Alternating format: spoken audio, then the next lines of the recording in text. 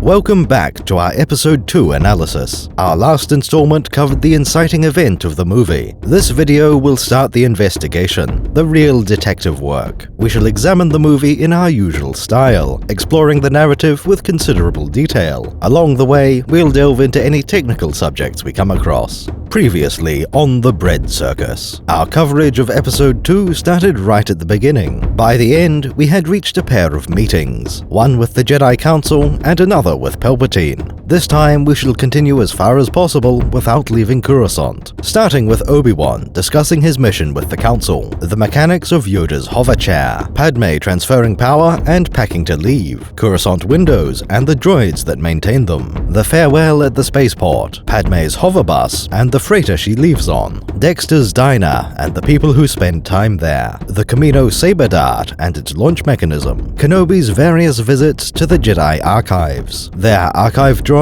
and holographic books, Dooku's history, and the Lost 20 Jedi. To continue beyond this point, we would need off-world transport. That's as natural a stopping point as we can imagine. Let's begin now.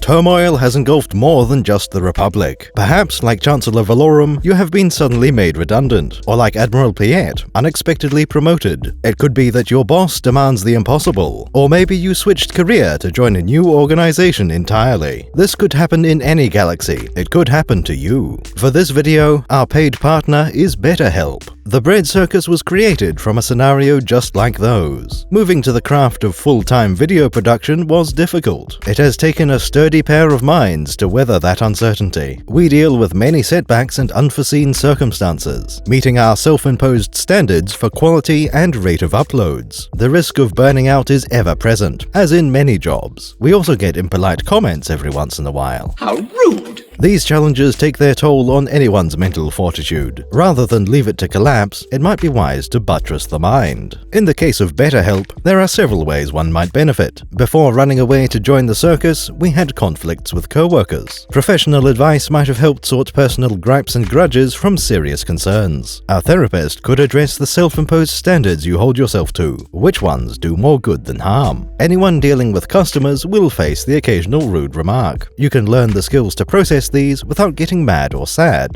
BetterHelp is fully online, making therapy available anywhere in the galaxy. Convenient. If you can hear this, we know you have a HoloNet connection. The pool of therapists is a diverse network of credentialed professionals. BetterHelp offers a wide array of specialities and backgrounds. Get matched with a therapist after completing a quick questionnaire. At any point, you may elect to have a new therapist appointed at no extra cost. Start fresh any day of the year with BetterHelp. Click the link in the description or go to betterhelp.com/bread and get 10% off your first month of therapy. After meeting with the Jedi Council, our heroes split up. Anakin leaves to visit two politicians from Naboo. His master is more interested in chatting with the Council. Kenobi will need to continue his investigation soon. Until then, he's content to walk through the temple with Windu and Yoda. At this point, I'm going to do something quite unusual. Normally, I wouldn't delve too far behind the scenes. That's not my primary interest in Star Wars. Other channels will cover the Earth history in more detail. However, for this scene, it's worth making an exception. It is commonly said that the prequel trilogy used a lot of computer graphics. It is true that more computers were used in each prequel than the original trilogy. That isn't out of some principle where they were opposed to CGI in the good old days. Rather, it's because computers weren't a practical option at the time. This scene from Episode 2 is the main example I think of. It shows Obi-Wan walking through a vast open space. The interior of the Jedi Temple is full of columns and arches. The ceilings are absurdly high. It's a very inefficient way to build things. But I'm getting sidetracked by looking at the architecture.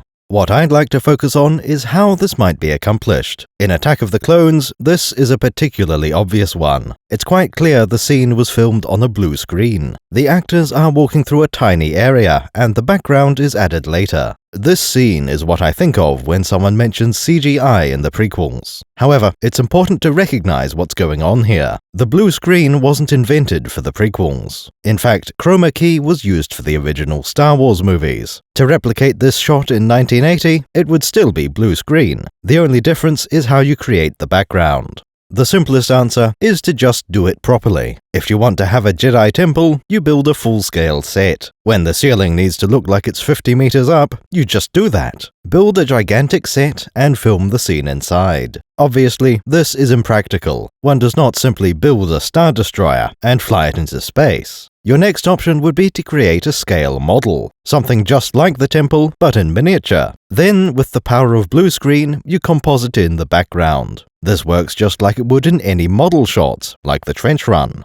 There does exist an alternative solution for this shot. I feel very confident in saying how this would have been accomplished. In the time of the original trilogy, it would have been a matte painting. These were a common technique at the time, though not anymore. That's largely because they take a lot of effort and have limitations. Matte paintings are essentially masking off part of the film. Some is filmed as normal, but the rest of the frame is filled with a painting. This has an obvious shortcoming. Paintings are two-dimensional images. You can't move the camera around freely, like you could with a miniature. It is possible to pan over the painting. However, the perspective doesn't change as the camera moves. Matte paintings are mostly used for establishing shots. We hold on the picture for several seconds to show the landscape. Then we cut to something closer where you can actually see the characters. This is a great technique. It allows you to work on a grand scale. Several paintings are used in the original trilogy. The medal ceremony from A New Hope is a well-known example. Crowds like this are a good candidate when they stand motionless in large numbers. By far my favorite examples are of the Millennium Falcon. When visiting Cloud City, there are several different exterior shots. There's a clear distinction between the landing pad and the background. Our characters can walk around on a simple floor. The exotic world around them gets filled in with a painting. That includes most of the Falcon itself. Personally, I think these scenes look great. The special editions added some moving background objects. Even without those, I very much enjoy how the paintings look. I appreciate movies where the camera isn't always in motion. Now it's about time we tied this back into Episode 2. The interior of the Jedi Temple didn't need to be CGI. Using a matte painting would have been acceptable. Doing it as a miniature might also have worked. But by going digital, the camera is free to move around the actors. This sort of thing wouldn't have been practical otherwise. I think it makes for a great establishing shot. Unlike the other techniques, it doesn't need to cut into a close-up. The background is still there at all times. With that tangent covered, let's examine what happens in the scene. Master Kenobi is walking through the temple. Mace Windu and Yoda are right beside him. The path behind them extends a very long way. This would imply they've been talking for a couple of minutes already. By the time the camera arrives, Obi-Wan brings up what's bothering him. I am concerned for my Padawan. He is not ready to be given this assignment on his own yet. Anakin isn't ready for a solo mission, or at least not this one. Having known the lad for 10 years, that is Kenobi's judgment. Quite a contrast from Palpatine's analysis. He implies that Anakin had been ready for ages. The truth probably lies between the two. Obi-Wan is overly cautious, and Palpatine is lying. Mace and Yoda don't agree with Kenobi's caution. The Council is confident in its decision, Obi-Wan. They point out that Anakin is both powerful and skilled. This is correct, and not just in his case. With that amount of training, a Jedi apprentice should be ready, especially since the mission is very simple and easy. Go to Naboo and prevent Padme from dying. Most of this should be handled by the Royal Security Forces. Anakin's role is to defend from higher-tier threats, the sort of thing that might slip past a typical guard, bounty hunters, assassins, or fearsome droids. More than anything else, Anakin is there for his spider sense. I sense Count Dooku. I sense a trap. He should be able to alert the guards to each threat. As it turns out, the mission will become more complicated. We don't know that yet, but it is predictable. The Jedi are assuming the mission will go off the rails. They think it will be more dangerous than they think it will be. That line of thinking should be familiar to anyone who's made a time estimate. Whatever you're doing, it will take nearly twice as long as you expect. You were right about one thing, Master. The negotiations were short. To those who know the future, the Jedi are overestimating the risk. Anakin's actual assignment is well within his abilities. Unfortunately, Padme will turn a tower defense into an escort mission. That's all in the future, so let's return to the here and now. Mace Windu replies that Anakin is very capable. The boy has exceptional skills. It's tempting to think of Anakin as having great potential, a lot of unrefined power but no intentional control. Windu describes the pupil as having exceptional skills. This is what makes Anakin such a troublesome student. He can pick up a difficult lesson far too easily. Once again, you've proved... If you'll excuse me.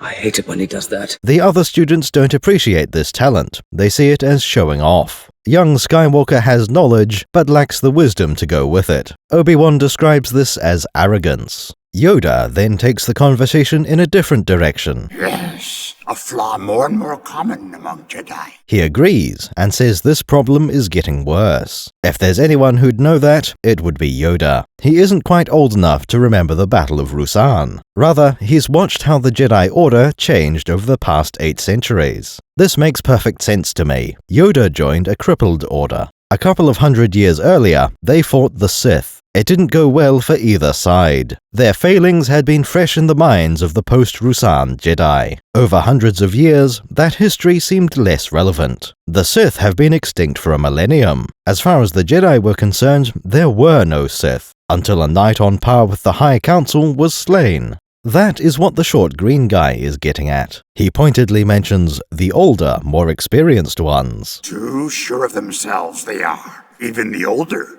more experienced ones. Mace would surely be the most arrogant of the trio. He couldn't assassinate anyone. It's not in his character. I believe this jab is aimed at all 3 of them. The reminder is primarily for Obi-Wan, that none of them are flawless. But Yoda doesn't exclude himself from his own condemnation. Surely he has the most experience, the most time to reflect. If the Temple has produced arrogant Jedi for centuries, whose fault is that? For 800 years have I trained Jedi. Obviously, previous generations of Jedi, but most of them aren't around anymore, and Yoda is. Personally, I find this to be a very neat detail. It extends the old idea of degraded training methods. We knew that Luke didn't get a proper amount of Jedi training. But I need your help. I've come back to complete the training. This is one of his defining factors. He got a crash course, and that's all. Luke needed to pick up the rest on his own. Palpatine's offer to complete the training was genuinely tempting. I'm looking forward to completing your training. Before Luke, there had been another failure of training. Old Ben lamented his arrogance in teaching Vader. I thought I could instruct him just as well as Yoda. This chain continues back, with Yoda having his own flaws. Despite his years, Yoda never found a solution to those arrogant Jedi. The 2 humans choose not to respond to Yoda's point. Instead, Mace Windu brings up the prophecy. Remember, Obi-Wan, if the prophecy is true, your apprentice is the only one who can bring the Force back into balance. As if Obi-Wan has forgotten about that Chosen One business. He only promised to train the boy, as the last request of his dying master. I gave Qui-Gon my word. I will train Anakin, without the approval of the Council if I must. Nothing that would stick in your memory for the next few decades. Windu seems to be making the point that Anakin needs experience. They all agree Skywalker has talent. Perhaps the best thing for his development would be practical experience, having to make decisions without guidance from his master. If he is to bring balance to the Force, Anakin needs to have sound judgment. There aren't many options for the Jedi. There's no real way to speed up Anakin's progress. Eventually, they expect he would learn from training an apprentice, but it's far too soon for that. He's only a Padawan learner. As we in the audience know, Anakin will never have an apprentice. He was a pupil of Obi-Wan until he turned to evil. A young Jedi named Darth Vader, who was a pupil of mine until he turned to evil. Speaking of which, that brings me to the only other option. I speculated that killing a Sith Lord counts as a rite of passage. Any apprentice who can defeat a Sith is quite good. That fight should also teach you a lot about yourself. Being confronted with a dark mirror of the Jedi Order. Noticing what worked well and what didn't. Of course, the Jedi aren't aware of any Sith at the moment, nor would they send Anakin to fight one alone. When we look at the 3 Jedi, all of them have a similar height. This is remarkable because Yoda should be a meter shorter. Windu is 1.8 meters, and Yoda is 0.6 meters tall. Obi-Wan is somewhere in the middle at 1.7 meters. The two from the original trilogy will shrink slightly. Yoda drops from 0.66 to 0.65 meters tall. Kenobi goes from 1.78 to 1.75 meters. That's still a profound difference in altitude. As you can see, Yoda is cheating to reach up that high. Where the other two are walking, he chose to levitate. How are you? There's nothing particularly surprising about this. He isn't using the Force to float around, which would look silly. This is the main motivation from behind the scenes. It's hard to be a serious Jedi Master when you're running to keep up. Having Yoda walk beside them would be impractical. No matter what technology was used, puppet or not, it wouldn't look convincing. It's hard to think of any reasonable alternative. You could have one of the humans carry Yoda. After all, the little green man can't be all that heavy. While that's better than making him walk, it seems disrespectful. My little green friend. One should avoid putting baby and Yoda in the same sentence.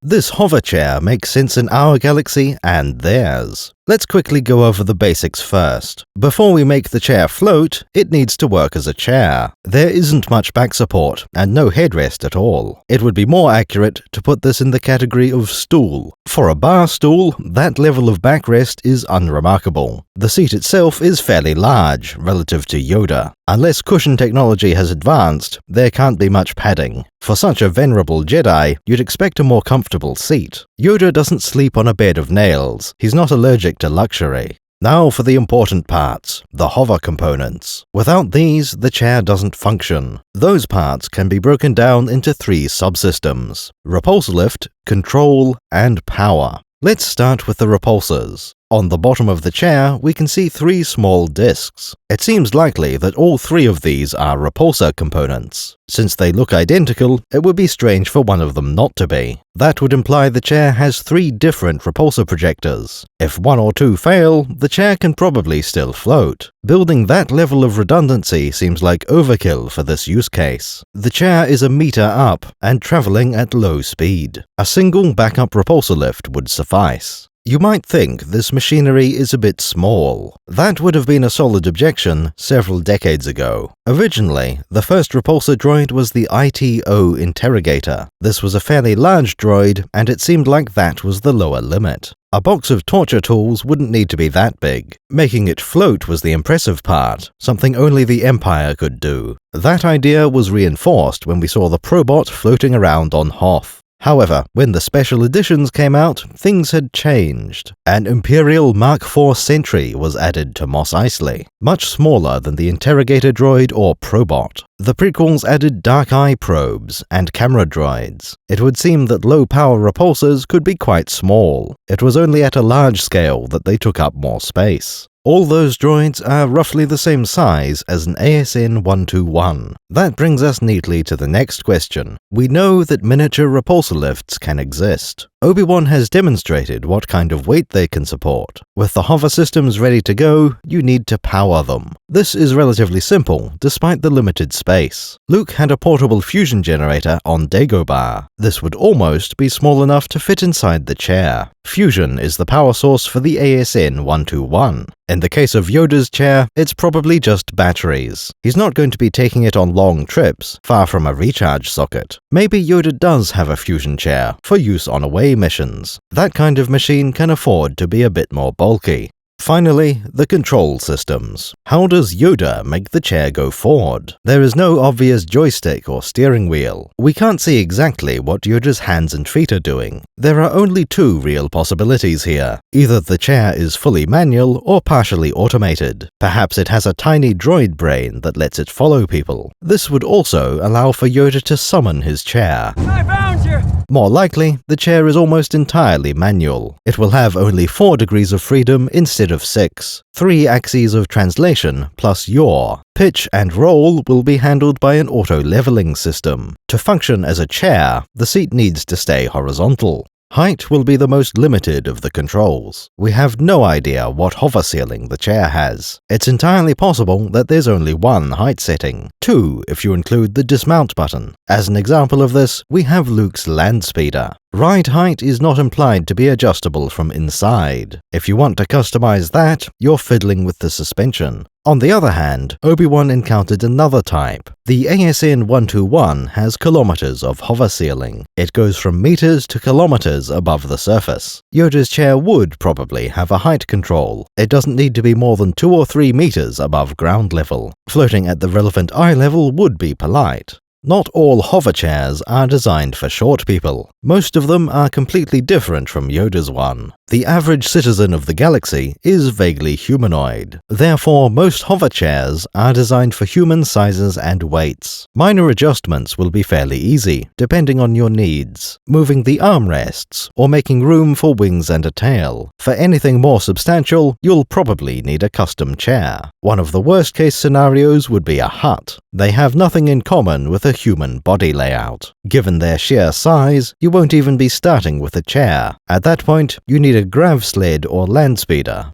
Yoda's issue of tiny legs isn't all that common. Compared to many short races, Yoda is still only waist high. That makes him an extreme outlier. Most hover chairs have a completely different purpose. They are wheelchairs, but without the wheels. Very useful for someone with fewer legs than normal, or any other situation where Earth would use a wheelchair. For example, Luke used a hover chair after Endor. He still had full use of his legs, but was supposed to be resting. Apparently, being struck by lightning can be harmful. Temporary or permanent, there is a solution to your mobility woes. It's hard to imagine an improvement over the hover chair. We see this scenario in action with Klieg Lars. Klieg Lars.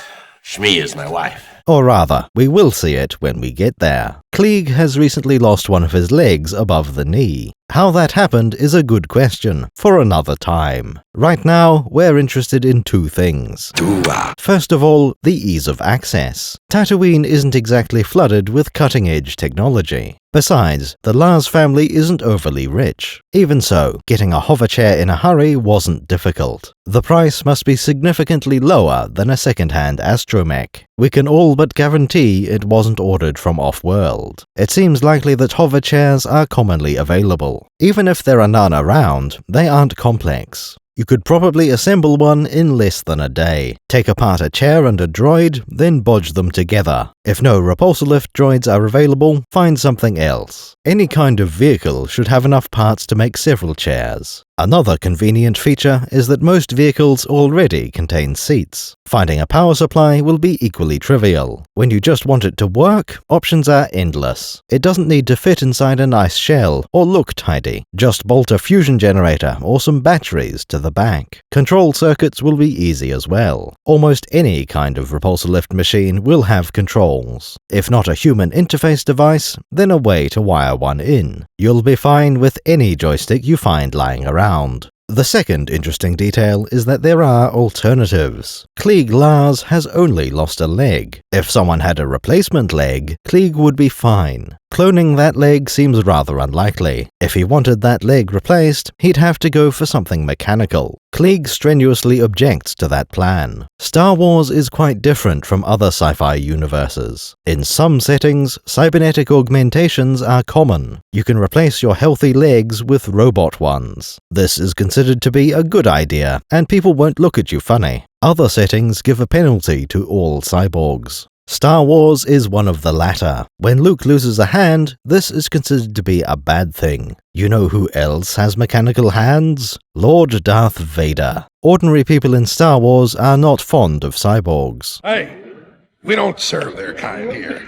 Surprisingly, this attitude is fully justified. Having a peg leg doesn't make you evil or even a pirate. However, it may make you less than human. Remember how 3PO introduced himself. And I am C-3PO, Human-Cyborg Relations. His job description is Human-Cyborg Relations. This doesn't necessarily mean that cyborgs are considered inhuman, so foreign that you'd need a droid to help you interact with one. That is the most straightforward interpretation, though. In the West End RPG, there are rules for this. Mostly, they affect Force-sensitive characters. Being either evil or non-good is quite unwise for them. When combined with cybernetics, that becomes even worse. To use the Force with his injuries, Vader is very strong indeed. Most of that isn't relevant to Klieg Lars. He isn't Force-sensitive, so his penalties are much less severe. Klieg would only need to deal with the loss of humanity. That, and the social consequences of being only mostly human. From the comfort of our own galaxy, it's easy to condemn Klieg. Why wouldn't he want a cool robot leg? You can get one for only 2,000 credits, including installation, less than the cost of a second-hand land speeder. All of that seems to justify the lack of cyber legs. That brings us back to the only practical alternative. Hover chairs are the relatively cheap solution. It's worth noting that wheelchairs have several limitations. Hover chairs are immune to most of them. Perhaps the most obvious are stairs, curbs, and other low obstacles. To a hover chair, there's no difference between stairs and a ramp. The Lars homestead is full of stairs, such as the entry igloo. Notice how Klieg handles them, gliding straight up without a care. Actually, he cuts the corner at the end. He does this by drifting sideways, which you can't do in a wheelchair. We've presented the hover chair as the only practical option. What we told you is true, from a certain point of view. Some of our handsome and intelligent audience might have seen this coming. What if you take the robot legs and attach them to the chair instead? That would be another option, and it works in real life. In fact, we see just such a device in The Phantom Menace. Newt Gunray goes for a walk through Theed Palace. That is to say, C.O. Bibble and Gunray's throne are walking. Newt himself is just relaxing.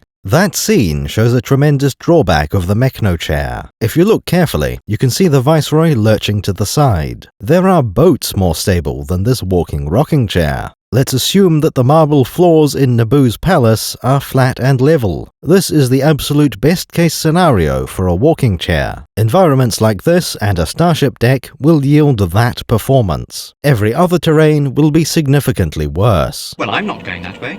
It's much too rocky. Wheelchairs give a smoother ride on perfect surfaces. The Mechno chair manages to pull ahead once the terrain gets rough, but in every situation, the hover chair is superior. Legs and wheels have their own pros and cons. Unless you're trying to pass through a shield, repulsor lifts are better than either. You might think this is a bit odd. Surely it's possible to build a stabilized walking platform. After all, we can just about manage that on Earth. We've also seen TC-14 trusted to serve drinks. Protocol droids might not be mentally stable, but they aren't clumsy.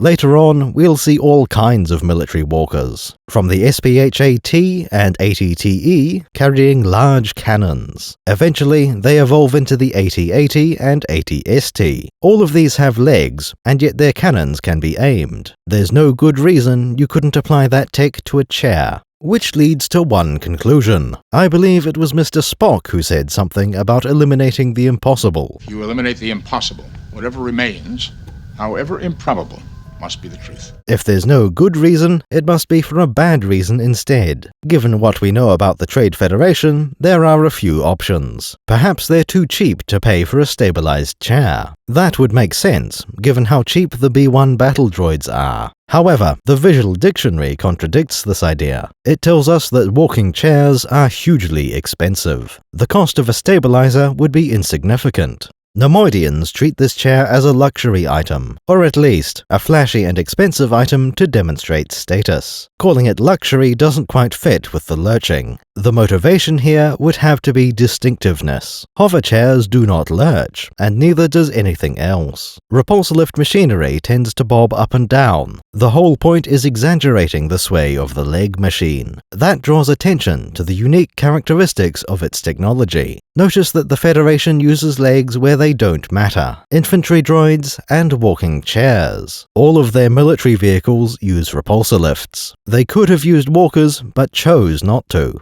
Let's get back to the chair itself. Like Yoda's chair, this one lacks visible controls. We also get a good look at both the armrests. There are no controls anywhere to be seen. Luckily, the Viceroy is wearing quite long robes. His feet are concealed, meaning we can infer a set of pedals. That's actually a sensible design. It leaves the hands free, useful for gesticulating and signing autographs. No disintegration. As for the throne itself, that looks fairly comfortable. Still lacking a decent headrest, but plenty of back support. With such an uncomfortable ride, there are probably some soft cushions as well. There is another use for the same technology. The Federation has removed the chair from the walking chair. With very little modification, it can be repurposed, in this case as a mobile hologram projector. Where the chair was impractical, this is highly useful. Normally, we see two kinds of holoprojectors. There are fixed ones mounted into the floor. These are tied into the HoloNet for real-time conversations. A slight variation is the miniature one in an 8080 cockpit. The other sort are pre-recorded holograms. Qui-Gon's handheld projector, or R2's one. Convenient, but you have to transport the data through space.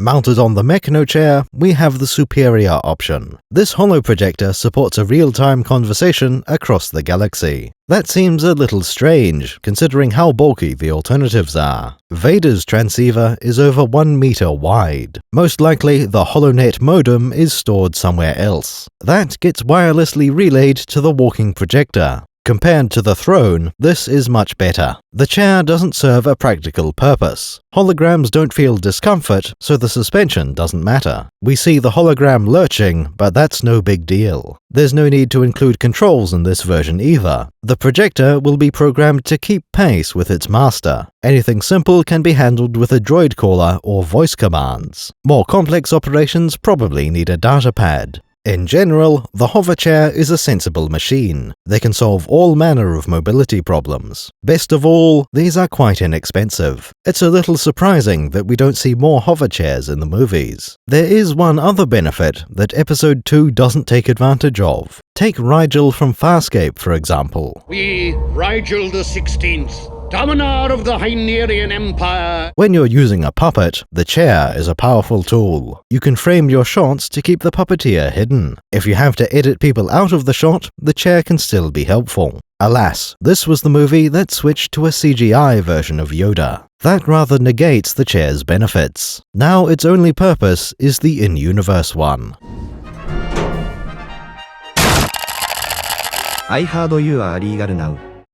The movie returns to Senator Amidala's building. In the establishing shot, we can see her bedroom window being replaced. I'll confess that I didn't notice this on first viewing. Actually, it didn't clearly show this as being Padme's building. Obviously, I figured it out by the very next scene. After we cut to the interior, that must have been the exterior. Still, that isn't the ideal outcome of an establishing shot. Replacing skyscraper windows is a simple process, in much the same way as pulling the ears off a Gundark. Very simple indeed, but also quite dangerous. It would be prudent to avoid that kind of peril. I have decided that we shall stay here. As with many dangerous jobs, droids are the solution. Send a droid.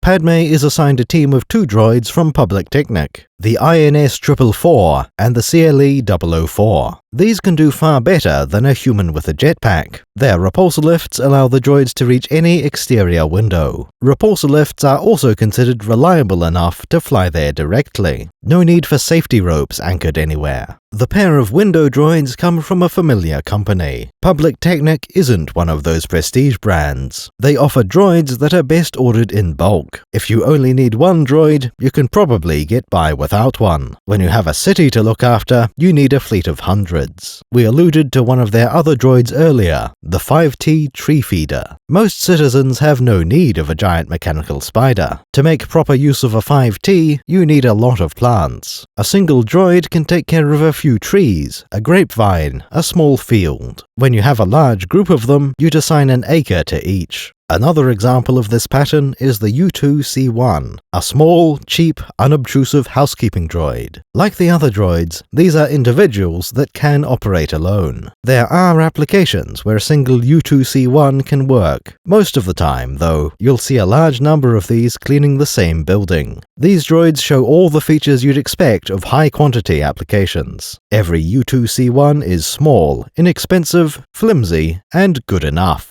We trust you're starting to see the Public Technic business model. These droids are for selling in batches to governments and other companies. Personal use is possible, but not encouraged. The pinnacle of scale is the Public Service Headquarters. As far as we know, this is the largest droid from Public Technic. You can think of it as a building that got up and floated away. It has a crew cabin, a garage, and a helipad. The 850 AA is 13 meters tall. Besides all the other features, it includes storage for 30 droids. Buying a brand new one could cost hundreds of thousands of credits. Despite that, Public Technic expects to sell multiple per customer. The droid itself is a flying street sweeper. When this giant machine passes, it leaves pristine roads in its wake. Its real utility comes from the swarm of drones inside. Those are yet more robots you'll need to purchase in bulk. With this context in mind, we understand the window droids. These aren't just Mick and Buffy, the robot glaziers. These are two particular droids from a planet with countless others. In fact, Coruscant may have more of these than the rest of the galaxy put together. When Padme's window broke, we know who they called. A company called Congressional Crystalline. As you can tell from the name, this is a local business to the Senate District. It isn't specified what operating range the INS 444 has. Less than 100 kilometers seems like a safe bet. There are probably transports to carry droids and glass together. As for the actual structure, these droids are simple. Each model has paired repulsor lifts at the bottom. It's very likely that one of these can support the entire droid. For the INS 444, that would include any payload of glass. These droids both seem to have a single photoreceptor. Vision is probably not very important for what they're doing. With such a well-defined role, we can also expect battery power. These droids don't need internal generators. You would never send one on a long-range mission without support. Any droid that does wander off is definitely malfunctioning. Like the Trade Federation Army, these ones need a control signal. That's another bit of infrastructure that works better with many droids. Activate the droids. Yes, sir. In general terms, the INS and CLE are very similar. Small repulsor droids specialized for their exact job. You could probably repurpose them, but only for certain roles. The INS 444 has a set of 3 arms for carrying glass. They appear to be suction cups, which would make sense. Those are the most effective technology we have for handling glass. Suction cups allow you to lift a pane from the center. Droids don't have to worry about getting cut by the sharp edges. However, gripping the edge causes unnecessary stress. Since suction cups work using air pressure, they have certain limits. Carrying capacity is primarily based on the cup's size. Bigger is better, since there's much more surface area. There is one other factor involved: air pressure. Suction cups get weaker in thinner atmospheres. In hard vacuum, they are completely useless. That isn't a big deal for these droids. Replacing windows in space is an unusual task. You couldn't possibly use these droids for that. As we know, repulsor lifts only work in a gravity well. If you expect a droid to work in space, it needs different propulsion. Despite that fact, the INS 444 doesn't use suction cups. Instead, these are magnetomic grip pads. This appears to be science-flavored nonsense. I've isolated the reverse power flux coupling. Thank you. We can see that it was based on atomic and magnetic. The expected behavior is from an electromagnet, a machine that lets you grab something, then let it go at will. As we know, however, glass is not very magnetic. Bringing in the atomic bit is the solution. That seems to imply a chemical bond is formed. If your molecules are sharing electrons, isn't that magnetomic? Best of all, it can be formed and dissolved in a second. That's the real trick, isn't it? This process doesn't transmute the glass or grip pads. It doesn't eat into either material or damage the surface. Truly, magnetomic adhesion is marvelous. A little too good to be true, in fact. If this technology can exist, we'd expect to see it everywhere. There would be countless applications for joining two objects. Every airlock coupling would use a magnetomic bond. When your starfighter cockpit is closed, why not seal it? Magnetic boots are obsolete. Upgrade them to magnetomic. If the bond doesn't require active power, it gets even more useful. Why bother welding anything when you can do it the magnetomic way? Every bolt and rivet can be secured with magnetomic locks. Get rid of every buckle, button, zip, or shoelace on your clothing anything. Everything can use the power of magnetomics. Perhaps this is a can of space slugs we shouldn't open. We must be cautious. It's a perfect example of why introducing technology is dangerous. Even if it looks harmless, it can have unforeseen consequences. Choose your next words with exceptional care. Anyway, let's get back to the INS 444. We've covered most of its notable features. All that remain are the two sensor arms. These are used to verify the window installation. We actually see these used in the movie, and their purpose is obvious. Red beams are clearly visible, playing across the window. Nothing indicates these are anything more than standard red lasers. This probably relies on the window being transparent, as they often are. It would be scanning through the window to inspect the space putty, or space grout, or space rubber, whatever they use to seal the window. For all we know, it could be another magnetomic situation. That about covers the INS 444 installer. These droids are intentionally kept simple and fairly cheap. For particularly extensive jobs, you may assign multiple installer droids. Large windows may take multiple droids to carry. Even so, the number of INS droids is likely to be limited. Anyone operating a window business will have more CLE droids. We'll discuss window durability in a minute. Regardless, windows are expected to last a little while before getting replaced. Long enough to need cleaning, especially on Coruscant. Pure repulsor craft should be fairly clean. However, any kind of starship or airspeeder engine will have exhaust. Some sort of reaction mass comes out the back and settles on your windows. The CLE 004 is quite a tiny droid. It has a brush, repulsor lifts, and that's about it. What's really remarkable is that it lacks a power supply. There are probably still batteries inside, but only as a buffer. Public Technic created a droid that runs on broadcast power, a fascinating concept, and probably fine on Coruscant. It's not as if we're on some insignificant world on the Outer Rim. We'll delve into broadcast power in just a few short hours. Okay. Another obscure detail is that the brush is retractable. That isn't clear from the movie, but the renders make it obvious. The brush is attached with a set of power leads. Its arm is curved to fit against the front of the droid's shell. There's a recess for the arm and a deeper one for the brush. Clearly, it will be stored with the bristles on the inside. This brush is the entire point of the droid, its sole duty. We consistently see it described as an electrostatic polisher. There isn't a lot of information to go on, so it's hard to speculate how this works. The description claims it can polish a large window in a few seconds. Given how small the brush head is, that seems implausible. Padme's window is several square meters of surface area. With such a tiny brush, it would need to move extremely quickly. That makes it far more likely that something fishy is going on. To achieve that performance, the brush has some kind of virtual footprint. It creates an area of effect at least a meter across. Since Anakin is standing next to the window, it can't be anything dangerous. Now we need to talk about the material of the windows. Normally, that would be an extremely minor detail. You might as well ask what someone's boots are made of. Yes, sometimes we do know the answer to that. Most of the time, that isn't even slightly relevant to the plot. Perhaps we could analyze how frequently a character would replace boots. In the prequels, talking about windows is no longer speculation. You might not have realized it, but all three include vandalism. At least one window gets broken in each movie. That seems unimportant, but teaches us about the world. These particular windows are not overly strong. Windows on Earth can be easily broken. We could blame that on shoddy programming and ancient features. As for the other sort of windows, those are made of glass. Quite a brittle substance, prone to shattering.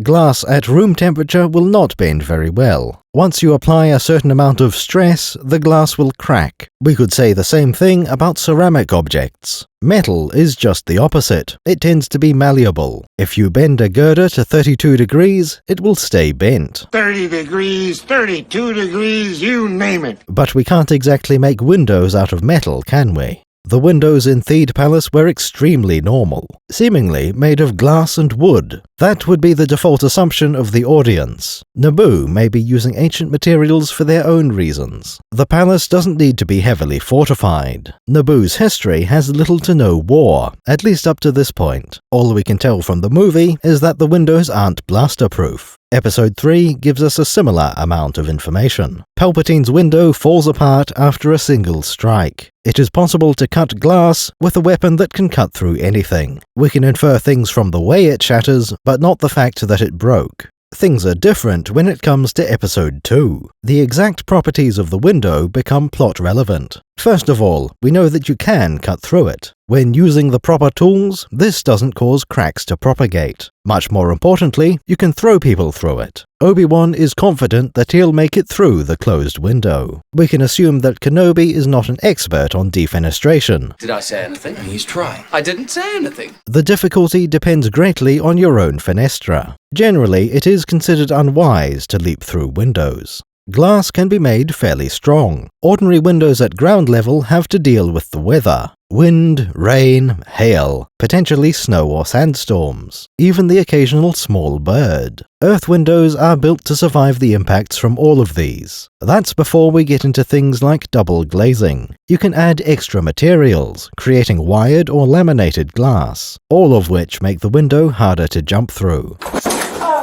There is a reason movies use fake windows for scenes like this. It can be surprisingly hard to break a window. Other windows are even more difficult. If a shop has glass out the front, that'll be quite durable. Skyscrapers also tend to have sturdy glass in them. Obi-Wan jumping through a window contradicts what we'd expect. Star Wars is known to have technological blind spots. For example, starfighters are listed with subsonic flight speeds. Blasters tend to have much shorter ranges than Earth rifles. Window technology appears to be another deficiency. Some of these have explanations in the lore. In the case of this window, the weakness became intentional. This doesn't appear to have been explained until 2006. The new Essential Guide to Droids solves the issue. It confirms what the movie seems to show. Those are glass windows. This book also introduces a material called Clari-Crystalline. Based on the wording, glass is implied to be the weakest. However, glass might not break as easily as shown. It makes more sense for Padme's window to be the new material. That way we cannot possibly know its physical properties. Perhaps the crystal structure comes with a cleavage plane. Obi-Wan might be able to sense this and jump through there. It could be that Clari-Crystalline is stronger, on average, than glass. When struck at the right point, it shatters more easily.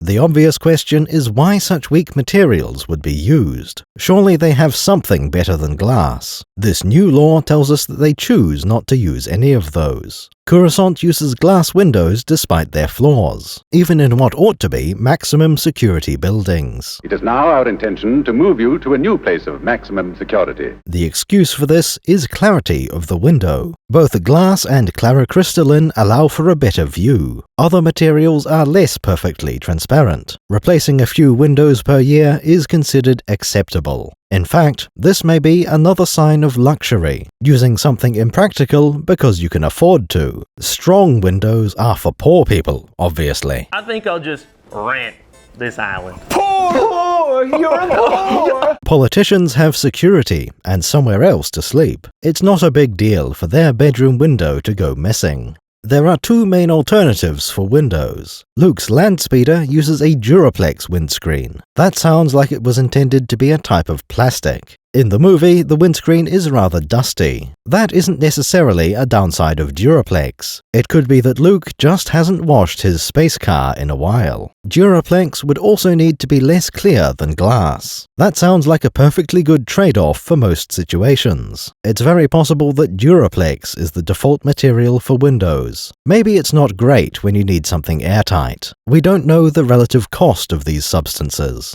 If you only need one Duraplex window, it'll eventually pay for itself. With Clari-Crystalline, you'll definitely need spares. By far the most famous windows are transparisteel. That's the material used for the Millennium Falcon's cockpit. By default, we assume every window on a spaceship is transparisteel. This material mostly exists to answer the obvious question: isn't it dangerous to have glass there? Spaceships in real life tend to have very small windows. The Falcon's cockpit is almost 50% window, yet nobody seems too concerned that the glass might break. When flying through an asteroid field, nobody tries to leave. During a battle, there's no concern about the laser cannons. We don't see any safety features, like armored shutters. This isn't exclusive to Star Wars, of course. Many sci-fi settings have their cockpit or bridge exposed. Star Trek, for example, has the bridge as Deck 1, in a little dome, right on top of the saucer section. Star Trek tends to focus on shields rather than armor. If shields are down, any hit will be a problem. That said, the Galaxy-class battle bridge is not exposed. Star Wars has shields as well, but they aren't quite so important. If the windows were a real detriment, they would have been removed. Let's take a hypothetical ship as an example. Its hull is made of durasteel, and the windows are made of transparisteel. These two metals must have quite similar properties. If transparisteel was the superior one, it would be used for the entire hull. That would make for an interesting setting, but it's not Star Wars. On the other hand, transparisteel can't be much weaker. The windows would become unacceptable weak points. What a piece of junk! Think about some of the ordinary metals from Earth. Steel and titanium are quite similar, but one is lighter. That means you can swap a steel part for titanium and save some weight. Try the same thing with aluminium, and the part will break. Steel is much heavier and stronger than aluminium. They are broken.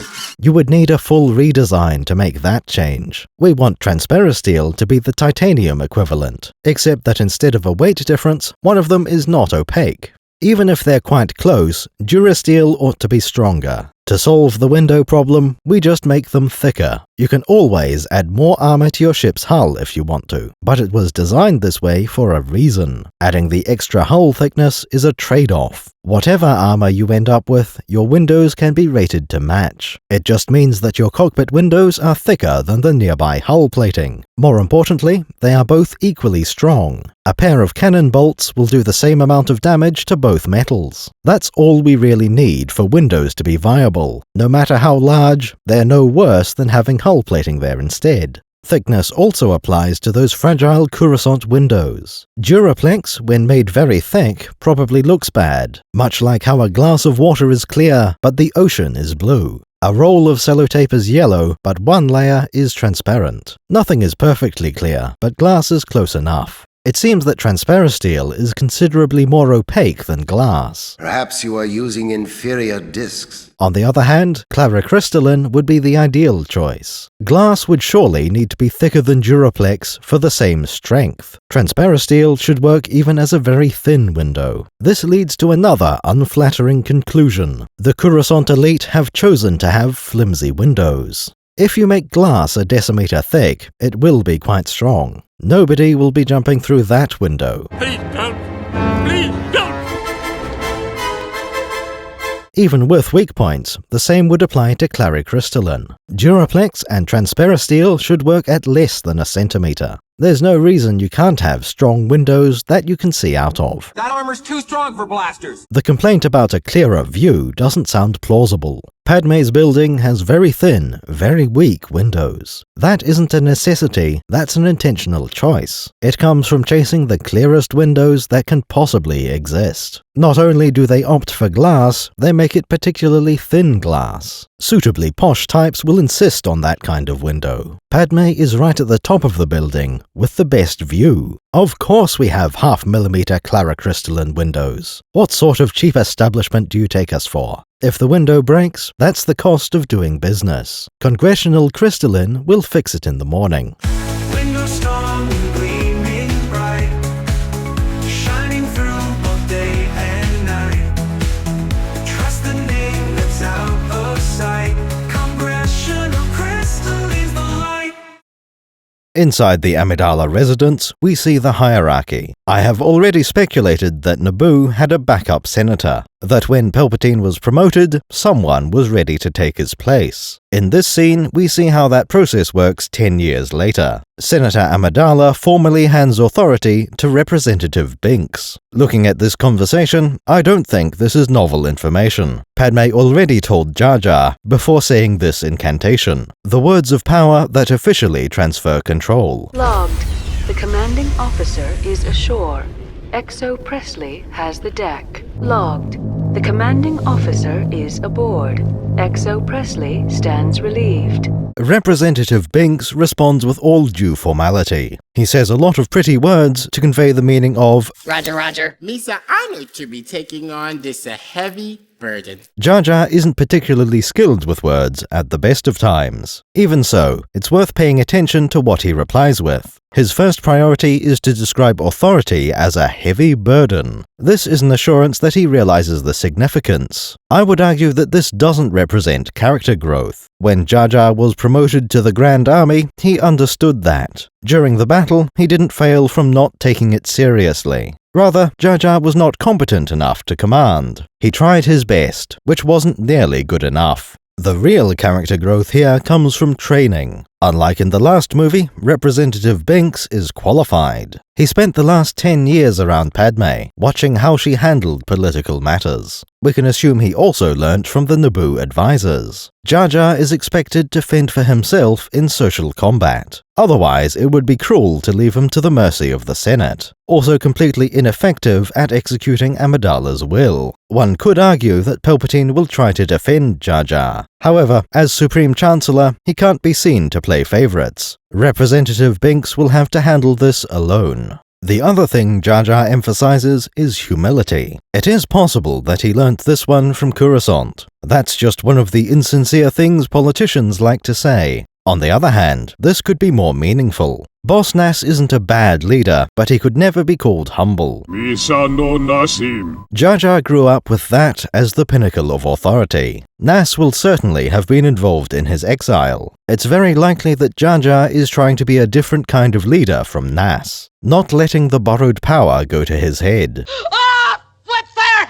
This is only a temporary position, but Jar Jar is taking it seriously. His character has always been a well-intentioned idiot. By now, he might have enough skill to get things done. That brings me to another question. At the start of the movie, Senator Amidala arrives on Coruscant. Jar Jar wasn't on that ship when it exploded. I'm sure Luke wasn't on that thing when it blew. He didn't leave the ship, and he wasn't flying an N1. Therefore, we must conclude that he was already on Coruscant. Amidala spends one day on the capital and leaves the next morning. Someone had to be in charge before she arrived. If that was someone else, why did she give the role to Jar Jar? Surely it would be better to leave the other guy in power. There's no rationale given for why Jar Jar would be a superior choice. The only way this makes sense is for Binks to be the substitute senator. He was off duty for a day, then got back into it. Humility and... Jar Jar, I don't wish to hold you up. Padme interrupts Jar Jar's acceptance speech. Given that she started this formal interaction, it seems a bit odd. I see two likely explanations for this. The first is that she takes pity on the clumsy Gungan. He doesn't really know the protocol for this interaction. Instead of leaving him to ramble, Padme ends the conversation. The main alternative would be doing it for her own sake. Amidala wants to get on with her packing, and Jar Jar is in the way. A slightly different version would be that this is a hint. Padme is implying that Jar Jar should get started on his job. How rude! If we take these latter interpretations, that would be quite rude indeed. As far as we can see, Jar Jar has been polite and helpful. He's earnestly trying to do a good job on behalf of Naboo and the Republic. With the Gungan dismissed, Padme returns to her bedroom. I do not like this idea of hiding. This gives us a bit more insight into her thinking. Until now, it was a bit confusing how reckless she seemed to be. We saw her object to any suggested security measures. Reading into this a bit, I conclude that it's a problem of expectations. The Queen will not approve. Queen doesn't need to know.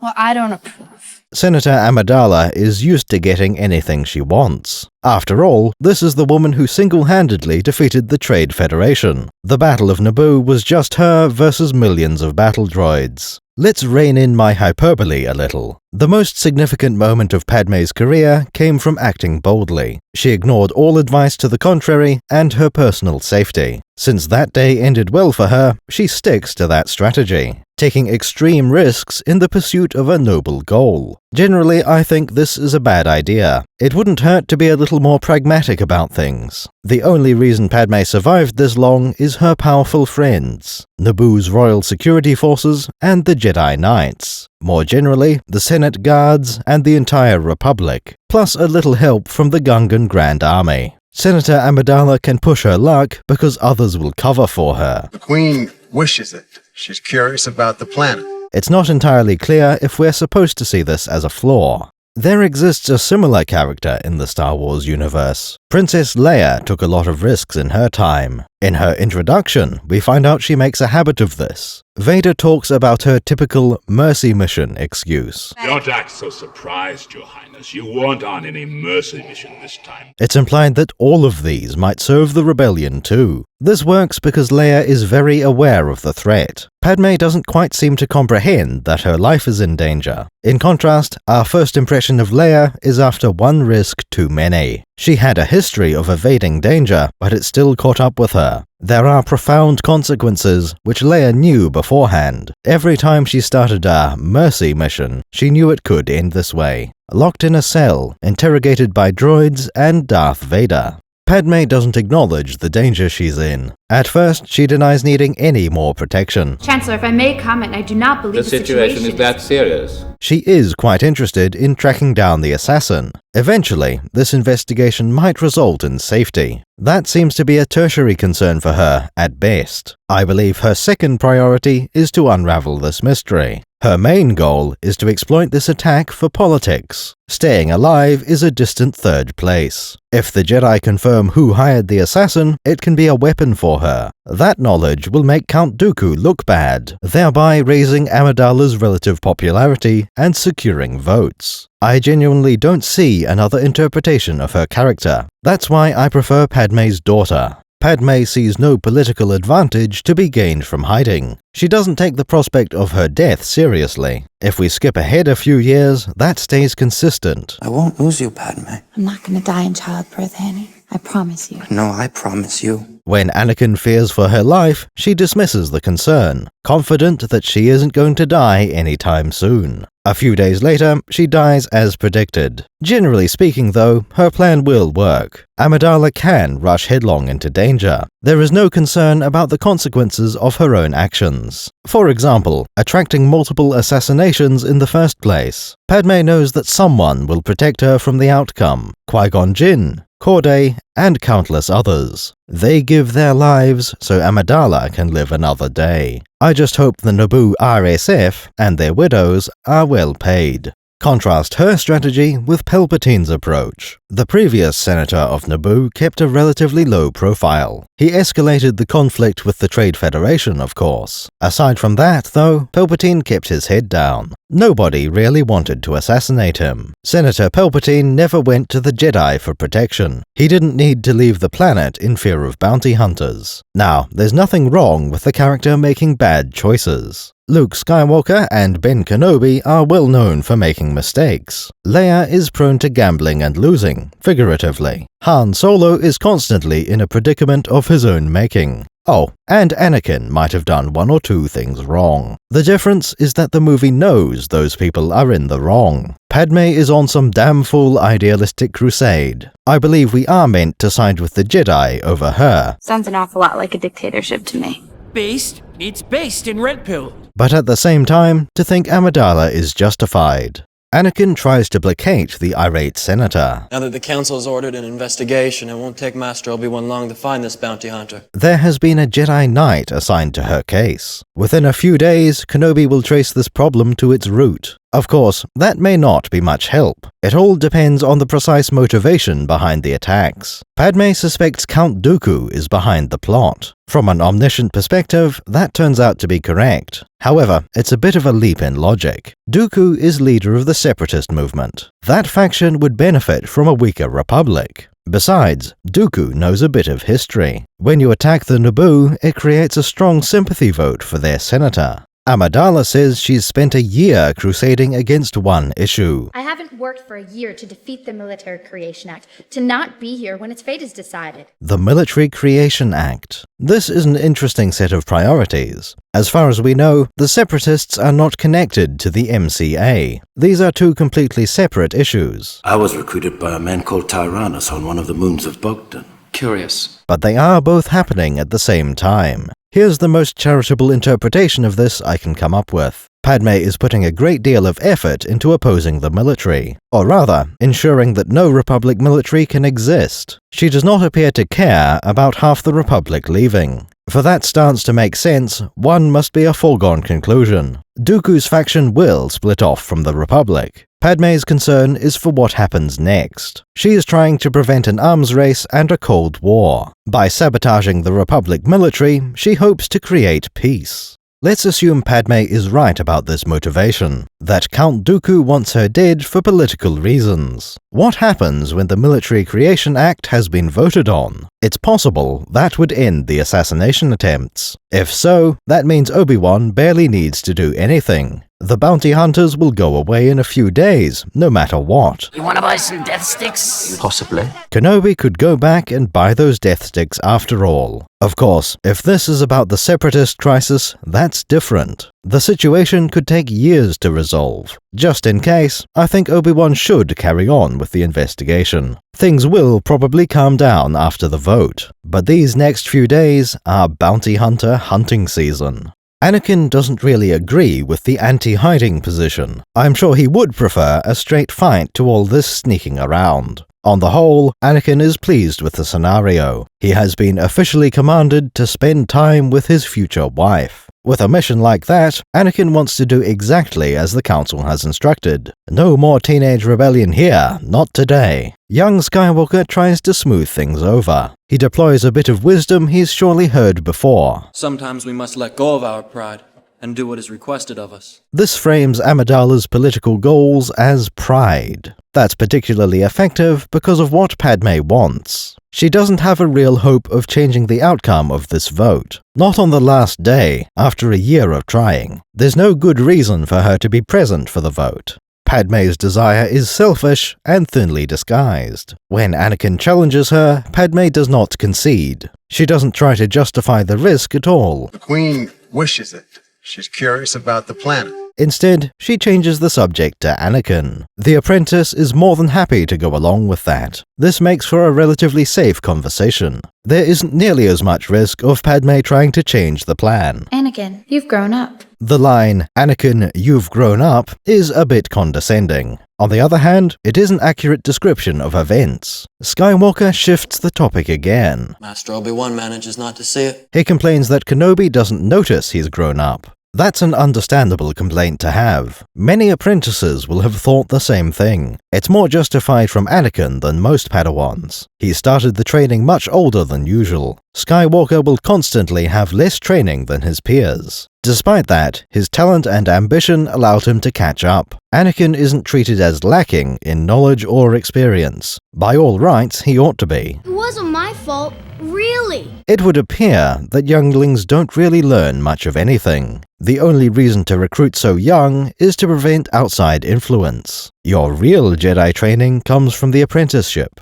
Anakin walks over to the window and picks up a metal globe. It's probably hollow, because a solid ball would be quite heavy. Skywalker carefully juggles it with 0 hands. I don't even think he's showing off for Padme. This level of telekinetic control isn't a big deal to him. To us in the audience, this is the most masterful use of telekinesis yet. The only comparable examples come from Luke's training. He moves some rocks and crates, and will lift both R2 and 3PO. These aren't done with such great precision, though. When Yoda lifts a large object, that also seems to take some effort. Anakin casually moves this orb wherever he wants. He does this for fun, because he can. Luke could probably do the same thing during his last movie. Obviously, far greater feats had appeared in the EU. While juggling, Anakin acknowledges the benefits. Obi-Wan is a great mentor, as wise as Master Yoda and powerful as Master Windu. He describes Kenobi as both wise and powerful. It is interesting to see Obi-Wan's description. He has been favorably compared to the most senior of the High Council. Like his own master, Kenobi is a knight to rival the council members. If you would just follow the code, you would be on the council. You still have much to learn, my young apprentice. It seems clear that Qui-Gon was right about Obi-Wan. Of all the Jedi Knights, he was one of the more powerful. I am truly thankful to be his apprentice. It's hard to imagine a living Jedi better suited to train Anakin. Unfortunately, things begin to go downhill. Anakin describes himself as being ahead of his master. In some ways, a lot of ways. I'm really ahead of him. That is true, but only from a certain point of view. Nobody could argue that Obi-Wan is the better pilot or mechanic. Blast, this is why I hate flying. Given Anakin's raw power, he does have a few advantages. It's also natural for different Jedi to specialize in different things. Overall, though, 30 years of training will beat 10 years. Anakin thinks he has completed his apprenticeship, that he is ready for the trials, ready to be a knight, able to take his own missions, train an apprentice, defeat Sith Lords. Obi-Wan does not agree in the slightest. To a certain extent, we are meant to think Anakin has a point, that Kenobi is too protective, afraid to trust in his Padawan. This scene mirrors the discussion with the Council. There, Obi-Wan is told that his apprentice is more capable than he thinks. Elsewhere, Anakin is saying the same things, that Kenobi thinks of him as being too impulsive. The truth of the matter is that Obi-Wan is correct. I'm ready for the trials, but he feels that I'm too unpredictable. He won't let me move on. Anakin is absolutely not prepared to become a knight. Allowing him to face the trials would make Kenobi irresponsible. Oh, wait, Luke! It's too dangerous! When Qui-Gon felt his apprentice was ready, he didn't rush to end things. Obi-Wan was only recommended for a promotion when Anakin needed a master. An apprentice you have, Qui-Gon. Obi-Wan is ready. I am ready to face the trials. Now we are treated to one of the classic Episode 2 moments. Young Skywalker has several outbursts in this movie. This one in particular ends with a favorite of teenagers everywhere. It's not fair, as well as other traditional phrases like, he just doesn't understand. He's overly critical. He never listens. He doesn't understand. It's not fair. This scene is one of my favorites to use in the background, useful anytime I need to imply someone is having a teenage tantrum. To be entirely fair, Luke also says it's not fair. It just isn't fair. Oh, Biggs is right. I'm never gonna get out of here. Even so, Anakin is by far the most teenage Padawan we've ever seen. It's one of the things I don't like about the Episode 2 version. Showing him like this was also entirely required. There are certainly things Obi-Wan might be doing wrong. Old Ben will eventually admit that to Luke. I thought that I could instruct him just as well as Yoda. I was wrong.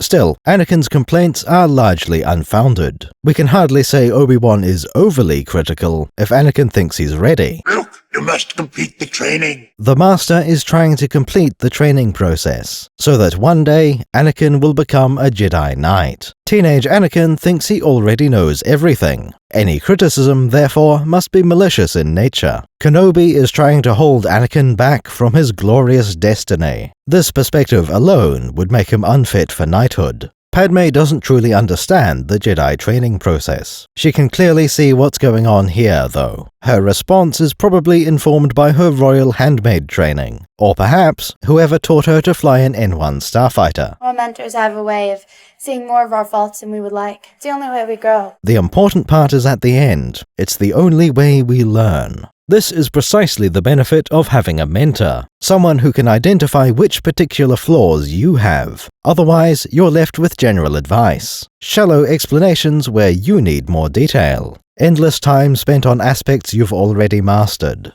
Padme's next line gets to the heart of the matter. Anakin, don't try to grow up too fast. This sounds like a minor comment from the romance side plot. When you look at it, this is a core part of Star Wars. In its proper context, this is about becoming a Jedi. Anakin is trying to bypass the training. We've heard about this problem before. Obi-Wan's apprentice is trying to choose the quick and easy path. This was also Luke's failing, not giving the training proper weight. Unfortunate that you rushed to face him. That incomplete was your training. Both Luke and Anakin are trying to interrupt their apprenticeship. Luke has other priorities, but intends to return. Master Yoda, I promise to return and finish what I've begun. You have my word. Anakin just thinks he has succeeded at growing up too fast. Unfortunately, Padme's phrasing was ambiguous. But I am grown up. You said it yourself. Anakin takes it literally, instead of reflecting on his Padawan status. This leads to one of the more awkward romance scenes in the movie, and that's in a movie famous for exactly this sort of thing. Skywalker has learnt a thing or two about girls over the past decade. They're the most beautiful creatures in the universe. They live on the moons of Viego, I think. His new technique is the mesmer stare. It seems to be mildly effective. Padme asks him to stop because it makes her uncomfortable. Please don't look at me like that. Why not? It makes me feel uncomfortable. Clearly, this can only mean the mesmer stare was working too well. Somehow, little Annie has become less suave over the years. Are you an angel? What? An angel. I think he would have done better by bringing up the moons of Viego again. Perhaps saying he's been there, and the angels weren't that great. If you got this far, you may be interested in our Discord server. Most of the best lore pilots can be found there. They can be reasonable, so long as you stay out of the wretched Hive district. Most of our audience interactions happen via our Discord. There are some highly talented and knowledgeable people in there. We also have that one guy, but we locked him in a containment channel. Our moderators have strict instructions not to listen to his pleas. bit.ly/the Discord Circus. Check the description or scan this QR code. No more than a few hours later, the packing is complete. Padme is not going to bring much luggage this time. Of course, anything less than 4 cubic meters of clothing is traveling light. Anakin didn't have many possessions before joining the Jedi. Now he has even less stuff. I'll make sure Mom doesn't sell you or anything. Sell me? Bye. This will be quite important for traveling incognito. By this point, our heroes have finished their errands. For the moment, all of them are in the same place. This won't happen again until days later on Geonosis. The entire group arrives at a spaceport. We aren't clear exactly where this location is. Padme is trying to be inconspicuous. We can be certain that it's a relatively mundane spaceport, nothing associated with the Senate or the Jedi. The rich and powerful probably try to avoid places like this. It doesn't seem like an ideal design for passengers or cargo. There must be more efficient ways to move industrial quantities of freight. On the other hand, this doesn't look like a busy passenger spaceport. When Padme arrives at the spaceport, it isn't in a taxi, nor do we see an exquisite Naboo airspeeder. In general, we don't see much of the travel arrangements. When the senatorial barge arrives, what comes next? Unlike in Phantom Menace, we don't see vehicles waiting. The landing platform has only the N1s on it. Since there are people walking around, there must be transport. Captain Typho hurried Padme away from the burning wreckage. If there wasn't already a transport docked, it would be nearby. 1 or more vehicles with quite a few seats. The ship's crew needs transport, as well as the support staff. Accounting for everyone, there are probably enough passengers to fill a bus. After the bombing, that would make for a somber trip. We know there was a ride from the platform and one to Palpatine's office. After that, another journey to Padme's building. The surviving guards and ground crew would be handled differently. They will surely be taken elsewhere for questioning. You need to isolate them in case one turned out to be the assassin. Besides, the mechanics won't be visiting the Senate. There's no need for them to be in Padme's building. It is possible that Naboo has an Etikus-class shuttle. However, that ship would also be at risk of sabotage. Anything that's directly tied to the Senator is a potential hazard. It would be much safer to use a form of public transport. That way nobody can access the vehicle ahead of time. On the other hand, you might run into members of the public. Every one of them is a potential assassin, and that's on a normal day. Another slight issue is finding a nearby bus stop. The landing platform is probably not on any standard route. Captain Typho will need to make some emergency arrangements. Perhaps Jar Jar can bring the Rolls-Royce to pick them up. Misa cause maybe 1 or 2 little bitty accidentes, huh? We only see Padme use one vehicle within Coruscant. She uses starships to get on and off world, of course. But moving from one building to another, she takes the bus. Since this is Star Wars, it is naturally a Hoverbus. When traveling to the spaceport, her party are the only ones on this bus. It is obvious that the entire Hoverbus was reserved. We do have confirmation of that, as if it was needed. More interesting, it's phrased as a novel idea. We don't know what transports were used before, but it wasn't this. The bus is noted as being inconspicuous. That implies her previous choice was far more flashy. Let's start to examine the Hoverbus itself. First of all, we should note its official name. This specific model is a Magnaline 3000, built by a company named GoCorp, a relatively obscure name. They produce the RoboHack, a particularly relevant machine, a considerably smaller vehicle than the Magnaline. The default option is only a land speeder, tied to the surface. However, upgrading it would be fairly trivial. Being a repulsor craft company, GoCorp creates the actual hull. They own a company called Utilitech, which creates droid brains. That's the other main feature of the RoboHack. There is no pilot. The cockpit is empty. Instead of having a driver, they can navigate autonomously. Aside from that, we have only two things to say about GoCorp. A century or few ago, they produced a WA-7 service unit. This wasn't a particularly successful venture. They certainly aren't a common sight in the galaxy. Chances are, this will be the first and last time you hear of them. As with the RoboHack, Utilitech was heavily involved in the WA-7. Oh, yes, thank you. The other notable fact about GoCorp is vaguely related. One of their repulsor factories employed a supervisor droid, an EV model from Merendata with feminine programming. In fact, a familiar individual called EV-99. She worked there for a while, having been evicted from Cloud City. 99 would end up working for Jabba the Hutt. We shouldn't hold GoCorp responsible for any of this. The EV is a good choice, and 99 can be sneaky. Our master got angry with our last protocol droid and disintegrated. Anyway, let's get back to the Magnaline 3000. Officially, this vehicle is classed as an air transport. That's undeniably accurate, of course. More specifically, the Magnaline is an Airbus. While that's also accurate, it coincides with an Earth brand. The names most likely arose independently. In the case of Star Wars, it will be derived from airspeeder. That indicates a repulsor craft with a substantial hover ceiling, a vehicle that can move in 3 dimensions. This is quite apparent from what we see in the movie. As a general category, the circus prefers to call it a hoverbus. The Magnaline is a reasonably large airspeeder. Military airspeeders are usually more compact than this. Most civilian ones don't need this much capacity. Though we are short on information, we have some details. These come from a fact file and are all we have to go on. The Magnaline has a length of 14 meters, which sounds about right. We also find that the speed is 200 kilometers per hour. This is probably a cruising speed rather than maximum. Most companies have a policy against thrashing the engines. When traveling long distances, the bus is not ideal. Its speed is just barely higher than the air taxi. Travel times will certainly be longer for the bus. Any speed advantage is offset by the indirect route. If you have a long way to go, that needs a dedicated transport. The highest speed traffic uses the high-altitude skylanes. To get there even faster, you could take a spaceship above the atmosphere. Once you get to the right region, the hoverbus can be the last leg. Look, I can take you as far as Anchorhead. You can get a transport there to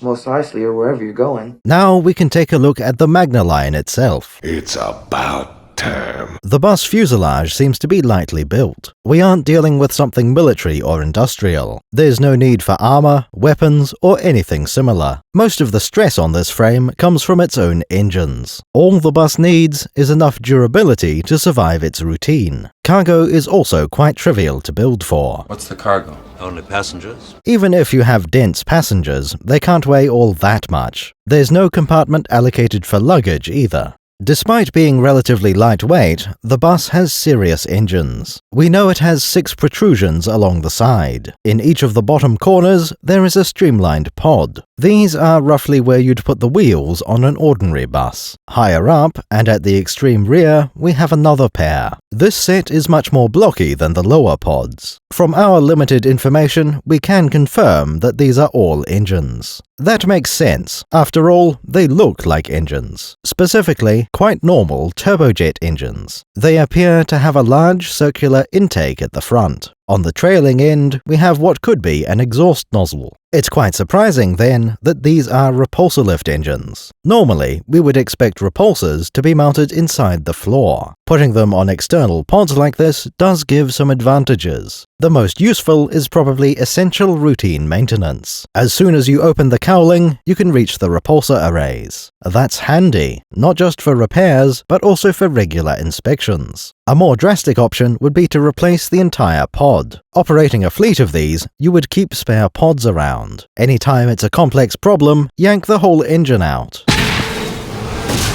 Assuming our information is correct, there is another benefit. These engine pods are sticking out into the airflow. This gives us the opportunity to use air cooling. There is an intake at the front of the nacelle, but not to feed the engine. By having such good cooling, you can overrun the repulsors. It lets you get away with smaller, more lightweight machinery. This also explains the peculiar airflow from this layout. All 4 engine pods are at the same height and width. That means exhaust from the front pair flows into the rear intakes. Not a good idea if these were turbine combustion engines. For cooling, it still isn't optimal, but it could work. Putting them in line reduces the aerodynamic cross-section. That must be more desirable than optimal cooling. Aside from the 4 lower engine pods, there are the rear 2. These are used to offset the weight of the main drive engines. Since most of the bus is empty, the engines are its heaviest parts. The aft repulsors are also responsible for steering. Other vehicles have taught us a few things about repulsor lifts. We know that you can have an adjustable hover altitude. Land speeders have a low one, just above the ground. Air speeders can reach high enough to leave the atmosphere. We also know that repulsor lifts alone work as propulsion. The Magna line can fall back to its repulsors in the event of engine failure. This is not ideal, but it's a very useful feature to have. That about covers the repulsor lifts. They keep the vehicle aloft in the skies of Coruscant. We know they have traction and work as brakes. However, these are not the primary drive systems of the bus. When it passes the camera, we see an orange glow from the back. The fact file confirms that this is not a tail light. Rather, this is the exhaust nozzle of the main engines. Nothing terribly surprising there until the next detail. The main thruster is a primitive combustion engine. That is quite surprising, all things considered. Not that there's anything wrong with the combustion engine. We just don't expect to see them very often.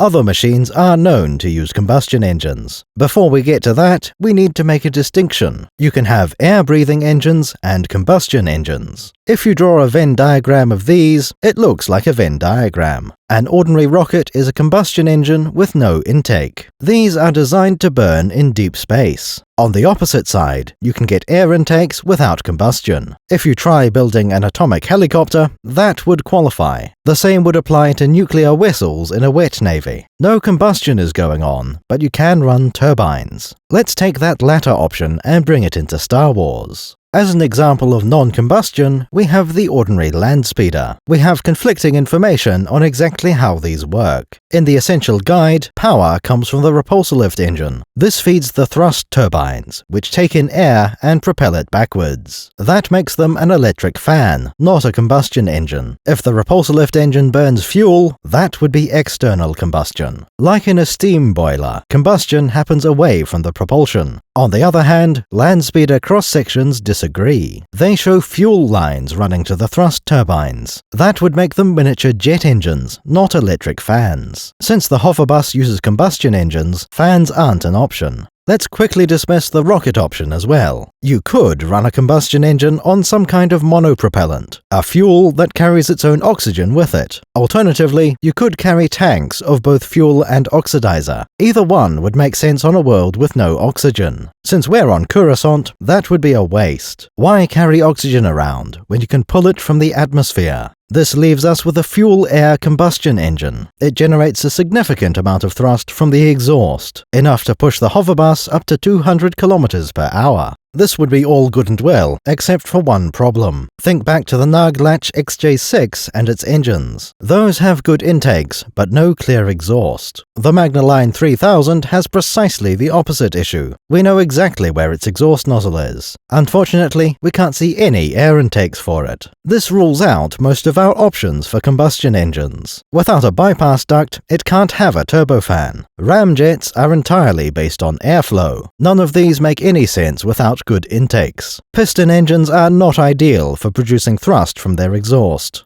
Really, that leaves us with only one option. The primitive engine in question has to be a turbojet. That's how we can get practical thrust from a combustion engine. Now we just need a way to get air into the turbines. There are grills that could pass for air intakes. However, these are on the rear set of repulsor lifts. Assuming the other 4 have air cooling, these must as well. The only way to avoid this is to reduce the importance of cooling. We need to repurpose every intake to feed the engines. This is not ideal, but should be just about possible. All 4 of the lower engine pods can be used. Where they attach, there is a suspicious lip. This could plausibly be an air duct running to the stern. A small fraction of the intake air is used to cool the repulsors. As for the rest, it flows toward the main thruster. While there could be a single engine, it makes more sense to split them. One turbojet on each side, merging into a shared exhaust. This could work, fitting all the evidence we have. That's good.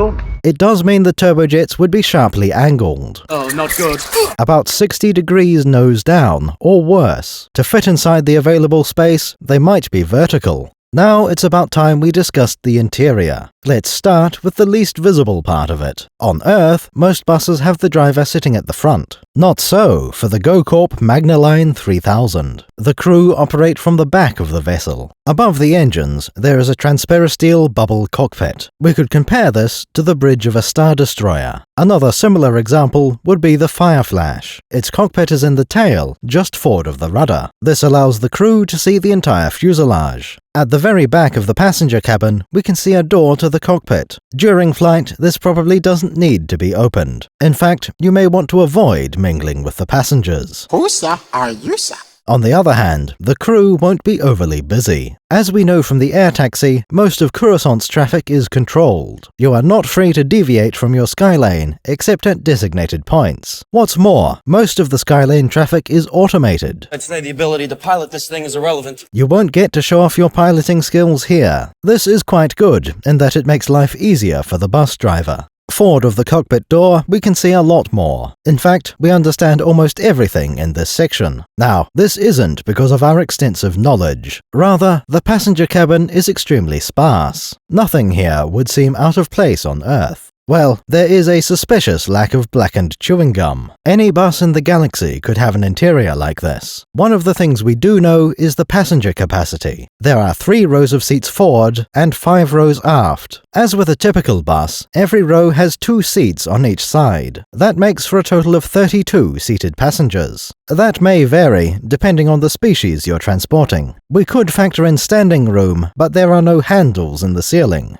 On the other hand, there may be no need for them. Another of our rare details covers the inertial dampers. On the roads of Earth, a bus usually has the right of way. Even if not officially, the law of tonnage applies. The bus may not even notice a collision with a smaller vehicle. This is part of the reason buses don't require seatbelts. On Coruscant, things are a little different. The Magna Line 3000 is faster and more agile than a bus. However, like many vehicles, the Hoverbus has inertial dampers. No matter the cause, sudden changes in direction can be pretty nasty. This kind of Airbus carries a secondary damper array. That rather explains the lack of seatbelts in the space bus. It also means you should be able to stand while the bus is in motion. That was one of our last bits of technical knowledge. We know that the seats on the bus are uncomfortable. They don't have very much padding, and legroom is sharply limited. But none of that comes as a surprise to anyone who's used a bus. Do you really think people will go through that to travel? Hey, it still beats what you go through at the airports. True. Yep. Yeah, that's true. Officially, the interior of this bus has just 2 colors. It's implied that a fancy bus would have 3 or more. In this case, the 2 are cream and maroon. That sounds about right to me, but I'm no colorologist. We also know that this was the finest bus available. Hoping to impress the wealthy client, they sent one with a clean interior.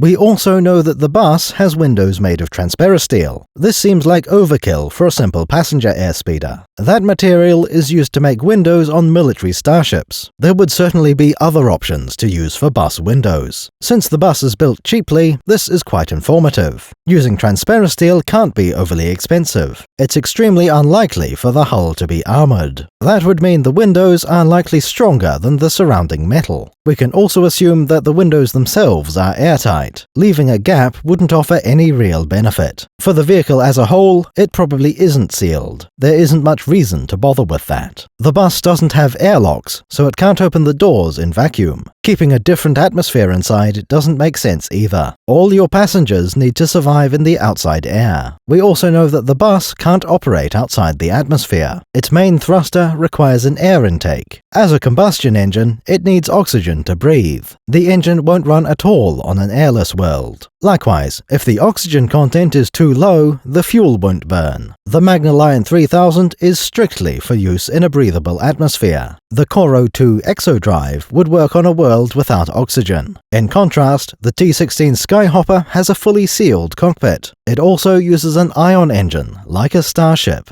That's how you build an airspeeder to work above the atmosphere. However, we should acknowledge that breathable is subjective. Coruscant is not famous for its air quality. The Hoverbus solves this problem with air conditioning. On a personal vehicle, that can be considered a luxury feature. Public transport has a different set of constraints. The interior gets filled to capacity with pathetic life forms. Each one emits body heat and stale air at best. Many of them also tend to be stinky. What an incredible smell you've discovered!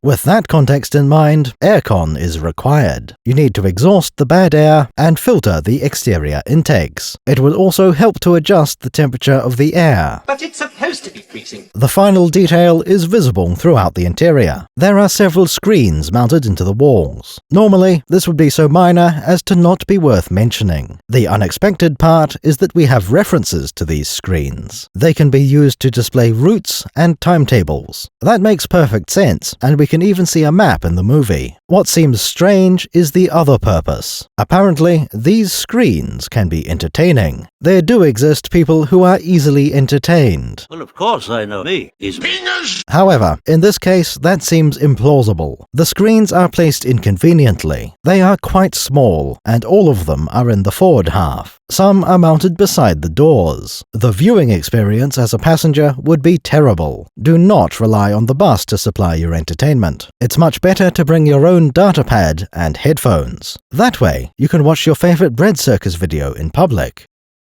As the Hoverbus is landing, the Naboo team prepares to part ways. Take good care of Dorme. The threat's on you two now. This indicates that Naboo is up to its usual tricks. Padme is traveling in secret, leaving behind a decoy. Jar Jar is the one who was left in charge of the Senate. He's the one who has the authority to propose new taxes. Those handmaidens are trained to imitate Amidala, not replace her. Only Mr. Binks is trusted to fill in as senator. Dorme will turn up in public a few times, so it doesn't look like Padme is gone. That will only last until the vote is about to start. Either that, or when Padme's location is leaked. People will certainly figure it out when Jar Jar leads the voting. Despite putting on a brave face, Dorme is in tears. She's concerned that the deception will be uncovered too early. I worry about you. What if they realize you've left the capital? Before Obi-Wan tracks down the bounty hunter, citizens of Naboo probably consider Coruscant to be quite safe. They know a sufficiently motivated bounty hunter can reach Naboo. Dorme's reasoning here doesn't seem very sound. Assassins can clearly operate in the capital of the Republic. There won't be significantly more danger if Padme leaves. And my Jedi protector will have to prove how good he is. The senator points out that she has a bodyguard. Naboo might not have the best security, but a Jedi changes things.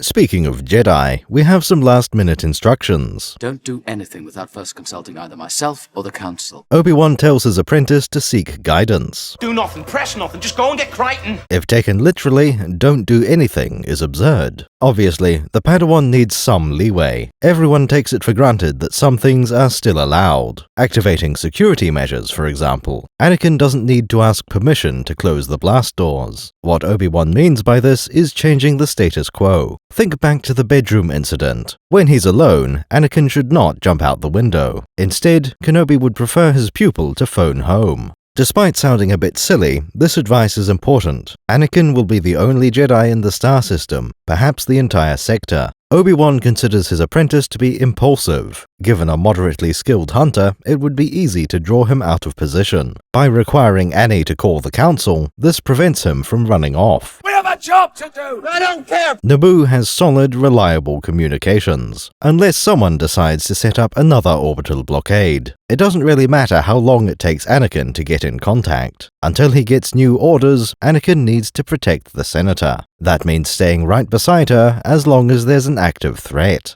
Though it might sound restrictive, Kenobi has given good advice. This will prevent Anakin from, say, hypothetically, leaving Naboo. We can be certain that Anakin doesn't appreciate this in either sense. He doesn't like the advice, and he doesn't see the subtleties to it. Even so, young Skywalker does agree to it. Kenobi then moves on to speak with Padme. I'll get to the bottom of this plot quickly, milady. You'll be back here in no time. He assures the Senator that he will proceed with all due haste. At this point, Anakin is looking out the window. That's a little strange because there's nothing to see out there. The ship they'll board is completely the other way. Whatever he was looking at, Anakin leads the way outside. Obi-Wan stops him at the door to offer a traditional Jedi blessing. Hey, Luke.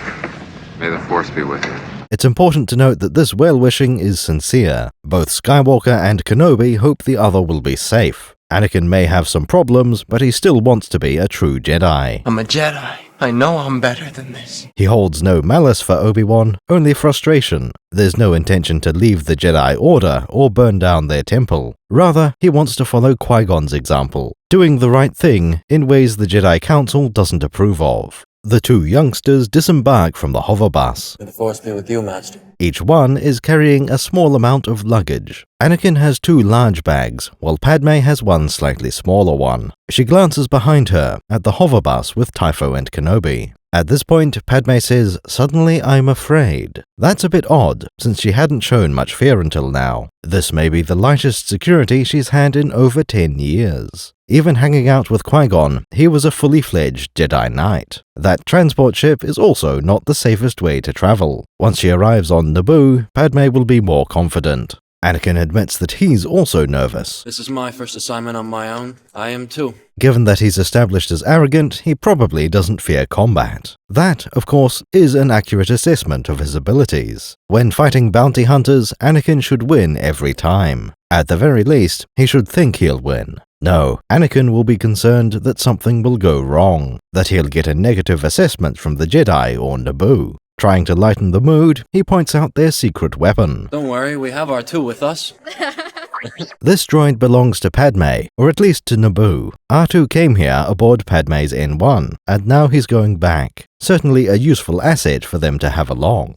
Back aboard the bus, Kenobi and Typho watch the youngsters leave. Obi-Wan has been worried all morning about this assignment. He voices his concerns to Captain Typho. I do hope he doesn't try anything foolish. Normally, this would be a terrible choice. Admitting that isn't flattering for Anakin or the Jedi Order. However, the security chief has been nothing but professional. It seems unlikely he'll gossip about this conversation. Typho replies that he's more concerned about Amidala misbehaving. That's a neat detail. Each man is worried about his own ward. Their one is irresponsible, and the other seems competent enough. We should also point out another layer to this conversation. It's possible to interpret their dialogue in a more suggestive way. I hope he doesn't try anything foolish, nudge nudge wink wink. I'd be more concerned about her trying something, if you know what I mean. In that context, the line, "Don't worry, we have R2 with us," takes on a new meaning. The droid would become their chaperone. This ambiguity probably wasn't an accident. However, there are more important things to worry about, such as the assassination, a matter of life and death.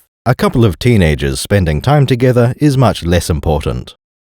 One of the universal constants in any galaxy is transport. There will always be something that isn't where it needs to be. For small objects, like a pair of centipedes, this is easily solved. Arakid makes a nice convenient courier droid for that. Sometimes you have hundreds of tons that need to be moved. That's when you need a nice light freighter, something like a Gatroc 720 or a YT 1300. For hauling small amounts of cargo, the light freighter is perfect. These are small enough to travel off the beaten path. With their cargo space, you could supply a family for years. If you have slightly more to move, you could try a medium freighter. These are considerably larger than the light freighters. A good example would be the Corellian HT 2200. Its cargo capacity is a quite respectable 800 tons. You get almost 10 times the space for only twice the price. However, sometimes you have tens of thousands of tons of coal. That's when you need to step up to a bulk freighter. Getrock has a solution for that too, the Cargo Empress. 100 meters long, and it'll cost 1 million credits. In exchange, you get 50,000 tons of cargo capacity. Light freighters are good for running 100 tons to the far side of the sector, but you get those supplies from a depot somewhere on the sector capital. Keeping that kind of depot filled is a job for bulk freighters. These are the backbone of trade across the galaxy. There do exist truly gargantuan cargo ships, of course. Their enormous size is offset by their scarcity. Perhaps the most common of the giant freighters would be the Lucahulk. If these ships were built into a straight line, they would be 10 kilometers long. Cargo capacity is listed at 25 million tons. Most worlds would be unwilling or unable to buy that much of anything at a time. The massive hold allows you to buy and sell at each port. Let's get back to the more common sizes of bulk freighter. As we mentioned, one example is the Getrock Cargo Empress. These are fairly typical within the medium bulk freighter class. To compare them, we should use the industry standard, the Action Series from Corellian Engineering Corporation. Length of these ships is fairly consistent. The Action 4 is 100 meters long. A Cargo Empress is 110. The Action 6 is 125 meters. Cargo capacity doesn't quite line up. Here, the Cargo Empress lags behind the CEC ships. The Action 4 has room for 75,000 metric tons. Moving up to the Action 6, it has 90,000 tons. Getrock's Cargo Empress only holds 50,000 tons. Despite being a similar length, the Empress is inferior. That should give some perspective for the scale we're talking about. With that out of the way, it's about time we got to the point. Coruscant is a world with intense demand for freight. That justifies a slightly larger class of cargo ship. The model in question today is the AA-9 Star Freighter. Padme's choice of Spaceport has 4 of these ships docked. There is a certain amount of infrastructure here. We see some cranes moving around on the inside edge. Oddly enough, they don't seem to have much range. Those cranes wouldn't be able to reach inside the ships. All they could do is arrange cargo in the staging area. There are plenty of crates lying around, so that would be of some use. Aside from the hull shape, one thing stands out about this design. It has 3 fairly large engines arranged horizontally. These are very similar in shape to the engines of the Radiant 7, which in turn makes them similar to the Perpetuous shuttle. It seems likely that these engines are all related. We know the Consular class has Dyne 577 radial engines. These might be made by CEC, like its hull. That would mean the Consular, Perpetuous, and AA-9 are Corellian. On the other hand, multiple companies could buy the same engines. Every indication tells us that these are quality machines. In an interesting detail, we have a contradiction. The Republic cruiser is referred to as being Radiant class. This name actually predates the more common Consular class. It's a nice name for the ship, and we might want to use it in future. Blueprints for the AA-9 call this a triad drive array. In theory, there's nothing wrong with the drive layout. On the Consular class, this exact design is flawless. When you apply it to the AA-9, things get more complicated. The issue is that our thrust isn't balanced. All 3 engines are placed right at the top of the ship. If we had a repulsor craft, this would be absolutely fine. Likewise, this would work on an aquatic boat. The buoyancy or anti-gravity would keep the ship level. Deep space is an entirely different matter. There's no force to help the ship fly in a straight line.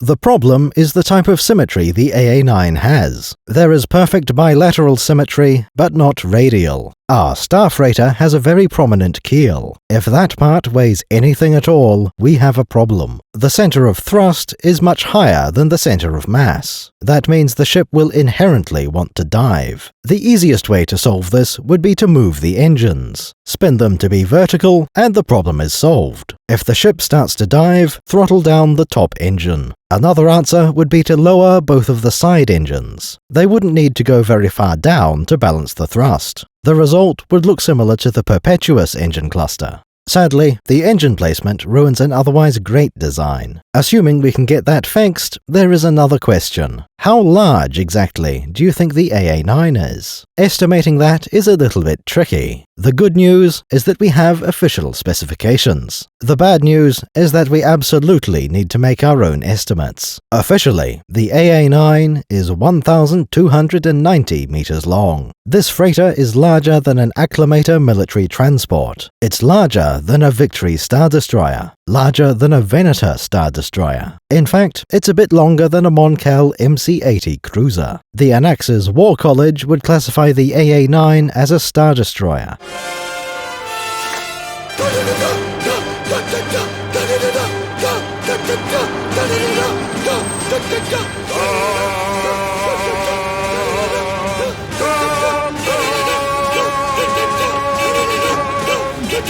I heard you the first time! That size seems a little bit absurd. The movie doesn't portray the AA-9 as bigger than an MC-80. We don't get a sense of scale, like when dealing with a Star Destroyer. In fact, there seems to be no reason at all for it to be this large. That's a huge bitch! If we scaled it down to 10%, this would still be a large freighter. Its length and cargo capacity would beat the Action 6. At its official size, a few of these would equal a Lucahulk. There are certainly some large ships in Star Wars, but surely we can agree that not every ship needs to be over a kilometer long. To get a more accurate number, we can mine size cues from the movie. Looking at the cargo bay doors, we have plenty of humans for comparison. Based on what we can see there, we estimate a total height of 100 meters. If that's even remotely accurate, the fact file numbers are off. Using the large scale, the ship would be 400 meters tall. Taking this as a scaling factor, all dimensions should be reduced to a quarter. The new size would make the ship 315 meters long. Width from engine to engine would be around 200 meters. That's much better than the 800 of the large scale. An error like that is already pretty shocking, but it gets worse. The movie itself isn't even consistent with scaling. Let's skip ahead to the Naboo spaceport. This time we won't be using humans as our scale reference. 2 meters is a convenient number, but for most humans that would be rounding up. Machines are nice and simple because we know exactly what size they are. Take a look at the spaceport and see if you can find both problems. There are 2 starships here whose lengths we know. Looking over at the bottom right corner, we can see an angular brown ship. Now it becomes clear why we needed to cover the Action series. This one doesn't line up exactly with the Mark IV or the Mark VI.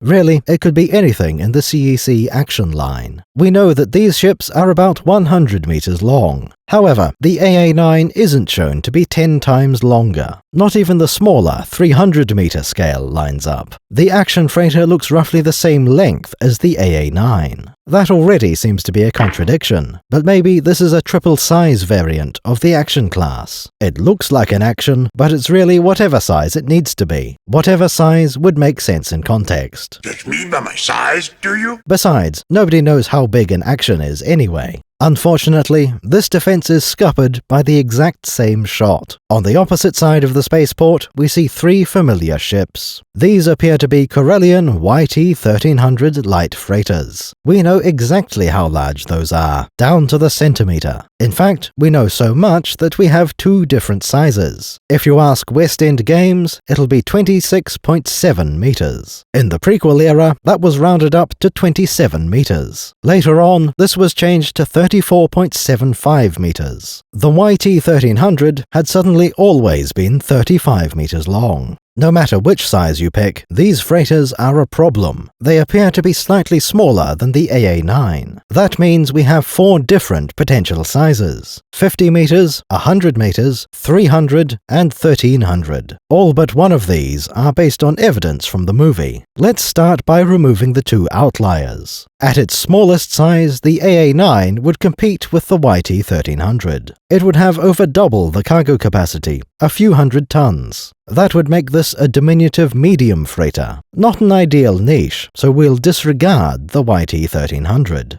Similarly, it would be absurd to have an MC-80 coming in to land. Ships of that size would have docking bays for their own shuttle fleet. The AA-9 has to be much smaller than 1.3 kilometers. That leaves us with two sizes in the middle. We could say this is 100 meters, like a medium bulk freighter. Once again, we find a similar problem: Corellian engineering products. The CEC Action series already fills that niche. You don't need to compete directly against the best in the business. Based on the numbering, the Action line has been around for a while. The original Action 1 might have been built centuries ago. In our opinion, the 300-meter ship makes the most sense. This is as close as we can get to the absurdly large size. It also provides a reason you'd want the AA-9 in particular. For a medium bulk freighter, you could just buy a cargo Empress. At the 300-meter size, we can carry several times as much cargo. Let's pick a nice round number for our AA-9 cargo bays. It can hold 250,000 tons, 250,000. That would be precisely 1% of a Lucahulk. Despite that size, the AA-9 is small enough to enter the atmosphere. Best of all, this lines up with the 100-meter height. Now it's time to discuss the implications of this size change. In the fact file, we are also told the passenger capacity. This is 30,000 individuals for a 1,300-meter ship. Over 20,000. That number seems plausible, though it's very hard to estimate. We don't know what proportion of the ship is dedicated to machinery. Let's scale this number down in the simplest way possible. The scale factor for the size is 1/4. Applying that ratio to the passengers, we get 7,500. That sounds fairly plausible for the new size of ship. Far less than the rated cargo tonnage, though. This is most likely because the passengers don't tessellate. If we take the numbers of the fact file, they work out the same. The ship has an enormous volume, even if we exclude some sections. Average space per passenger is still multiple tons worth. For reference, the Action 4 holds 30,000 cubic meters. The AA-9 is 13 times longer and holds 30,000 passengers. Even our resized version is on par with a luxury cruise ship. Partially, this can be explained by starships being more complex than boats. You may need to install some life support systems. The cargo bay would usually not be pressurized. For most cargo, you can even get away without regulating the temperature. Passengers are usually not stacked up to the ceiling either.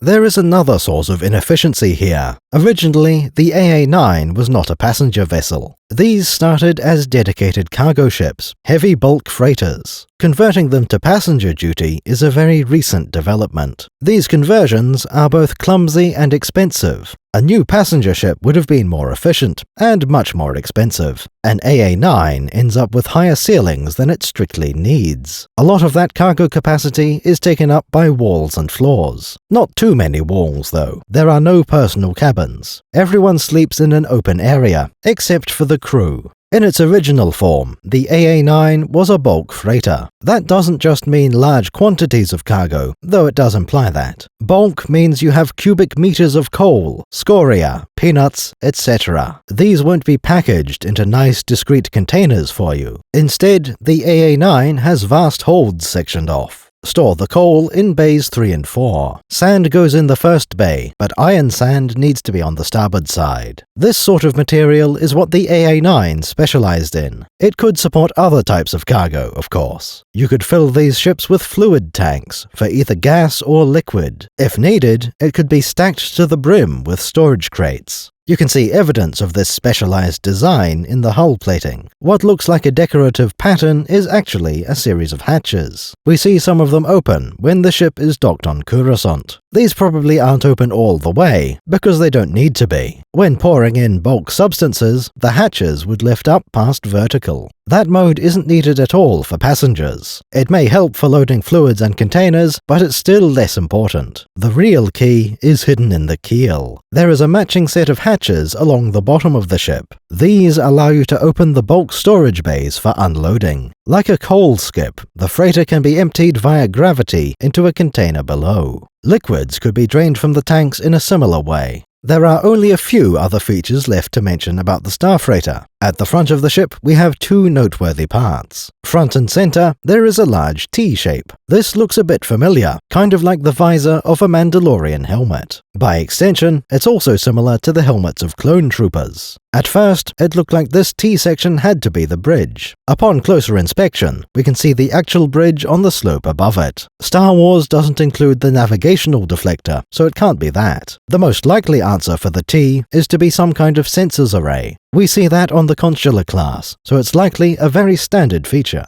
As for the bridge itself, its design is quite unusual. It has an ordinary horizontal row of windows, with a pair of exceptions. Two windows on the side are narrow, tall, and seem to be set farther back. That would give a better view of things above the ship. Otherwise, there doesn't seem to be any benefit to this window layout. Greetings. The final relevant detail about this ship is its hyperdrive. Due to our military focus, we're used to rather fast hyperdrives. Many people see Class 1 as the standard, and Class 2 as being slow. In actual fact, Class 2 hyperdrives are the military standard. Class 1 are the fastest in mass production. Civilian ships, like the AA-9, start at Class 3. We could speculate any speed from 3 all the way down to about 6. That would be getting a bit slow, so let's stick with Class 3. With the staff freighter examined, it's time to look at the people involved. We know that Anakin and Padme are disguised as refugees. Don't use registered transport. Travel as refugees. Passenger modifications of the AA-9 are specifically to handle refugees. The sudden need for these ships is based on the current political situation. Corruption is rampant in the Old Republic, and has been for all of living memory. Eventually, the mysterious Count Dooku decided something had to be done. If the Republic wasn't going to get better, it was time to leave. Star systems and entire sectors would follow Dooku. It would be an understatement to say this was somewhat disruptive. The Bread Circus is known to enjoy a bit of understatement, so we'll go with that. As we mentioned some time ago, the government might not agree with its citizens. The Senate representative may not speak for all the worlds in his sector. Sometimes a world in a loyalist sector would like to leave. We must bow to their wishes. Even ignoring these sticky situations, we can get serious problems. Let's assume planetary and sector governments are working perfectly. The moment a system leaves the Republic, its population is divided. Some would like to remain Republic citizens, and everyone else disagrees. These Republic loyalists will be asked to leave, with varying degrees of politeness. I'm sorry, sir. It's time for you to leave. And so it is. This is the origin of the refugee situation. Many of these exiles will head for the nearest Republic world. Others will travel to Coruscant, which is questionable. Coruscant is not what you'd call sparsely populated. The existing population isn't too pleased with this influx of troublemakers. The AA-9 Star Freighter is used to get these refugees off-world in bulk. Various other worlds have expressed an interest in human resources, or whatever races the assorted refugees end up being. Naboo is responsible for setting up the refugee relief movement. That explains why Windu was so confident in this travel plan. Naboo is where the refugees go, in tremendous numbers. Adding 2 more people won't be at all suspicious. Remember that the official size of the AA-9 holds 30,000 refugees. We don't know how many of these ships travel to Naboo every day. From what we're shown, there is no infrastructure to handle the deluge. How do you move that many people, and where do you put them? We don't see Theed being filled with construction and prefab houses. There are no transport ships standing by to distribute the refugees elsewhere. It really seems as if Naboo is not prepared for what they've signed up for. Even the smaller ship with 7,500 is quite the influx. Perhaps they learnt a thing or two from the Nemoidian occupation. The infamous Camp 4 is open for business under new management. Process them. Captain, take them to Camp 4. Roger, roger. Whatever they find on Naboo, it's probably nicer than the journey. There are no luxury tickets for traveling on an AA-9. All the passengers are required to be equally miserable. The single passenger class is called steerage, which is a term we use on Earth, presumably referring to the stern of the ship, near the rudder. If this was from the Age of Sail, it wouldn't even be near the engines or propellers. On a starship, there will certainly be undesirable sections. However, no matter where you are on the AA-9, it's all steerage. Nobody would expect to find a senator in these conditions.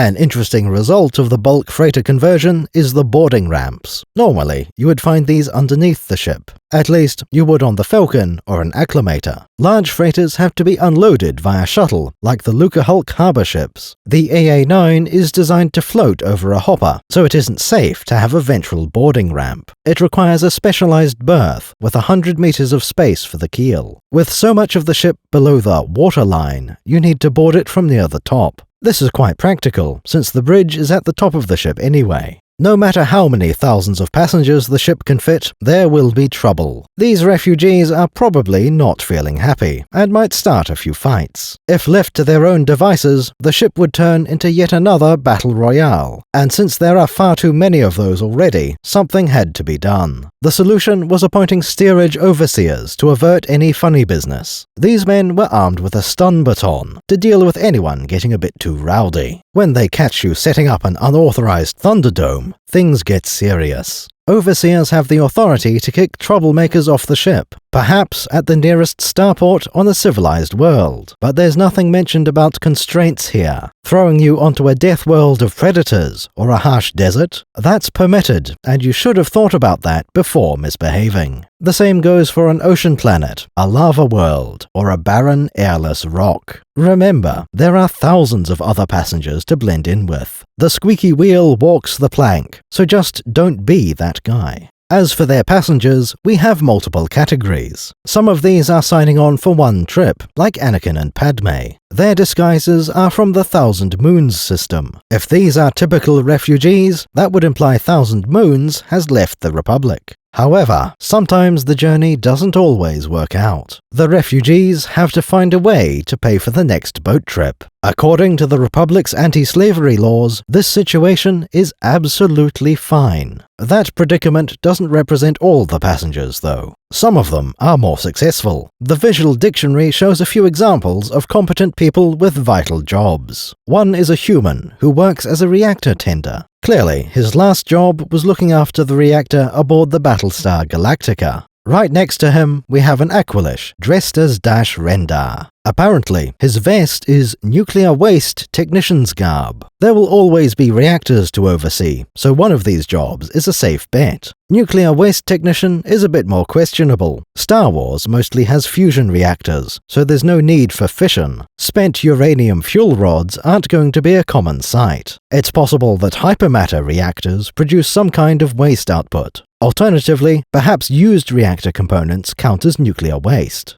Another set of highly trained professionals are Denovian Rainmen. These are electricians and network technicians from Denovia, a good example of the more experienced class of freighter trampers. People who made a living like this before their boats were swamped with refugees. The Rainmen are equipped with hoods to let them work in extreme conditions. This equipment is often cobbled together from spare parts or traded between groups. That rain hood won't be helpful in a desert, but someone else might have need of it. Not everyone will be good at repairs, but someone will be. If you can track down the right passenger, he can fix or craft some equipment.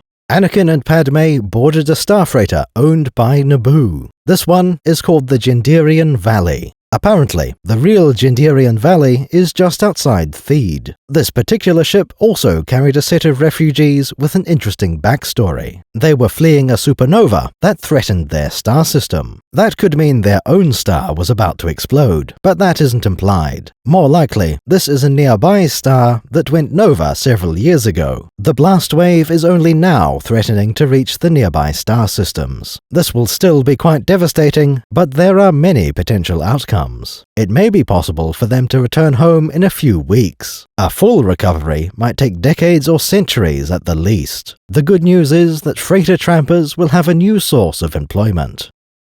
The next scene of the movie takes us to a new location. There are no recognizable landmarks in the cityscape. It does include a ziggurat and a tall spire. We arrive on the surface in what looks a lot like an Earth city. There is a road in the middle of the shot with land speeders driving on it. On each side of the road we have ordinary-sized buildings. These aren't hundreds or thousands of meters tall. Many of them are less than 10 meters, and some have only 1 or 2 levels. This part of the city is named Cocoa Town. That much is established in the novelization. Inside the worlds adds more detail, such as the full name. COCO is short for Collective Commerce. Apparently, this place has a lot of non-human manufacturing. Obi-Wan is specifically visiting the business section. In the sky above, we see the usual airborne traffic. What stands out here is that many of them are hover trains. These are fairly small, only having a few cars each. They certainly aren't tankers or coal trains. The only reasonable conclusion is that these are passenger trains. It makes sense, they're small, lightweight, and not excessively fast. Obi-Wan could have travelled here aboard such a train, though the novelization implies a personal speeder. We can compare these trains to an early level of Jedi Academy. We at the circus are generally fond of train levels. This one is no exception. It couldn't be done with those small trains. The level design needs a massive train in a huge city.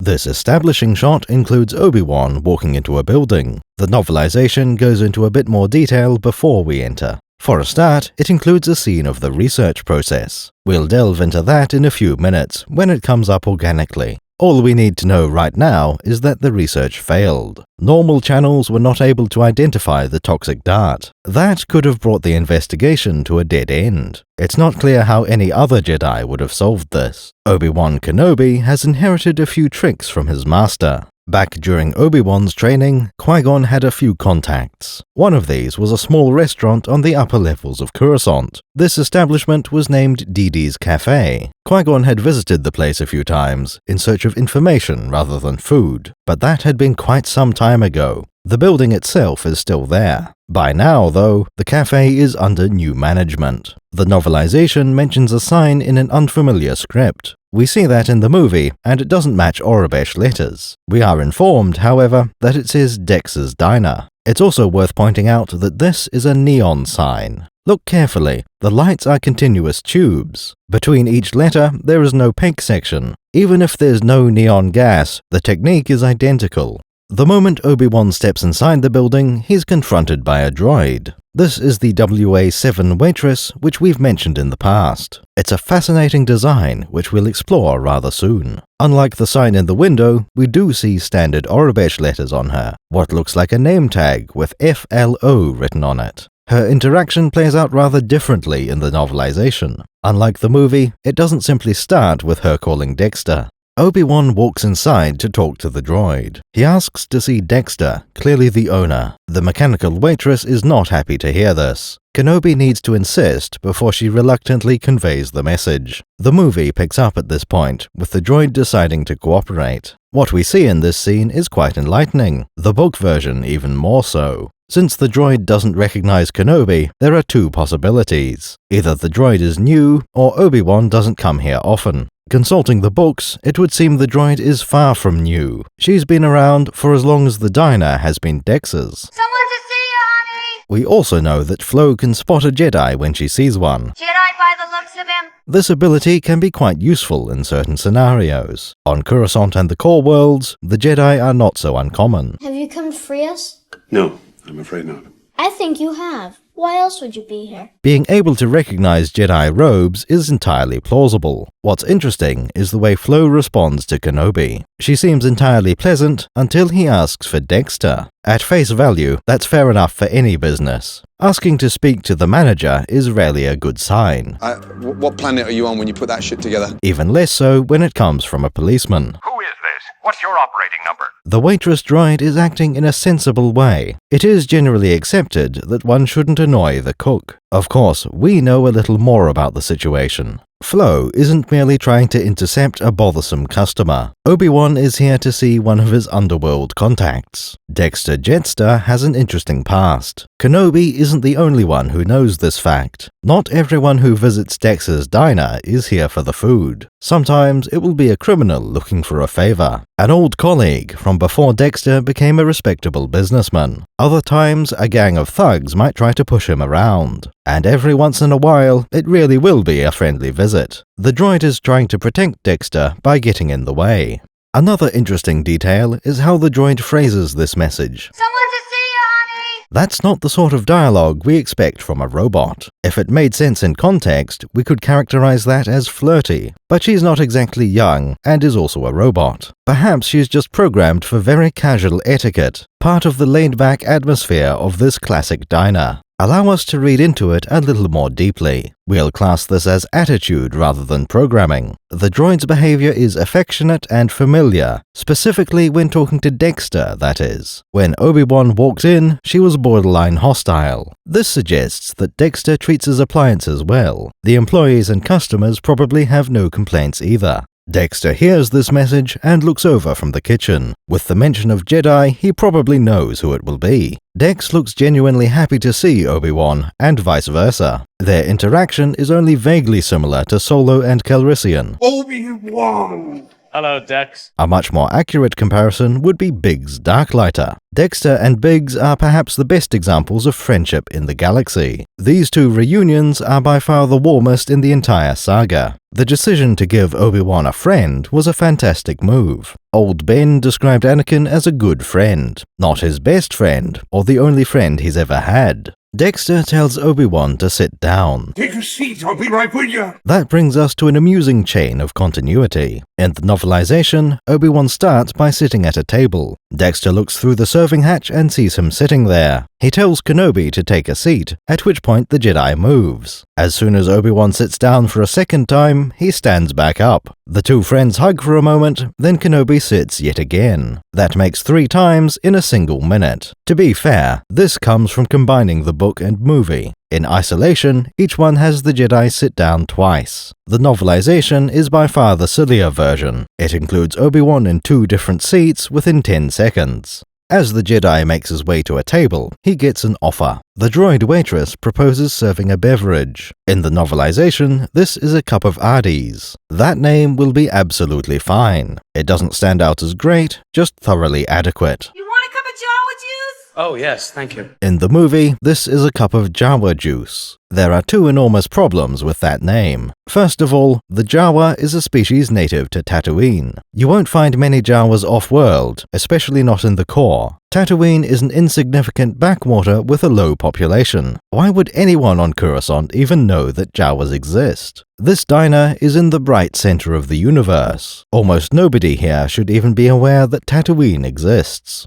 The second problem is one of marketing. Anyone familiar with Jawas will not find this drink appealing. Jawas are famous for driving sandcrawlers and not showering. More precisely, Jawas have a strong smell that partially comes from not bathing. The drink isn't intended for selling to Jawas. We can be almost certain it isn't made by throwing Jawas into a juicer. The most sensible answer is that it's purely for branding. When you buy a bottle of Jawa juice, it has a Jawa on the label. They look quite distinctive, with the glowing eyes inside the hood. Associating your drink with the desert isn't a crazy idea either. Jawa juice is probably aimed at people who will never see a Jawa. I can't abide those Jawas. Disgusting creatures. No matter how you explain it, choosing this name seems like a bad idea. The drink has always seemed like a coffee equivalent more than anything. Perhaps that's just from installing the Java runtime environment too often. Jawa juice is anything you find inside the teacup in the Java logo. In the novelization, Ardes is served hot. The mugs are supposed to be steaming, and in the movie they aren't. Jawa juice seems to be either cold or lukewarm. The cups we see in the movie look like they're made of thin metal. There's no handle and no insulation to be seen. A cold drink would have condensation, and a hot one would have steam. In the movie, it seems like they must be drinking, well, juice. Dexter waddles out from the kitchen to greet his old friend. Hey, old buddy! Mr. Jetster is a rather large basilisk with 4 arms. He is consistently portrayed as a relatively old being. Based on the descriptions, I would assume he's over 60 years old. The visual dictionary emphasizes his mind and experience. In contrast, the novelization focuses on his size and power. The kind of guy who's already been in more fights than he can count. He runs a watering hole where the customers have been known to start the odd brawl. Dexter can, and does, wade into the melee to end those fights. He has quite a few tattoos, including letters on his knuckles. Assuming these are in Aurebesh, that would be XTL. The novelization is careful to establish Dexter Jettster as loyal. Obi-Wan obviously likes him, and the customers respect him. In short, Dex is a great man. Nobody seems to dislike Dexter in either galaxy. People might not be fond of the diner itself, but Dex isn't a target. There's no way Obi-Wan has spent more than a few weeks around Dexter. Most likely, they've only had a handful of interactions. But when they do happen, those days are significant and memorable. It seems clear that Kenobi has solved a problem or two for Jettster. Likewise, there must have been some information traded. When the Jedi archives found nothing, Obi-Wan instantly thought of Dexter.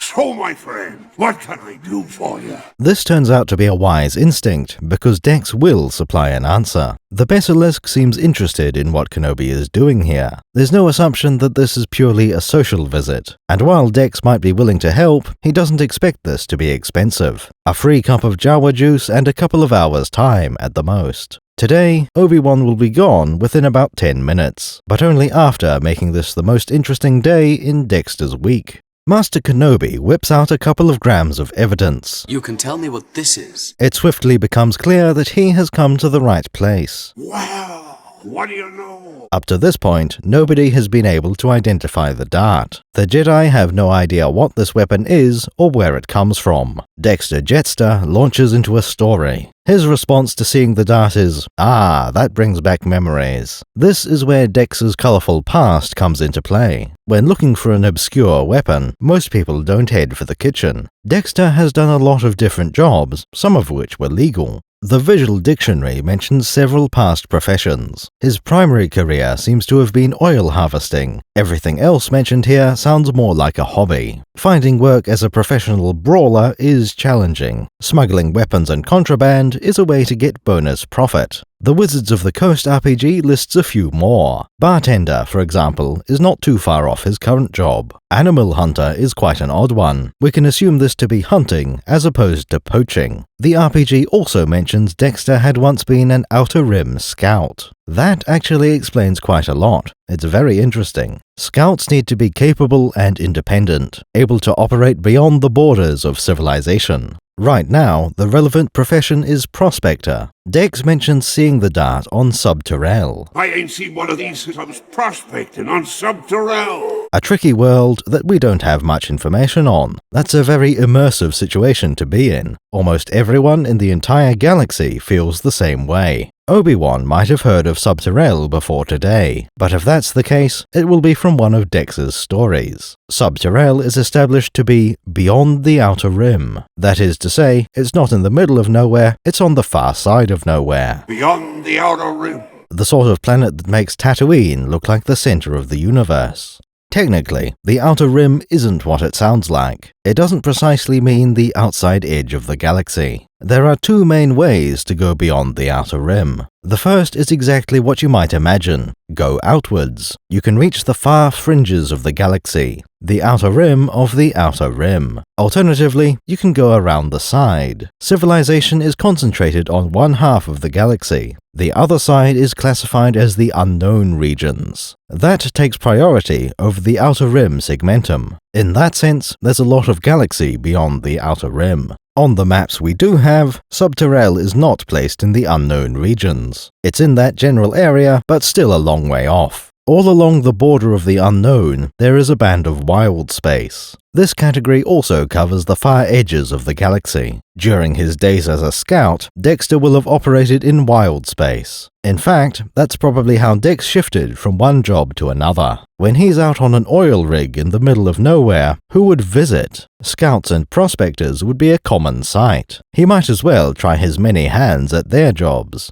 When it comes to Subterrel, we didn't know much at the time. Some things could be inferred, but confirmation would take years. Dexter knows this dart as the weapon of cloners. Can you tell me where it came from? This baby belongs to them cloners. From there, two possibilities present themselves. Either he met a Kaminoan on Subterrel, or one of their products. Given that the Kaminoans are reclusive, Probably the latter. In 2003, an RPG sourcebook gave the answer. Kamino had created a series of mining clones for Subterrel, or at least for a company that operated on that world. There were probably no Kaminoans anywhere on Subterrel. What you got here is a Kamino Sabredart. Of course, that raises the question of the Sabredart. If there's nobody from Kamino, how did their weapons get here? This answer comes from the Episode 3 visual dictionary. Dexter encountered some Polis Massons on that world. They were armed with Kamino Sabredarts. That would be an enormous coincidence if these were independent events. It makes far more sense if the Polis Massons ran the operation. They purchased mining clones from Kamino, as well as weapons. Subterrel has predatory wildlife and oil deposits. These were simply the tools needed to operate there. The only problem here is that meeting Dexter was an accident. He must have been operating on his own, not working for the Polis Massons. We could also question how Jetster knows about Kaminoan habits. It seems unlikely that he's visited Kamino himself. Therefore, we have to conclude he's relaying stories. Dexter asked the Polis Massons where they got those wicked cool darts. One thing led to another, and the conversations continued. By the time Dex left Subterrel, he knew all about Kamino, where to find the planet, and what their darts look like, what it's like to deal with Kaminoans.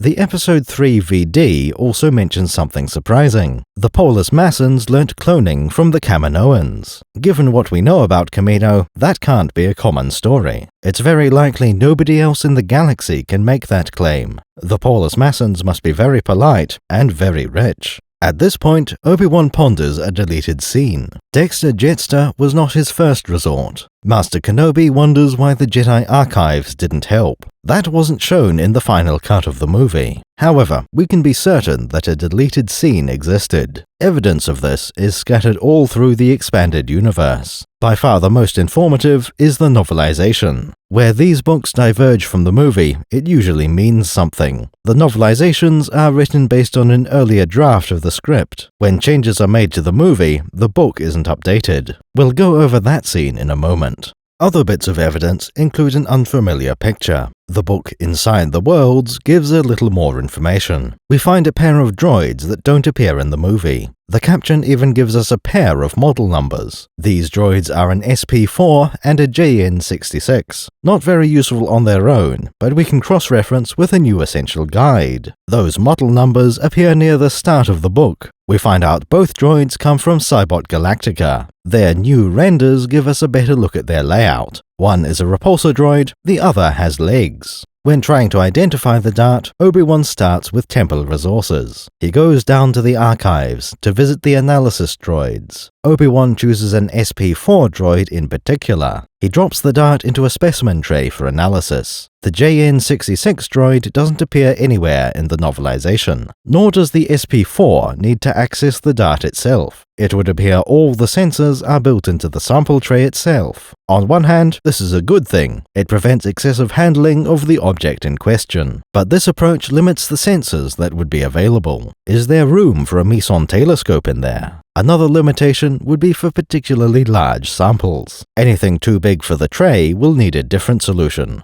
The archive droids are used to access all relevant data. For this task, they are far more capable than organic beings. Even for a species with a good memory, it's unreasonable to memorize a library. Within a few seconds, the droids can trawl through the database. There are many kinds of dart in the known galaxy. Comparing these against the evidence, the droids find nothing. Naturally, they inform Obi-Wan that his dart isn't real. As you can see on your screen, subject weapon does not exist in any known culture. Typical Jedi behavior. It does not exist. In truth, their analysis is far more useful. Based on available data, the SP4 draws the proper conclusion. The toxic dart doesn't match any known culture. When Obi-Wan questions this, we get a statistic. Jedi records cover 80% of the galaxy, apparently. This statement is false as far as we can tell. The unknown regions cover much more than 20%. Wild space makes up another 10% or so. The actual coverage would be more like 60% of the galaxy. Alternatively, the droid could have accidentally a word. What it meant to say was the known galaxy. That would mean the records cover 80% of 60% of the galaxy. The droid's boast is either unimpressive or inaccurate. However, its conclusion is still solid. Nothing in the database matches, there is no trail to follow. Rather than claiming the dart doesn't exist, SP4 speculates. The dart is probably made by an individual warrior. A pragmatic design, not based on any existing pattern. Having already seen the movie, we know this is wrong. Obi-Wan also rejects this conclusion, but it's not clear why. Darts of this type have to exist in many places. It can't be purchased from any company in the known galaxy. The construction isn't too terribly sophisticated. Why wouldn't Obi-Wan assume the dart is self-made? Back in the diner, Dexter explains why the droid failed. Apparently, the distinctive feature is cuts on the side. You see funny little cuts on the side that give it away. We'll look into that detail shortly. Dex tells us how the analysis droids work. Those analysis droids only focus on symbols.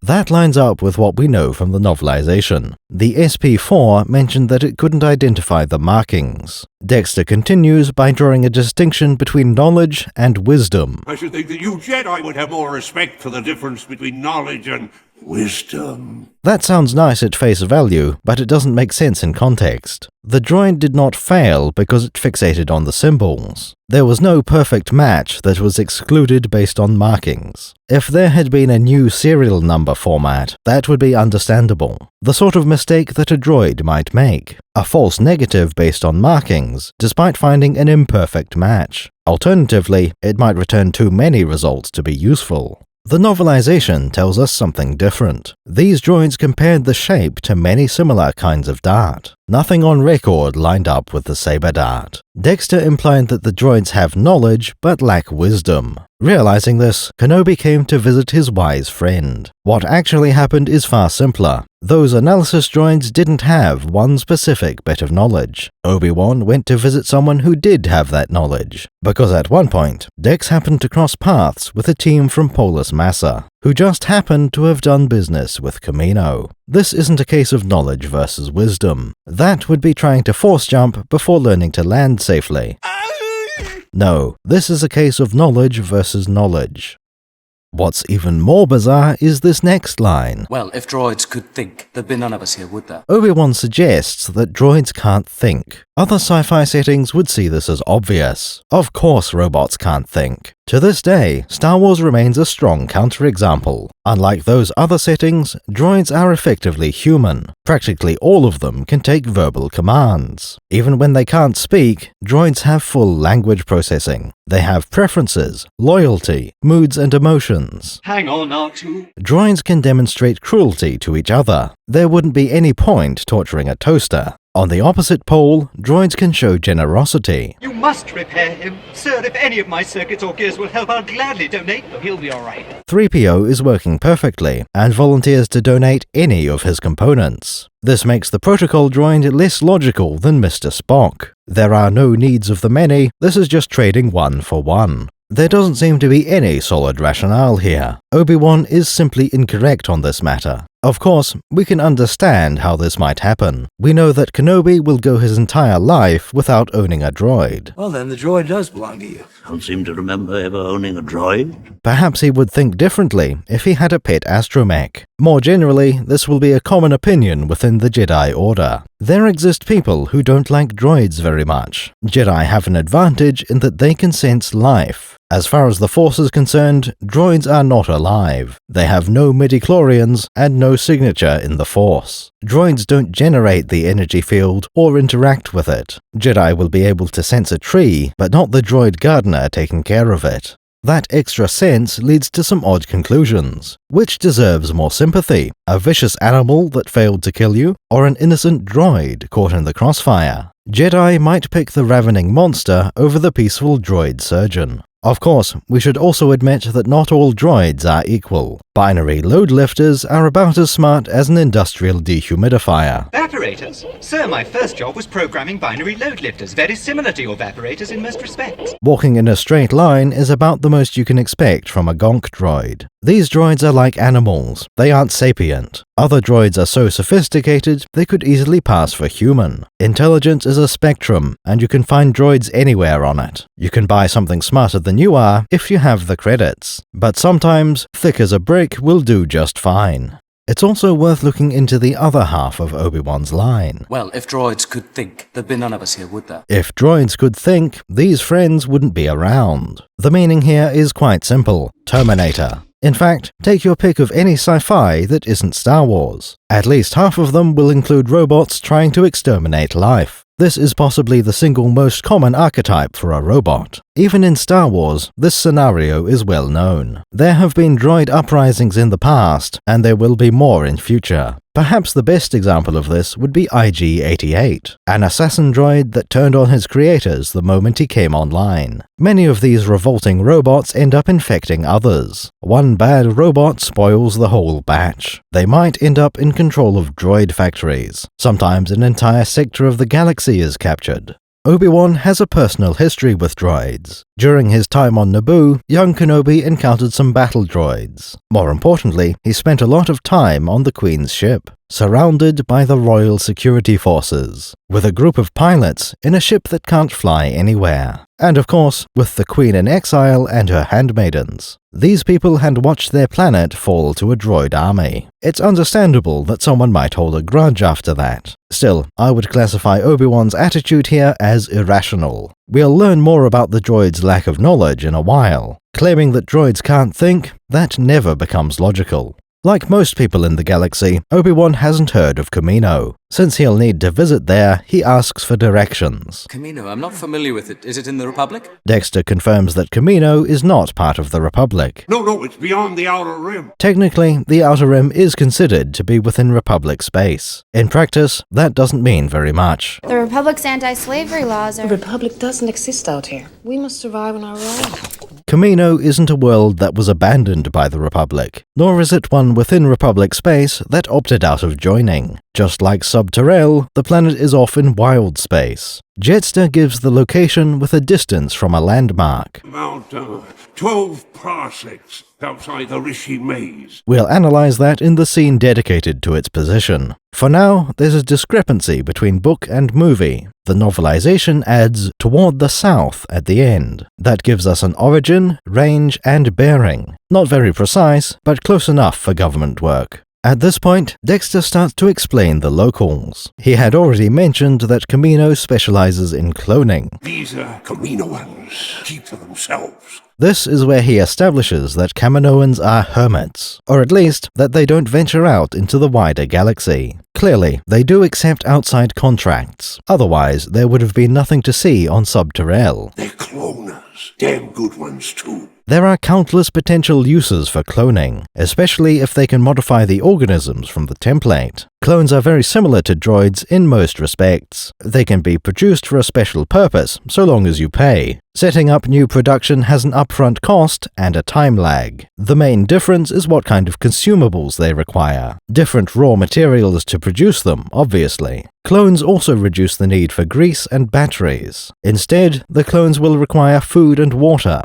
You're likely to have those on hand already for the supervising personnel. We don't have a clear picture of the Kaminoans yet. Cloners. Are they friendly? Obi-Wan goes fishing for a couple of extra details. He'll have to visit no matter what answer he gets, but it's better to know. Oh, it depends. When Dexter gives an unhelpful reply, Kenobi smiles. Depends on what, Dex? It's clear these two have been through this routine before. We can't see the basilisk's face, except in the novelization. It confirms that Dexter had already been grinning himself. When he deploys the punchline, it's slightly more informative. On how good your manners are, how big your pocketbook is. Pocketbook, from context, clearly refers to money. It's possible that this is a form factor used for credits. Perhaps Qui-Gon kept his 20,000 dactaries on a pocketbook. A more common association might be the checkbook. Writing a check works just as well in another galaxy. It's safer and easier than filling a freighter with 1 credit coins. Kamino doesn't have too much reason to desire Republic credits. However, they will serve as an acceptable medium for trade.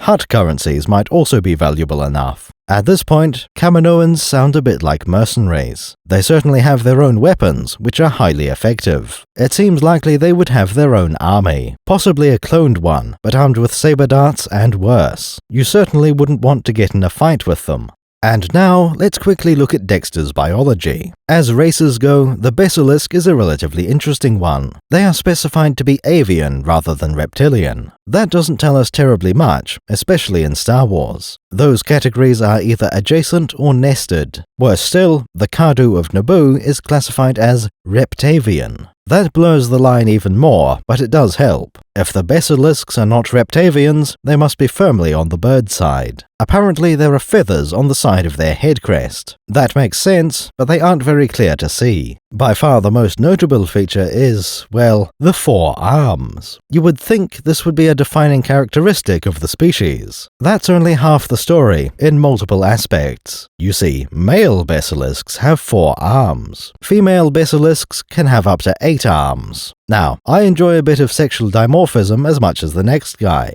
This detail, though, is particularly absurd. First of all, there's no mention that the arms come in pairs. 5 arms or 7 arms have not been excluded. If they don't need to be paired, can all 8 end up on the same side? Really, the problem here is that it demands a different skeleton. There's no way women can just end up with twice as many arms. The only way this could possibly work is by having vestigial arms. If some of them have 8, they must all have the skeleton to support that. It's just that in males, the bottom 4 arms have withered away. This solution is still terrible, but it could work. By far the best option would be to ditch the extra arms entirely. Perhaps there's a group of mutant basilisk living somewhere. Having multiple arms isn't as much of an advantage as you might think. Yes, you can certainly hold more things at a time. However, Dexter's dexterity is limited. Of his 4 hands, he has 1 dexter and 3 sinister. Even with 8 arms, you only get 1 dominant hand. Another defining feature of the Basilisk is their endurance. They can store resources against periods of scarcity. Without food and water, a Basilisk can survive thrice as long as a human. Their homeworld is called Ojom. The planet is almost entirely covered in oceans. Instead of land, the closest equivalent is a glacier. Apparently, giant glaciers drift across the ocean. Basilisk civilization exists entirely on these rivers of ice. Or at least, it did before they achieved space travel. In the modern age, much of the population lives on space stations. Off-world visitors are advised to stay in orbit. There's nothing down on the surface for the likes of you. This cold ocean gives the basilisks another feature. They are strong swimmers and resistant to the cold. To survive on a planet like Hoth, a basilisk would have an advantage. In contrast, they are uncomfortable with moderately warm temperatures. You can think of basilisks as being penguins and not go too far wrong. They live on the ice and reproduce by laying eggs. Male basilisks guard the eggs until they hatch. Looking at the face, there are 2 notable features. On the neck, Dexter has what is called a wattle, similar to what you might see on various birds and reptiles. This inflates with his breath and may be used to warm the air. On a glacial world, it might be nice to avoid freezing your lungs. The other feature is a set of sensory whiskers. These probably aren't very useful in the modern environment. Rather, they just serve as a snazzy moustache. Next time you roll up a new RPG character, consider trying a basilisk. There are many ways to support the Bread Circus. Share the video with people who might enjoy it, or tell the algorithm to share it for you. Subscribe to the channel, like the video, or write a comment. We share preview videos with our supporters on Patreon and YouTube membership. One-off donations are best handled through Ko-Fi. Dex's diner has 3 individuals working there. The most important, of course, is the owner and cook. Dexter Jetster is the brains of the operation. He's also the pocketbook and the foundry. Raw materials go into his kitchen, and food comes out. Dex also handles any Jedi entanglements. I'm not going in there with 2 Jedi. Without him, the diner wouldn't function or even exist. However, Dex isn't working alone. For everything outside the kitchen, Dex has a pair of waitresses. These are what allow the diner to operate efficiently. Dex can focus on the cooking and any contacts from the underworld. The 2 waitresses handle all the customer interaction. That means taking orders and relaying them to the kitchen. Once the food is ready, they carry it to the tables. For the very simplest orders, the waitress can prepare it herself. That's what happened when Kenobi accepted some Jawa juice. Dexter was already out of the kitchen at the time. Unless there's a bartender droid, Flo poured the drinks. Which brings us to the nature of the two waitresses. One of these is a human named Hermione Bagua. She is native to Coruscant and grew up in the underlevels. Hermione has made her way up to the surface of the city. With her history, she will appreciate the relative safety. The other waitress is a WA7 droid, an old design and a particularly dated one, produced by the companies GoCorp and Utilitech. Like many ancient droids, the WA7 is perfectly functional. Both waitresses must be similarly effective. If they weren't, one or the other would have been replaced. In their duties, the two waitresses are very similar. Both have two hands for carrying food with. They have the mental capacity to interact with customers. That includes going off script in unexpected scenarios. The WA7 is noted as being able to recognize regular customers. While that might sound like a mundane feature, facial recognition is complex. Getting those systems to work on humans is tricky enough. Now try the same thing on various other races. Can you recognize every member of the modal nodes? How reliably can you tell Duros from Nemoidians? That level of facial recognition is probably abnormal, the sort of technology otherwise reserved for protocol droids. When it comes to taking orders, the waitresses diverge. By far the simpler of the two is the robot. This one has an internal transmitter linked to the kitchen. That makes her far more effective at this task. No extra motions or free hands are needed. Instructions are conveyed to the kitchen at the speed of thought. Things aren't quite so simple for the human counterpart. Hermione has a comlink attached to her belt. At best, this could relay orders from the customer. On her waist, that puts it at about the right height for a seated humanoid. The next most efficient would be Hermione dictating the order herself. These would rely on voice recognition, which is likely a solved problem. Most droids can understand commands in BASIC. Unfortunately, Ms. Bagua is wearing a garter. Normally, that would fall under the jurisdiction of the fashion police. In this case, I'm pulling rank on the grounds that I can see technology. The garter is there to hold a stylus, connected by wire. For this to be useful, it must surely be used for writing. You will notice that she doesn't carry a notebook. There is no surface for Hermione to write on. Perhaps her forearm or the palm of her hand. Tables would also be available, or even thin air. From there, the handwriting is processed and transmitted. This method is time-consuming, even using shorthand. The human is at a disadvantage in this regard.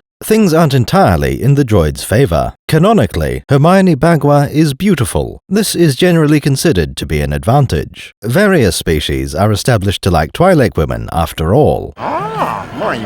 And Bagua looks close enough to one of those. The WA7 certainly has a striking and unique design. However, only a few of my fellow weirdos would prefer the droid. Sinners!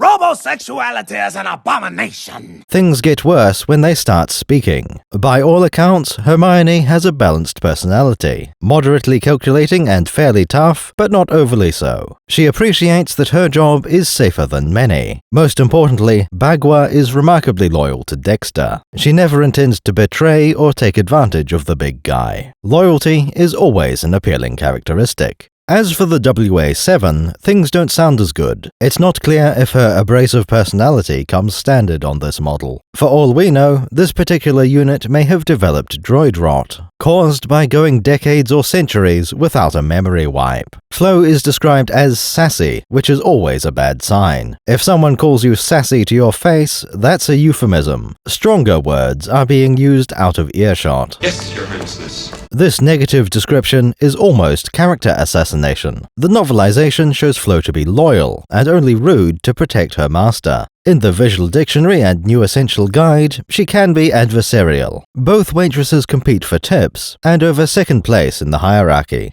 However, this fact file paints her as contemptuous and hostile. She has no regard for customers or her master. Competition between the waitresses is just short of actual combat. You can make excuses for a lot of flaws in a droid. Malice and insubordination are not acceptable. You're fortunate he doesn't blast you into a million pieces right here. According to the fact file, Flo is arguably worse than 99. We know exactly why 99 is the way she is. She was assembled using parts intended for illegal torture droids. Despite that, 99 is trying to do her job. Her malice is directed directed at other droids, rather than her master. The Waitress has no excuse, except that someone might have reprogrammed her. Maybe Dexter prefers her this way, which would explain why she hasn't been fixed. Or perhaps we should blame the dishwasher for this. There seems to be no real benefit to the evil flow interpretation. Evaluating them as waitresses, both are quite similar. In theory, Flo can move more quickly and precisely. Bagua can probably carry heavier objects. But the diner is small, and food isn't very heavy. Neither of these advantages can truly be exploited. If Dexter was to hire a third waitress, it's not clear what he should go for. Realistically, it would probably be a human. You can find plenty of those on Coruscant, but not WA7s. On the other hand, it's not clear if Flo gets paid.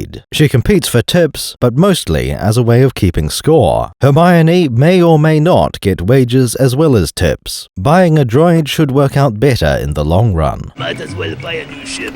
It would be cheaper, I think, huh?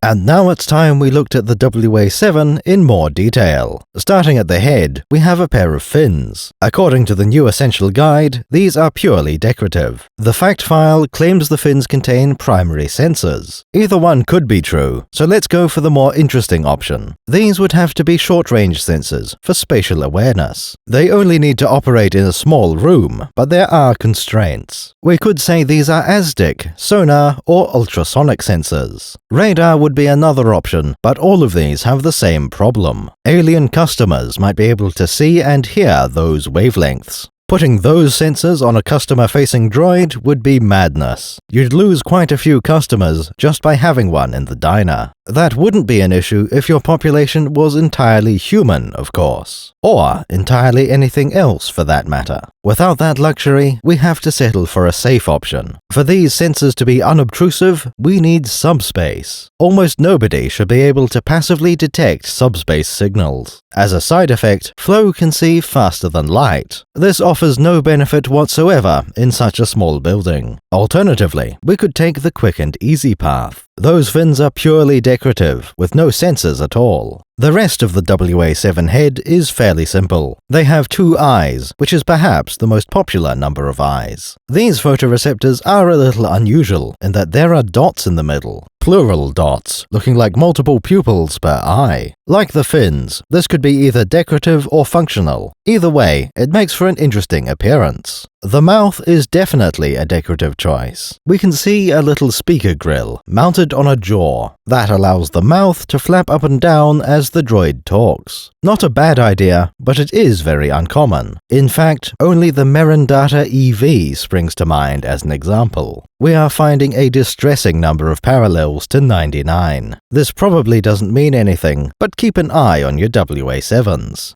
The torso is much simpler. Broadly speaking, this is a standard execution of a basic pattern, a humanoid frame with 2 arms. Being a waitress droid, these are built for light duty, similar to the arms of a surgeon or protocol droid. Precision is quite important, but not overly so. The WA7 won't be using a soldering iron or scalpel. In fact, the arms don't need to excel in any aspect. It helps if they look nice and are splash resistant, but they don't need to be fast, durable, strong, or cheap. The droid brain is confirmed to live in the torso. We also know the order transmitter is inside there. In an amusing detail, the fact file makes a mistake. On the left of the chest, it says this is the Dex's Diner logo. That's not correct. The logo doesn't appear at all. The human waitress has that logo on her skirt, but not the droid. This particular item is the name tag, which says Flo. The waist is quite mechanically interesting. This is where much of the droid's articulation comes from. It's the only way a WA7 could pick something off the ground. As we'll cover in a moment, the knees have a limited range of motion. Another interesting detail is how slender the waist is. Protocol droids, like the 3PO, are built differently. They have a gap in the plating and exposed wiring. On the WA7, the entire waist fits into a narrow sheath. That cross-section has to carry wiring for both power and data. It also carries the entire weight of the droid's top half, which includes any food or other objects being carried. This brings us to the locomotion system. The WA-7 is not unique because of being a unicycle. Other droids have used the same system, like the gyro wheel recycler. That said, it is a very unusual choice. The wheel has a narrow rim and a reasonably large diameter. By using a single wheel, it vastly reduces the amount of floor space required. A droid with legs would take up at least twice the width at ground level. The wheel also makes for an extremely smooth and stable ride. Without a walking cycle, there are no sudden movements. Droids using legs need to stop with both feet on the ground. In the case of the WA-7, there are no points of instability.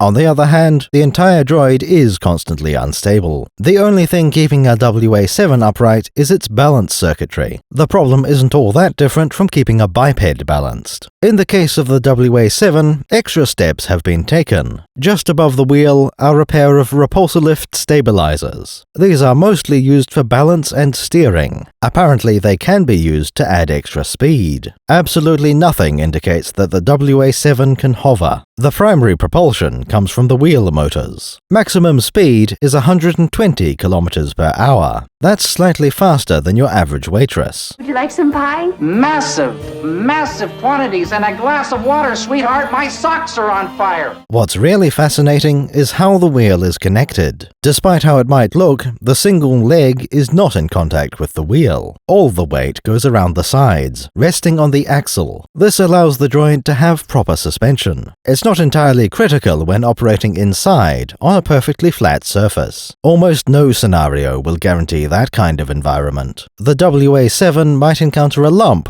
a ramp, or a co-worker's foot. Shock absorbers make it less likely to spill drinks. At the back of the wheel, we also see a mudguard. That'd be a little strange if the droid was designed for interior use only. Between the waist and the wheel, we have a leg. One singular leg, about the size and shape of a leg. Not a left leg or a right leg. This is the final front leg. The WA-7 was built with a knee in roughly the place you'd expect. Like your average knee, it only bends in one direction. Apparently, balance systems are stored in the thigh. What really interests me is the bit under the skirt. This is another part said to be strictly decorative, but perhaps not. It's entirely possible that the skirt is a safety feature. Prototypes might not have had one, which would then cause problems. You see, under the skirt is the WA-7's power supply. This is of particular interest for its implications. The power source is said to be a repulsor lift generator. Initially, most of us interpreted this like shield generator. Shield generator's been hit! Echo Base has a shield, and the shield generator creates the shield. I've reached the main power generators.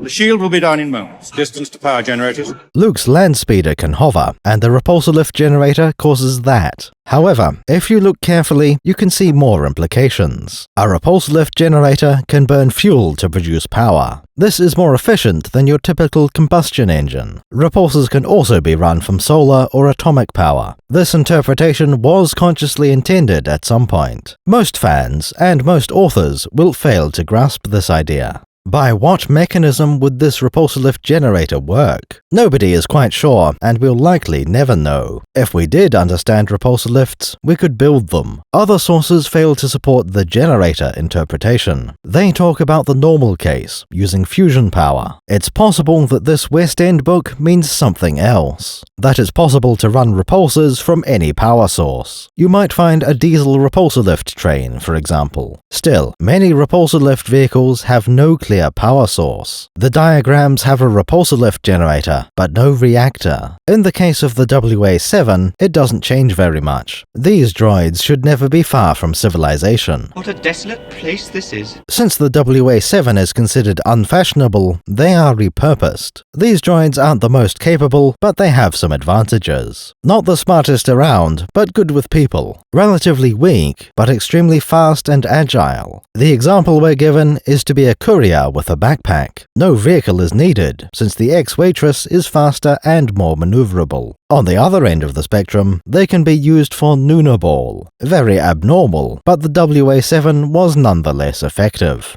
That's about all we have to say on the WA-7 model itself. Before we leave the diner, it's worth discussing a few other life forms. We have largely neglected Hermione Bagua. So far, we have used her as a benchmark for the Waitress droid. Bagua represents a fairly interesting story in her own right. Most of the characters we deal with are not native to Coruscant, except in that many of them are humans. In the Star Wars universe, Coruscant is considered to be the homeworld of humanity. Nobody seems to have proof of that fact, but it sounds right. Hermione grew up in the lower levels of the city. This is a very common story, but you won't hear it too often. People with that backstory tend to stay down in those underlevels. Anyone talking to them probably lives in the depths. Those who don't belong will leave quickly, or not at all. I'll be careful. You'll be dead! Hermione is an exception to this pattern, for only one reason. She was lucky enough to cross paths with Dexter Jettster, a creature seasoned enough to visit the lower levels in safety. Dexter also happens to be a thoroughly decent bloke. We don't know what about Bagua caught his eye. Clearly, Jettster is an effective judge of character. He took a chance, and his new waitress worked out.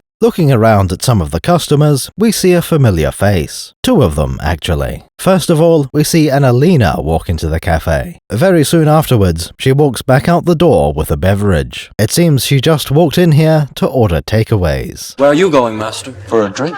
This particular Elena is Bog Tyrell. We know her from the airspeeder chase last night. In the same car with her was a Doug named Saboka. Quite by chance, he also happens to be here. There are two Dougs visible in a nearby booth. One of these is Saboka, who gets up to leave before Kenobi does. The other Doug in that booth is named Rednax. He's not the one we're interested in, though. The last guy from that group is a Nucknog, like Ark Bumpy Roos. This particular Nucknog is Slither Bushforb, Private Eye. The rest of the customers are mostly human. They have various clothing, from protective gear to outlandish costumes. We can see a couple of Rhodians and a pair of Nikto. Perhaps the most remarkable is a Passathip. That would be the Elephant Man, as seen in the special edition Cantina. The category for his race and the Chevan would be Pachydermoid.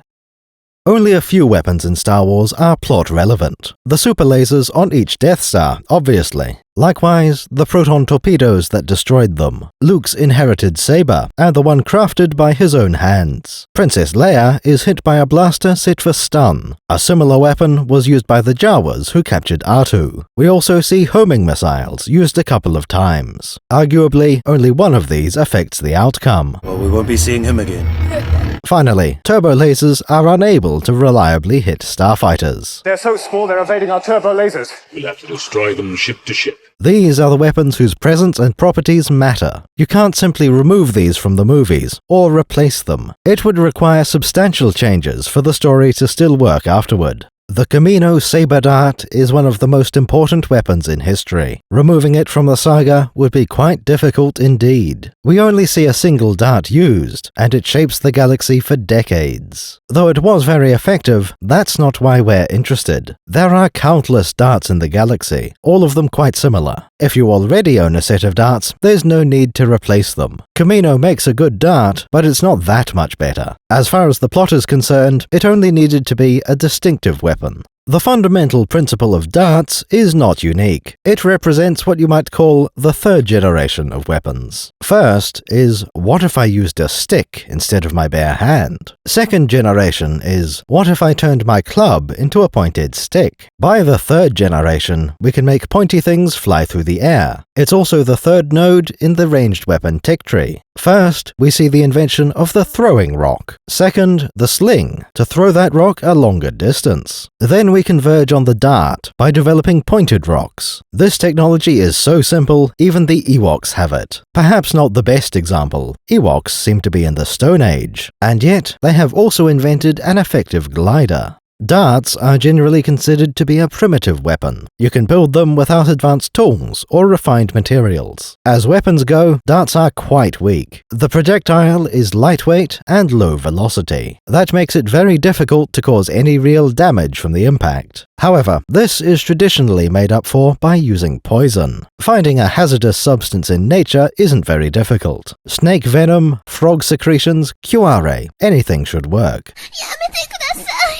Perhaps the most important reason darts fall out of favor is armor. Given that darts are small and light, they're easy to block. Cloth or leather armor stands a good chance of deflecting a dart. Chainmail should offer an unbreakable defense if it can keep the dart from drawing blood. Against plate armor, there is zero chance of the dart penetrating. Armor in Star Wars is quite interesting. Unlike on Earth, it needs to block energy weapons. This is considered to be impossible, at least for high-caliber blasters. Physical weapons are more easily deflected, though this is up to interpretation. Some will tell you that stormtroopers are completely immune to kinetic weapons. Others will say they are weak to stone arrows and falling over. The truth would have to be somewhere in between. Obviously, you can't just declare yourself immune to physical damage. There's always a bigger bullet, and it can always be thrown faster. On the other hand, the armor ought to be effective against shrapnel, which implies that it can withstand many or most projectile weapons. A decent set of armor will certainly stand up to darts. To effectively use low-penetration weapons, you need weak points. One traditional option is to aim for the gaps between armor plates. This depends on the exact weapons and armor being used. Stormtroopers and clone troopers are fully enclosed. The gaps are relatively weak, but strong enough to deflect a lot. Zam Wesell has good body armor, but an open-faced helmet. This provided a large area that was vulnerable to weapons. A blaster bolt to the face would have been just as fatal. Assuming your weapon can deal damage to weak points, can you hit them? Aim right above the fuel cells! Blasters are sometimes said to be inaccurate compared to Earth rifles. Darts would have to be inaccurate, especially at extreme range. The common darts we use today are thrown by hand. This produces a range of no more than about 10 meters. Try the same thing with a Kamino Sabredart and you'll get nowhere. Because the dart is so small and light, you'd be lucky to reach 2 meters. At low velocities, air resistance will completely throw it off course. To make this dart useful, you'll need a launching device. Traditionally, we think of poison darts as using a blowpipe, but that mysterious bounty hunter was wearing a helmet. It seems very unlikely he would take it off to use a blowpipe. Star Wars already included a solution for launching darts. These are called dart shooters, and they use a spring. If we assume an unearthly alloy, it could be an unbelievably good spring. Even so, there are limits to how fast and how far your dart can travel. The two example dart shooters are not built for long range. These are designed for concealment and to operate silently. In principle, the spring system works just like a bow or crossbow. Energy is stored in a simple machine by bending a flexible object. That energy is released into the projectile over a short distance. If we class crossbows as springs, you can make quite a decent dart shooter this way. In fact, we already have a model for how to create a crossbow in Star Wars. Chewbacca uses a non-traditional Wookiee bowcaster. These are created as magnetic accelerators, but they have a fallback mode. By swapping out the bowstring, they can function exactly like a crossbow. However, the crossbow approach might present a challenge when scaled down. The saber dart is much smaller and lighter than a bowcaster quarrel. Therefore, we should focus on the other propulsion method, some kind of electromagnetic launcher, like a railgun or coil gun. Believe it or not, this system is older than the Kamino Sabredart. The EG to Weapons and Technology has a section on wrist rockets. It turns out those existed before the B-2 battle droid as well. For the most part, these are exactly what they sound like. Boba Fett has a rocket launcher mounted on his left gauntlet. The crafty hunter is known to use this rocket launcher to launch rockets. Right now, we're interested in one of the secondary functions. This launcher includes a small magnetic accelerator. This isn't necessary for launching self-propelled rockets. Rather, it uses dedicated, inert metal projectiles. These are described as being the size of bowcaster quarrels, so quite small, perhaps around 10 centimeters by 1 centimeter. Those projectiles can only reach a maximum range of 25 meters. That performance is entirely insufficient for our purposes. Zam Wesell was killed at a distance of at least 150 meters. Depending on the dart speed, it could be 300 or 500. We need something much more effective than the magnetic accelerator. Luckily for us, the lore has already provided the perfect detail. The same launcher has a third option, rocket darts. These are explicitly stated to be a short-range weapon, contrasted against the accelerator, which also has too short a range to be useful. However, these rocket darts sound very familiar. They probably don't deal much damage or have an explosive payload. To make them effective, these darts are coated in poison. Now we just need to figure out how to get a saber dart to fly hundreds of meters. If we consult the NEG, we can find the official answer. The Kamino Sabredart can be launched by a powerful Velocity 7 launcher, used by a guy named Jango Fett, whoever that is. This book tells us precisely how the Velocity 7 launches darts. It uses compressed air to reach ranges of well over 100 meters. That sounds a lot more useful than some of these short-range options. The performance is even quite plausible, based on Earth technology. Air rifles can reach hundreds of meters of range, apparently. However, there is one component missing from the bounty hunter. Rifles tend to have rifling, which goes inside the barrel. This Jango Fett chap probably doesn't have a meter-long barrel on his gauntlet. Reducing the barrel length from 100 centimeters to 1 centimeter is not ideal. That would limit your accuracy as well as the range. Compressed air needs time in the barrel to accelerate the dart. Looks like you're in the barrel today. This lack of barrel length makes compressed air implausible. We have to use one of the other launch mechanisms. Springs can be ruled out right away. Those are even less practical. The more promising alternative would be that magnetic accelerator. It can propel a quarrel out to 25 meters. Those are large, solid projectiles made of metal. In contrast, the saber dart is both tiny and hollow. Those metal spears would be around 100 times heavier than darts. Using naive scaling, that could propel the dart 2.5 kilometers. That calculation is going to be highly inaccurate. The quarrels will likely be subsonic, and the dart is clearly supersonic. Air resistance will greatly reduce the dart's range. Still, the magnetic accelerator is viable. There is one other option that's worth considering. The Kelvaric MM9 is primarily a rocket launcher. What if we use the rocket launcher to launch rockets? There has already been a mention of short-range rocket darts. We just need to take this idea and scale it up for long range. Rockets can reach high speed and long range, among other things. There is a slight issue combining them with the saber dart. It doesn't show any signs of being a rocket dart, and it's too small anyway. You couldn't possibly fit a rocket inside the saber dart. That seems a bit like a problem, but it also presents the solution. If you can't fit the rocket inside the dart, it has to go outside. Suddenly all our size constraints have been relaxed. That saber dart can be buried within quite a large rocket. Anything up to the size of Jango's forearm, whoever that is. That's quite large enough for a fairly short-range rocket. It solves the problem of barrel length by accelerating over the entire flight time. There is one slight issue, in that Zam wasn't hit with a huge rocket. To fit the movie, the rocket would need to launch the dart. That idea is perhaps the most unreasonable part of the rocket variant. For a start, it creates a spent rocket somewhere along the flight path. Another issue is that using a dart is a strange choice. You already have a dirty great rocket flying toward your target. The simplest solution is to use the rocket as your weapon, either the impact itself or giving it an explosive warhead. These should be at least as reliable as a toxic dart. Explosives would cause splash damage, which might be undesirable. Still, the direct impact would penetrate most armor. As we've already discussed, the dart lacks penetration. However, that brings us to the advantages of the rocket system.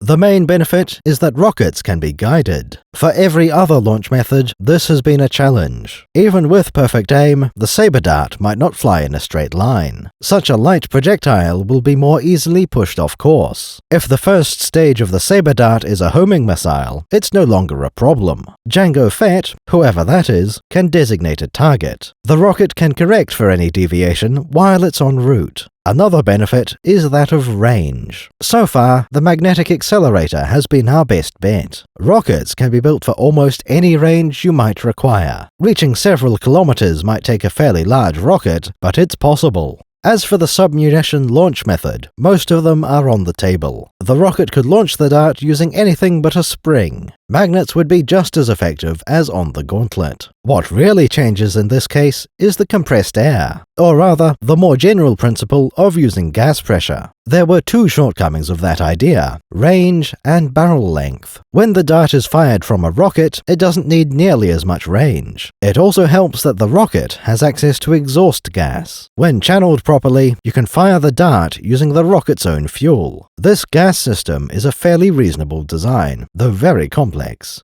To sum up the options, compressed air is canonical. It's perfectly fine for short-range shots, and might be the default. Anytime you need a long-range shot, that would require a rocket booster. Those two can coexist, because they work in different domains. Springs are used in other dart shooters, but not for the saber dart. The Bread Circus endorses the magnetic accelerator. This can function at long range on its own, without extra consumables. It can propel the dart to supersonic speeds, given enough power. You can reuse the accelerator for larger, slower projectiles. Magnets seem by far the optimal choice. When discussing darts, we should bring up another type of projectile. One of the traditional sci-fi weapons is the flechette gun. Darts and flechettes are similar enough that there's plenty of overlap. Both are small, sharp projectiles, and that's all we can say for sure. Flechettes can be a replacement for ordinary bullets. All else being equal, this should give better armor penetration. It's easier to make poisoned flechettes than bullets. On the other hand, there's less room for explosive or incendiary payloads. Flechette guns can be semi-auto or fully automatic. You can build one as a pistol, rifle, or submachine gun.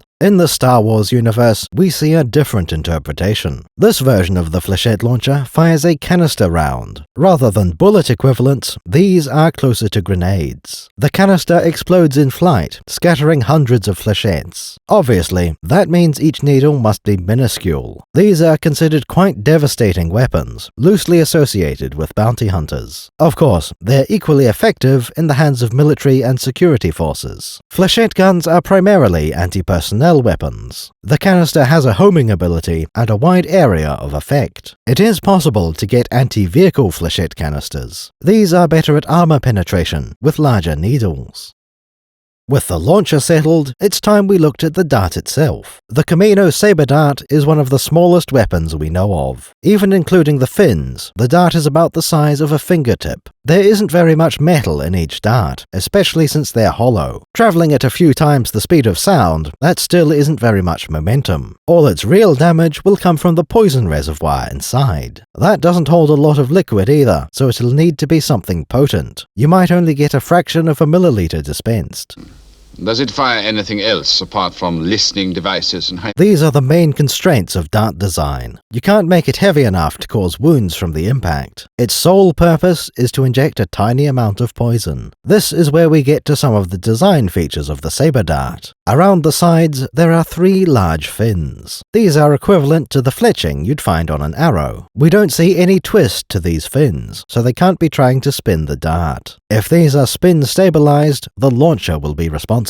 With a layman's understanding of aerodynamics, there is a concern. This doesn't look like the most stable projectile ever designed. Assuming that's correct, it would imply the saber dart is intended for short range. Flying straight for 25 meters is easy to believe. Try for a range of 200 to 500 meters, and it's doubtful. Too much chance of a crosswind catching those fins. Of course, these fins have an additional purpose. The sides are not blades, but they are very thin metal. More importantly, the tip of each fin is an embedding prong. It's not clear how long the dart takes to inject its payload. Quite likely, it would be over in a split second. These fins should impact just slightly after the primary needle. For a glancing hit, they would help to normalize the angle. Another of their functions is to hold the dart in place. The barbed prongs will prevent the dart from falling out of the target, at least for the necessary moment. It's worth noting that the NEG misunderstood the dart. If you look at their render, you can see something odd at the tip. The wing profiles are also considerably different from other depictions. Those stabilizing fins wouldn't work as embedding prongs. All they can do is function as blades to create a nasty wound. Instead, the embedding prongs have been moved to the tip of the needle. It also says there are 2 prongs instead of 3. This seems incorrect and an unnecessary mistake. The shape of these fins is actually a plot-relevant detail. Dexter Jetster mentions funny little cuts on the sides. You see funny little cuts on the side that give it away. I had always imagined this as being shallow scratches, some kind of flaw in the dart launching system, not an intentional feature. They would only appear on darts after firing. In hindsight, it seems Dexter meant cut in an engineering sense. The cuts are intentional, they've always been part of the design. When the fins are created, those would be cut from sheet sheet metal. Then they get welded to the body of the saber dart. Dexter is telling us that the fins have an unusual design, a shape that we don't commonly see on this kind of dart. That makes a certain amount of sense, but it makes the droids seem incompetent, like they didn't even look at the dart, they just tried to read symbols. Those analysis droids only focus on symbols.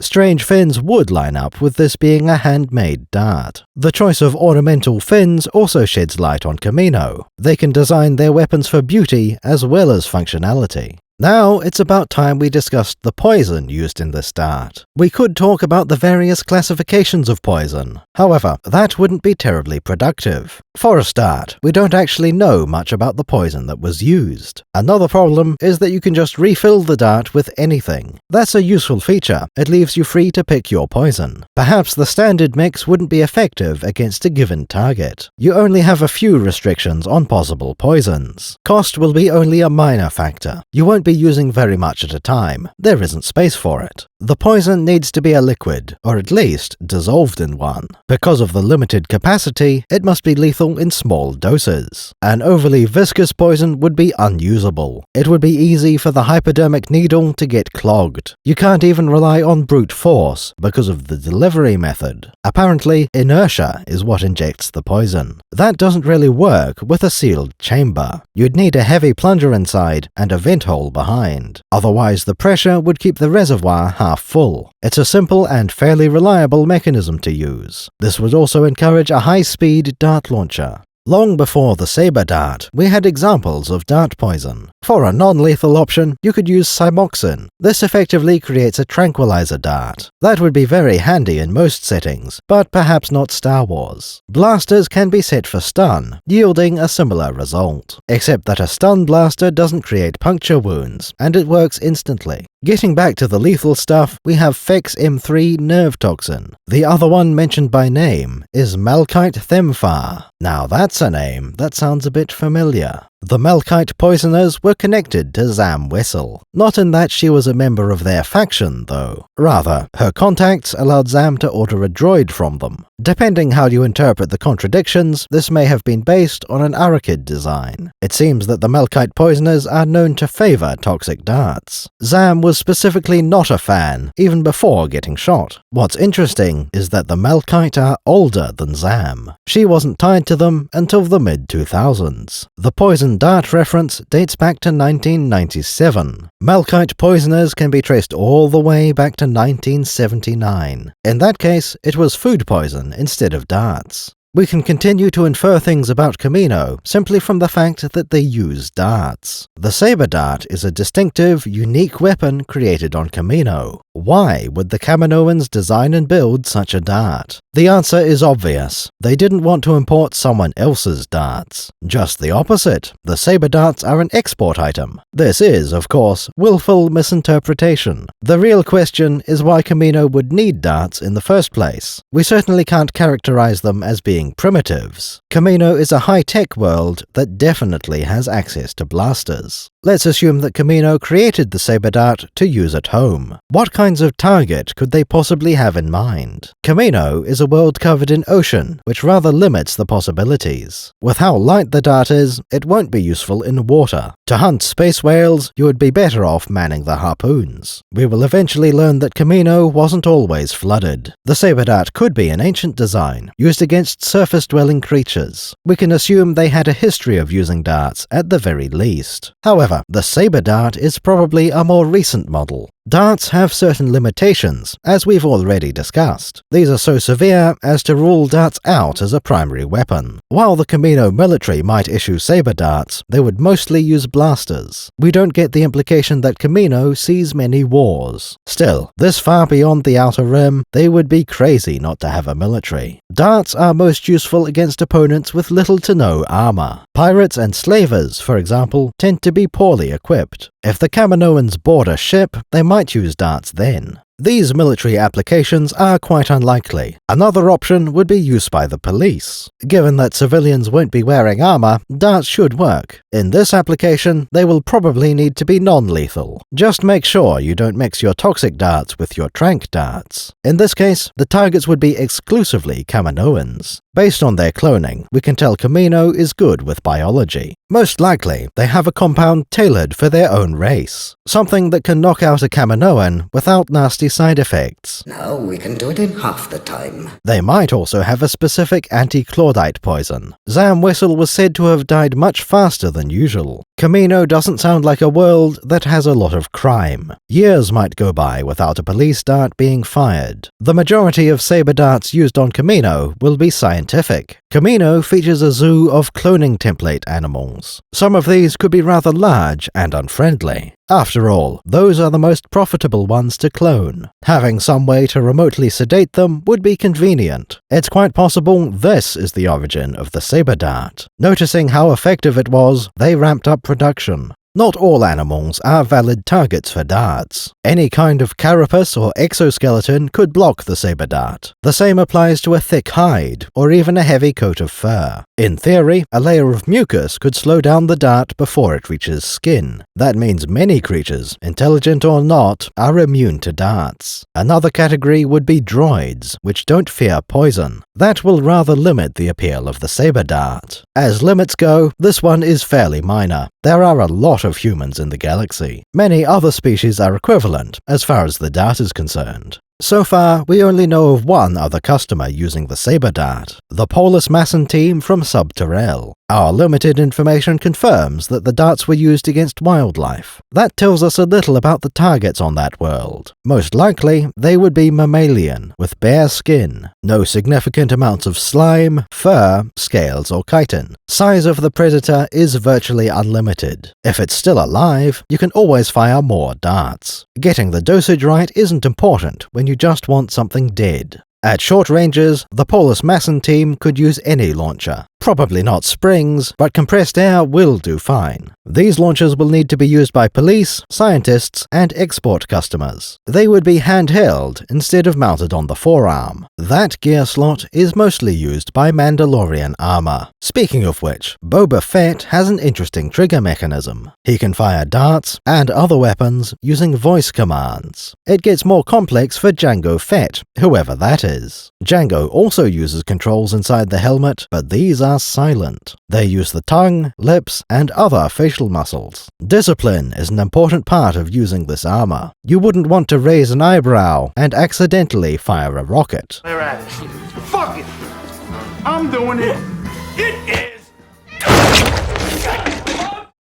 Obi-Wan is finally making progress in his investigation. With a little help from his friend, he knows what the dart is. He knows where the dart came from. All he needs to do now is visit the arms dealers on Kamino, find out if they sold saber darts to any bounty hunters. Before he leaves Coruscant, it's time for more research. The sensible plan is to consult the star maps. Obi-Wan needs to plot a course from here to Kamino. This is a good chance to learn more about the world. The Queen, she's curious about the planet. The search for knowledge brings us back to the Jedi Temple. That had failed before when analyzing the dart. Now that Dexter has solved the mystery, things are different. Obi-Wan knows the name Kamino and where to look for it. This final step should be a simple matter. What could possibly go wrong? Should be easy to find, even for those droids in your archive. We catch up with Obi-Wan in the Jedi Archives, a fairly large room with vaulted ceilings. The walls are full of bookshelves, each one 5 meters tall. There is another level above, with equally large bookshelves. This would be an impressively large room in any other building. Indeed, the novelization calls it the largest room in the temple. Technically, that might be correct. You would have to disqualify everything larger as not being a room.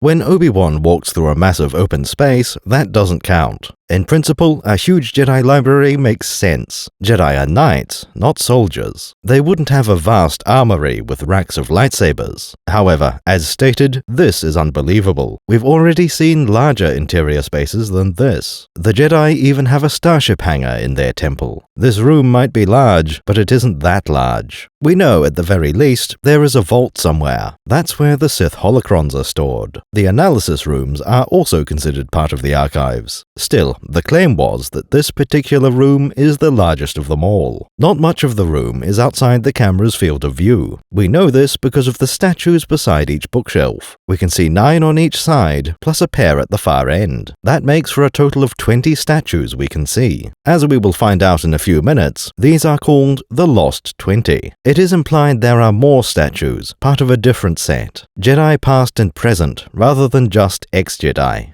Obi-Wan is standing in front of one bust in particular. This head belongs to Count Dooku. Despite an accusation, Dooku isn't relevant yet. I think the Count Dooku was behind it. There is precisely zero evidence that he was behind the assassin. The statue of Dooku is not being treated as a suspect, nor as a political idealist, leader of the separatist movement. This bust represents the Dooku who left the Jedi Order. Obi-Wan is contemplating that mystery, why he chose to leave. That is the purpose of having these statues in a place of reflection. Master Kenobi has already failed to uncover the map to Kamino. Having called the librarian, he is now killing time. Throughout this scene, Qui-Gon Jinn will come up a few times. Characters will compare Count Dooku with Qui-Gon. At no point in this conversation will their connection be mentioned. It seems this was an intentional omission to keep Dooku's master and apprentice secret. The Count will reveal one of these himself much later in the movie. Yoda will reveal the other during the final duel. Both of these seem to be intended as surprises for the audience. Once you know, it makes this conversation seem strange, but perhaps the characters are meant to be dancing around the subject. Count Dooku has been described as intense. Kenobi senses Qui-Gon's defiance in him. Both were known to defy the Jedi Council, if it seemed like a good idea at the time. Do not defy the Council, Master, not again. I shall do what I must, Obi-Wan. In the case of Dooku, that time was all the time. This attitude is what will have kept both of them off the Council. Dooku and Qui-Gon would have been excellent choices for the Jedi Council. Unfortunately, neither Jedi had ever been a Council member. Obi-Wan sees Dooku as constantly driven to solve something, always dedicated, thinking about how to address some issue.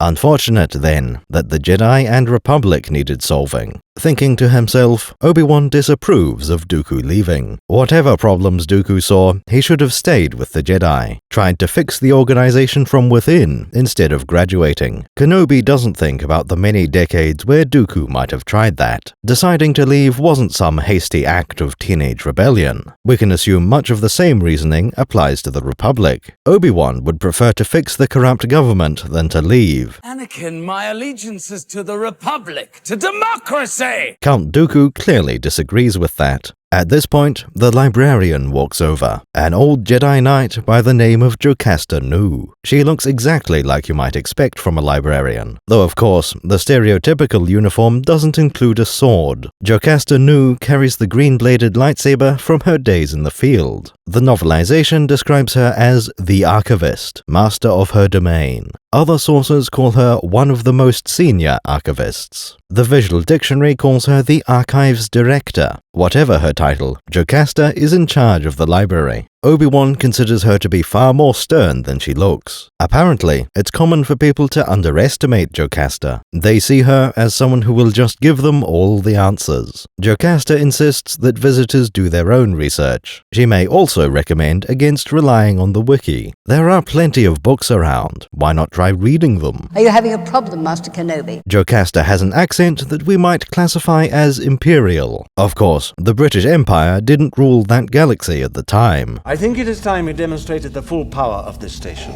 Set your course for Alderaan. He must not be allowed to escape. We'll just say Jocasta's homeworld is Coruscant, or perhaps one of its penal colonies. It's not a system I'm familiar with. truth. Are you sure you have the right coordinates? The accent sounds a little bit Australian. We aren't quite ready to catch up with the movie yet. Jocasta Nu is the star of another deleted scene. She notices that Obi-Wan has been looking at the statue of Dooku. Most of the experienced Jedi will have met Dooku. He left around the same time Anakin was recruited. At that time, Obi-Wan had just been promoted to knighthood. He had only seen Dooku a few times before. It's clear that Jocasta knew the Count quite well. With their ages, they might have been in training at the same time. From the way she speaks of him, Jocasta is still fond of Dooku. Her first comment is that Count Dooku has a powerful face. He has a very powerful face, doesn't he? It's hard to disagree, but that's an unusual thing to say. Dooku is well known for his signature look of superiority. Jocasta continues to show her esteem for the Count. She describes him as one of the most brilliant Jedi of his time. He was one of the most brilliant Jedi I've had the privilege of knowing. This would have been a good thing to establish, that the bad guy is competent. But in this day and age, such things were implied by default. You simply cast Christopher Lee and then avoid making jokes at his expense. Patience, Viceroy, patience, she will die. Shit, Negro, that's all you had to say. Eventually, it will become obvious that Dooku is powerful. Obi-Wan responds by saying he doesn't understand Dooku. I never understood why he quit. This seems to be entirely true, since he'd been thinking that a moment ago. Kenobi honestly has no idea what might drive someone to leave the Jedi Order. The truth. The truth. Quite a worrying sign, since he's a fully trained knight. The Jedi have a name for the Lost 20 who resigned from the Order. It's likely that younglings have to memorize all 20 names, what millennium they left, and what happened next. Despite that, Kenobi is completely out of ideas. How embarrassing.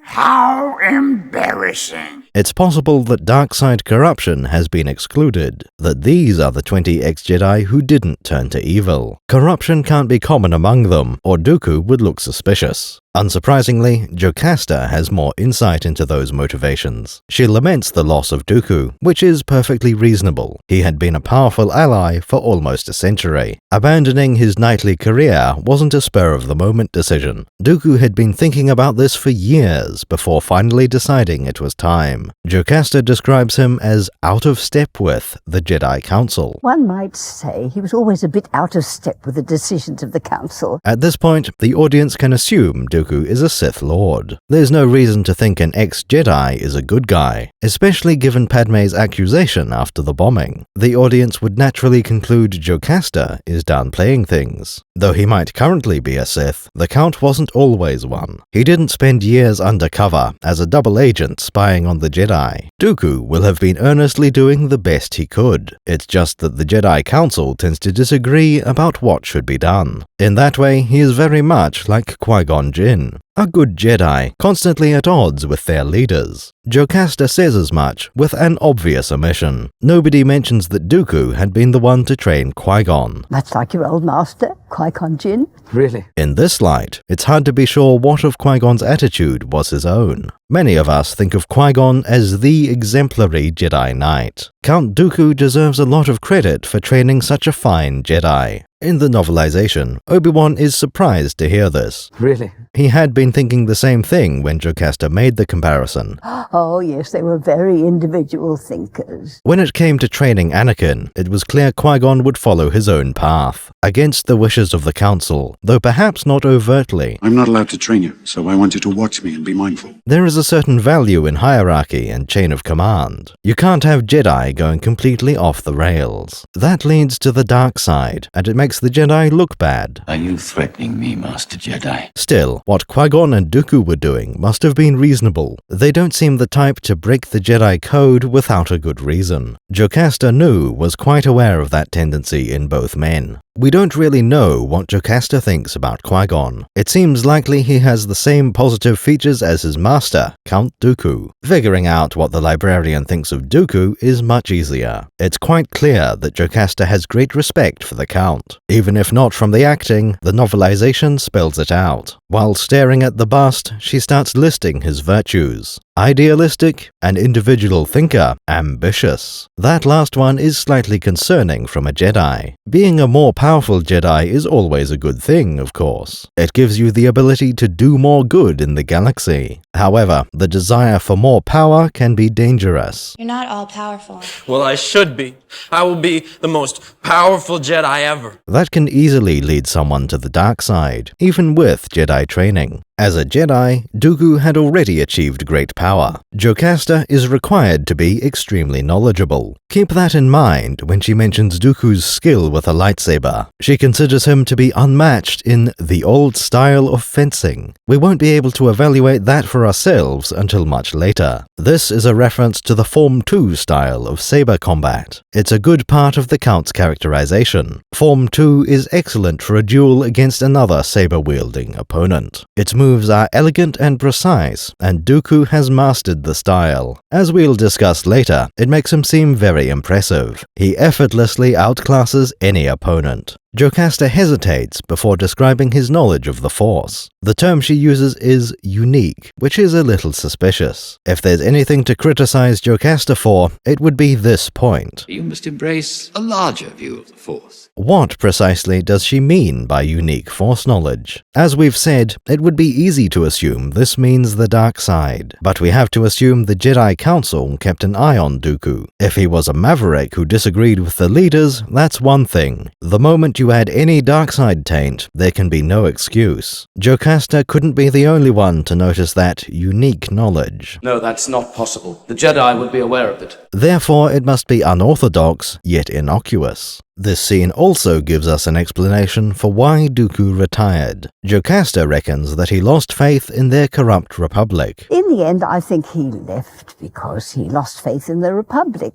Not a surprising stance, given what we've seen already. He knew all about the corruption in the Senate, but he would never have gone along with it if he had learned the truth as I have. Count Dooku is correct to see the corruption in the Republic. It makes a lot of sense for him to create a separatist faction. Jocasta says Dooku had disapproved of the Republic's influence, that the Jedi betrayed themselves by serving the politicians. Officially, the Jedi Order is part of the Republic government, a subordinate part with no authority over the Senate. It's important to understand that Count Dooku is completely right. I've been looking forward to this. The Jedi used to be independent for a reason. They can't serve two masters at the same time. In the name of the Galactic Senate of the Republic, you are under arrest, Chancellor. Following orders from the Senate is not a traditional part of their job description. Their responsibility is to the citizens of the Republic, not its leaders. It's not clear if the Senate sees anything wrong with the current state of affairs, either having the Jedi under their thumb or the rampant corruption. We do know that Dooku didn't like it. Jocasta Nu agreed with him, as did Qui-Gon Jinn. Though he may not admit it to himself, Obi-Wan secretly concurs. Our next bit of information is extremely important. Jocasta tells us that Dooku vanished for about 10 years. He disappeared for 9 of 10 years. That's exactly the time gap since the Phantom Menace. Clearly, Dooku wasn't pleased with the Naboo incident. We don't know how he felt about Anakin being trained. Given that Dooku trained Qui-Gon, he will be displeased with the outcome. We also know that Dooku had high expectations of government. He will consider the Senate's actions to be a disgrace. First, they interfered with trade route taxes. When this caused a blockade, the politicians took no responsibility. We would never do anything without the approval of the Senate. Chancellor Valorum sent in Qui-Gon, who died a few days later. Everyone will understand Dooku being a trifle miffed. This situation is bad for everyone involved. Not even the Jedi are innocent in this. They denied that Sith existed. Count Dooku will eventually turn out to be a Sith Lord. It's likely he was recruited just after Darth Maul died. We'll go into more detail on that in a few hours. Given what we know of the timeline, there are maybe 2 years of margin. Dooku disappeared for 9 entire years. During that time, he will have been learning the dark side. This also means that he resurfaced very recently. And turned up recently as head of the separatist movement. Assuming he didn't immediately leave the Jedi, that could use up 1 year. Count Dooku has led the separatists for no more than about 1 year. Amidala has opposed the Military Creation Act for 1 year. I haven't worked for a year to defeat the Military Creation Act,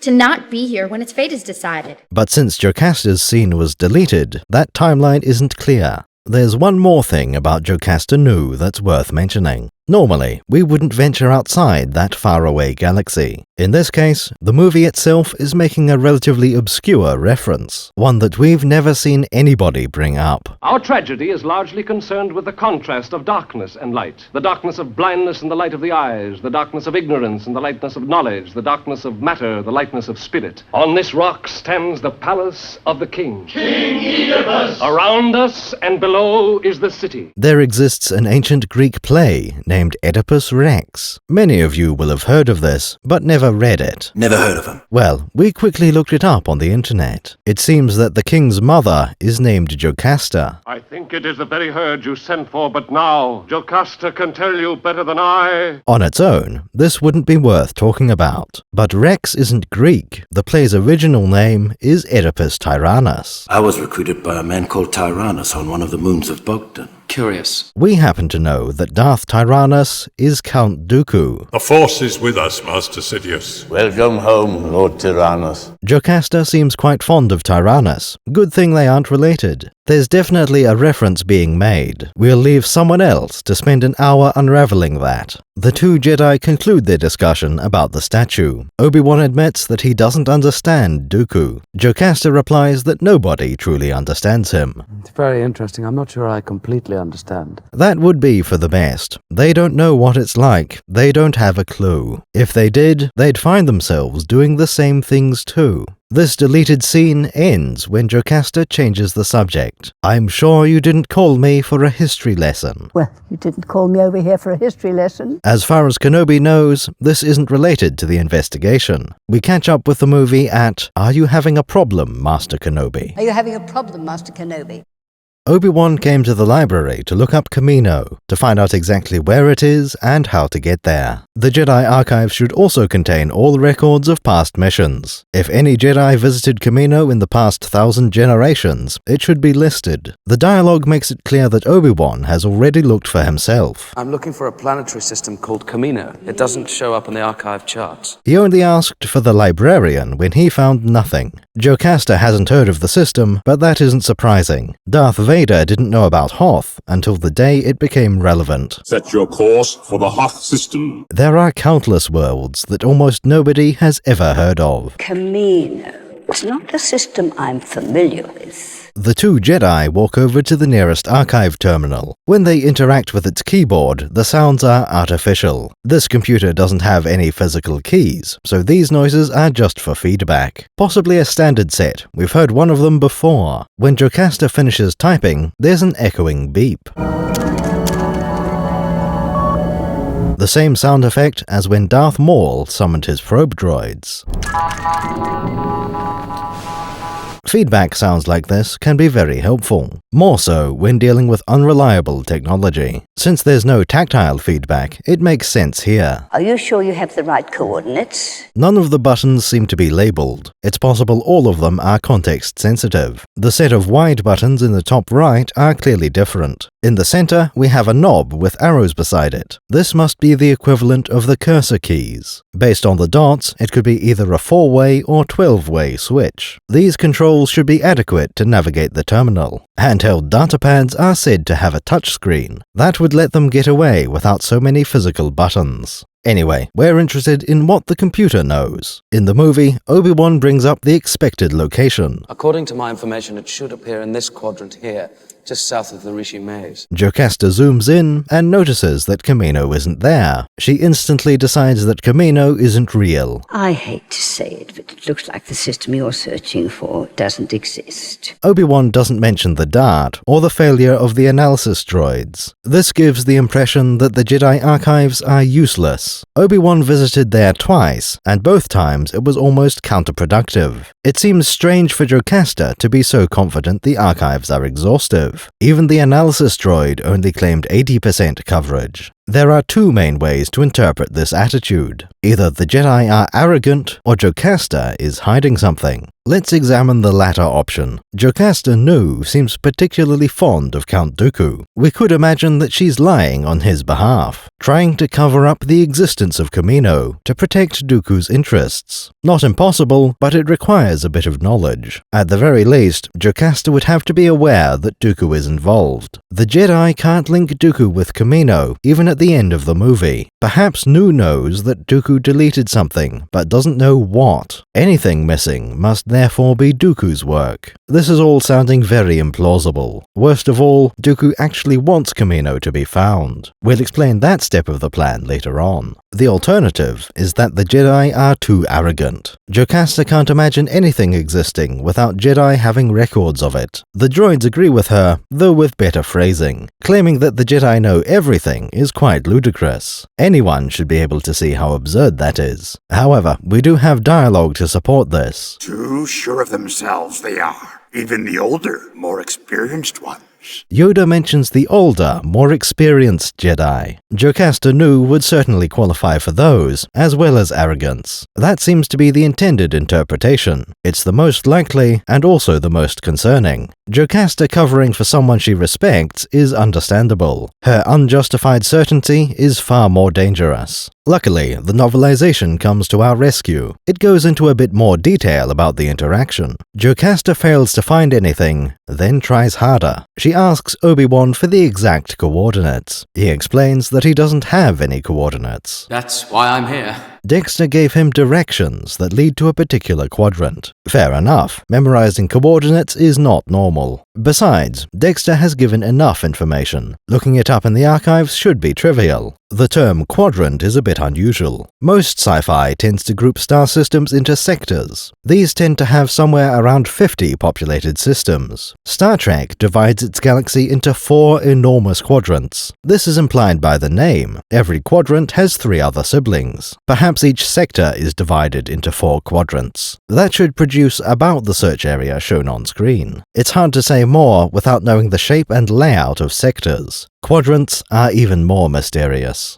With such imprecise directions, Jocasta is not impressed. She doubts the reliability of Obi-Wan's information. Despite that, Obi-Wan has complete confidence in Dexter. He is convinced that the dart did come from Kamino. Instead of dismissing him, Jocasta keeps working. Her next thought is to run a gravitational scan. Before the results come in, that's very interesting. Scan implies she's able to check what's happening in that quadrant. Jocasta pushes a button on Coruscant, and a scan happens. Within seconds, the results are beamed back from beyond the outer rim. The HoloNet does allow for this ability. It's possible to get a live signal from anywhere in the Old Republic. However, it does imply a lot of additional infrastructure. The HoloNet can explain getting signals across the galaxy. You still need a network of sensors to make those scans in the first place. No matter what sensor range you assume, that's a lot of hardware. Things get far worse if your sensors work at the speed of light. The more reasonable assumption is that Jocasta didn't initiate a scan. What she's actually doing is displaying data they had already. These can still be updated remotely, and are even implied to be. It just doesn't require a dedicated sensor in every star system.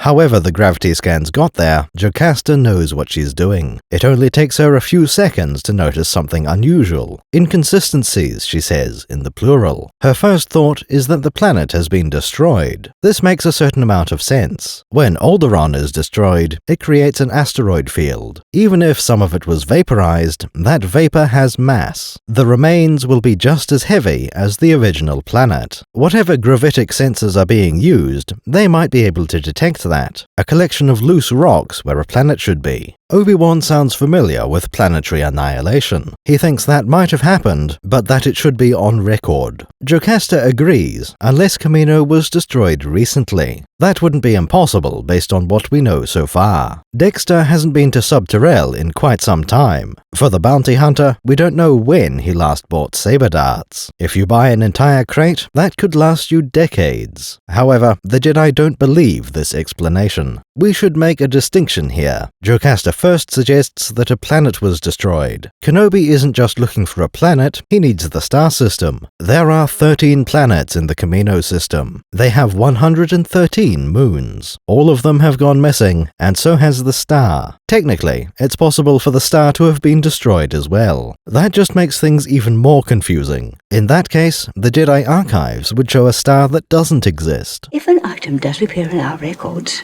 it doesn't exist. If there were records of destruction, that would be noted inside the Kamino entry. What we see in the movie is just the opposite. A system that should, and does exist, but isn't on the map. If we assume both sources are perfectly reliable, this seems impossible. These two Jedi have different ways to resolve the contradiction. Obi-Wan takes what should be a reasonable position. Impossible. Perhaps the archives are incomplete. Sometimes the library doesn't have the book you needed. Jocasta is offended by the very idea of it. The Jedi know everything there is to know about the galaxy. There are no secrets, and the Jedi cannot learn anything. The archives are comprehensive and totally secure. Jocasta seems to sincerely believe this. If an item does not appear in our records, it does not exist. Strange. She ought to be intelligent enough to see it as nonsense. Even their analysis droids only claimed to know 80% of everything. A few hours ago, Obi-Wan left the archives. It was impossible to identify the Kamino Sabredart. When he found the solution elsewhere, he returned. This time he looked up Kamino and got no results. Kenobi has already proven the archives are incomplete. When Jocasta says Kamino doesn't exist, it isn't very compelling. Obi-Wan knows that Dexter wouldn't lie about this. If he didn't recognize the dart, Dex would have said so. Being that unidentifiable would be useful information on its own.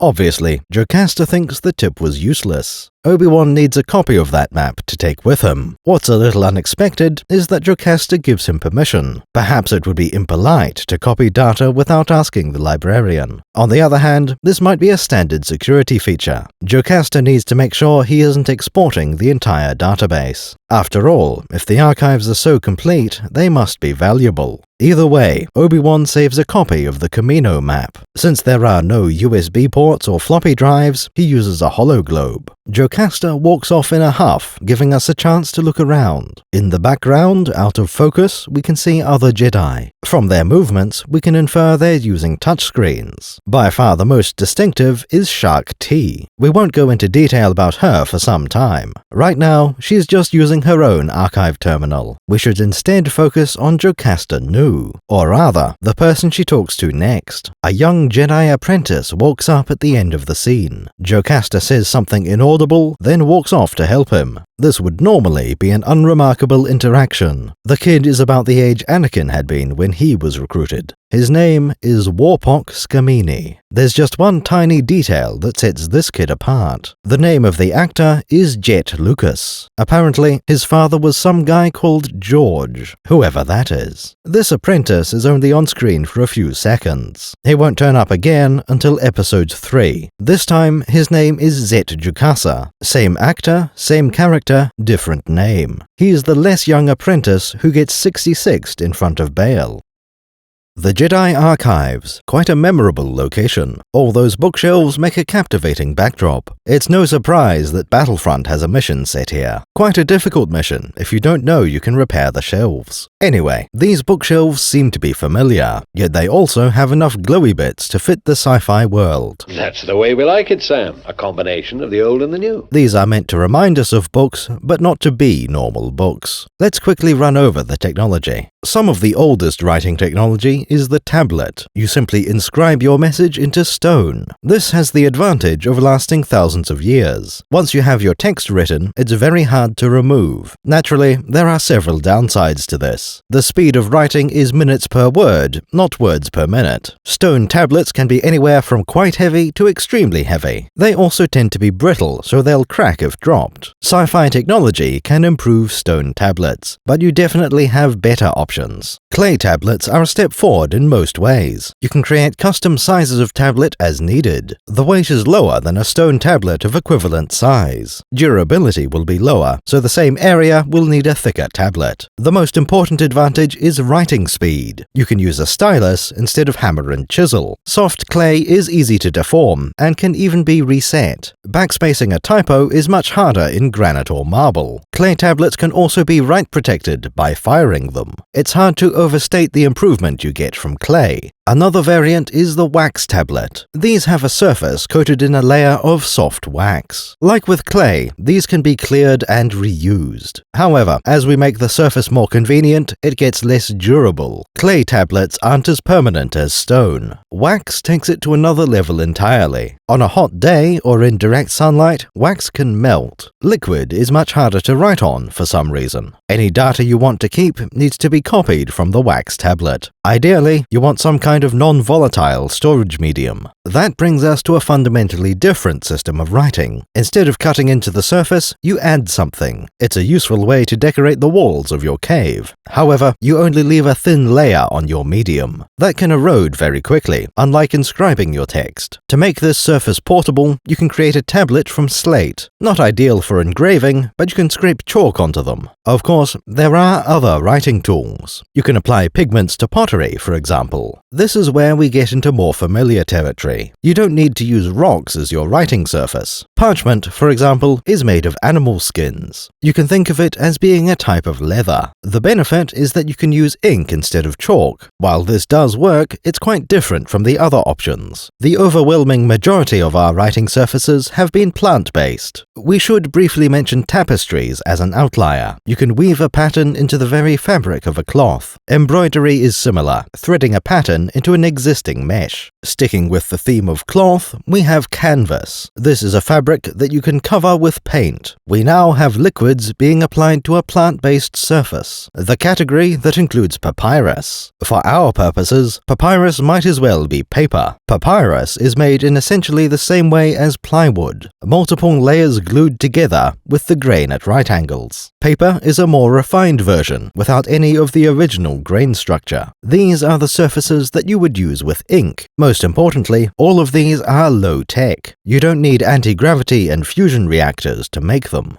The Star Wars setting absolutely has the ability to produce paper. Conventional books can exist, and they will on many worlds. Even the Ewoks could be taught most of these techniques. It's almost certain that somewhere in the Jedi archives, they have paper. Stone tablets and parchment will quite likely be there too. The only reason we don't see paper is because of culture. Technology has been shared within the Old Republic. Everyone in the civilized galaxy can have all the paper they want. It's just that nobody wants it anymore. With that level of technology, they can do better. We'll get to digital data storage in a minute. Restricting ourselves to paper, even that can be replaced. The canonical substitute is called flimsoplast. As the name implies, this material is made of plastic. This has certain advantages, like being thinner. A page of flimsoplast can be stronger than paper at the same dimensions. Producing flimsoplast in bulk should be easier. If you need a roll 1 kilometer wide, you can probably manage it. This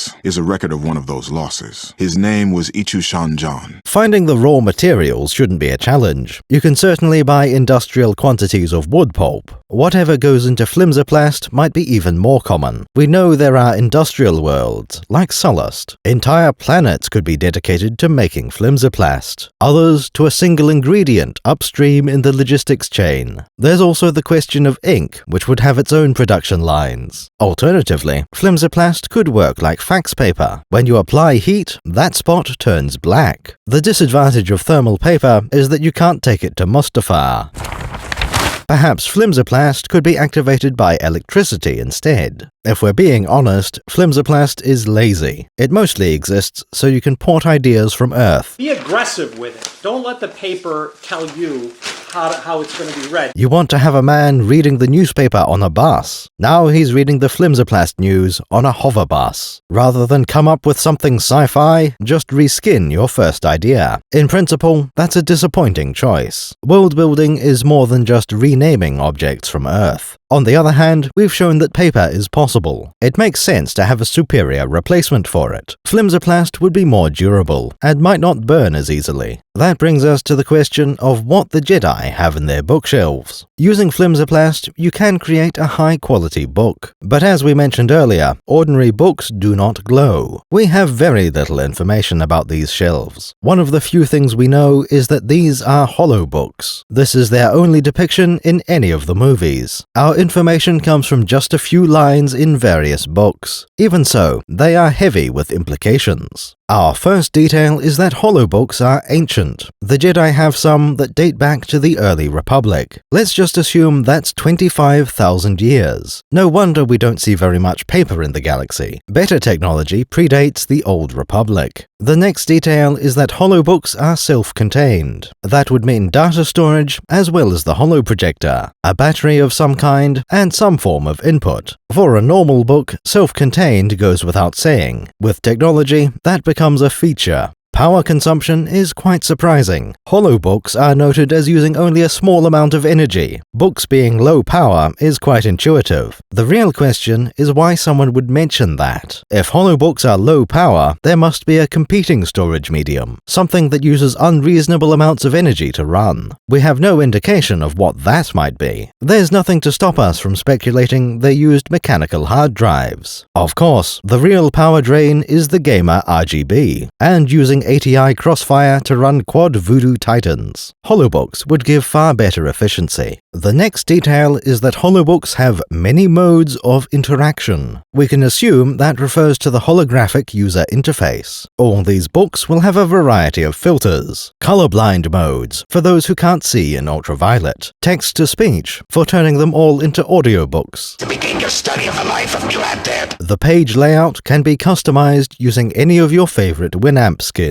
It can probably imitate a physical book or a scroll. Wouldn't be surprised if there's a port for an external monitor. The holobook probably has a few physical buttons on it as well. Another interesting point is data security. Apparently, this is the primary motivation for using holobooks. Like with a conventional book, there is no network connection. The Jedi are concerned about someone slicing in to steal their data. To prevent that, they store most of it on holobooks. Being self-contained, holobooks have a natural air gap. We can assume they don't support Bluetooth either. Without remote access, a thief would need to break in, physically walk into the Jedi Temple and steal their books. This is why Jocasta believes the archives are so secure. Obi-Wan doesn't appear to be reading a holobook, though. He's sitting at an ordinary computer terminal. Possibly there's a holobook slotted into the machine. Using a terminal to read non-networked storage is familiar. In this case, holobooks would be similar to microfilm. The reader needs physical access to the storage medium. It takes a large viewing device to display the data. Holobooks just have a better storage density than microfilm. On the other hand, maybe this terminal is networked. It can access the temple's galaxy map, which is constantly updated.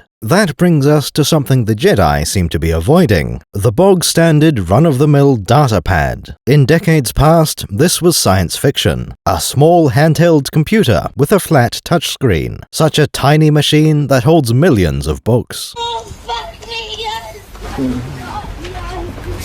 The youth of today may find that hard to appreciate. Statistically, someone must be watching this video on a datapad. Many households will own a tablet computer they think is rubbish. Yet if you take that back to the 1960s, everyone will be astonished. In the modern age, datapads are easy to explain. You don't even have to call it a PDA, then expand the abbreviation. All you need to say is, it's an Android tablet. There really is very little to set these devices apart. Datapads are the sophisticated sci-fi paper. Unlike with flimsoplast, there's no need to print your documents. Various models can be designed for different races and purposes. Attachments can give the datapad new functionality. Data can be transferred on and off as you'd expect, with a cord, wirelessly, or using a storage slot. Most citizens would own at least one datapad. Jedi have an alternative storage medium. Holocrons are intricate little devices. Apparently, the name is short for holographic chronicle, far more reliable than biological chronicles. We've seen dodecahedrons and tetrahedrons. By far the most common shape is a cube. We aren't told that these have to be regular polyhedra. Perhaps those are chosen for the sake of tradition. The majority of the holocron is made of clear crystal. That part does seem to be necessary for the holocron to function.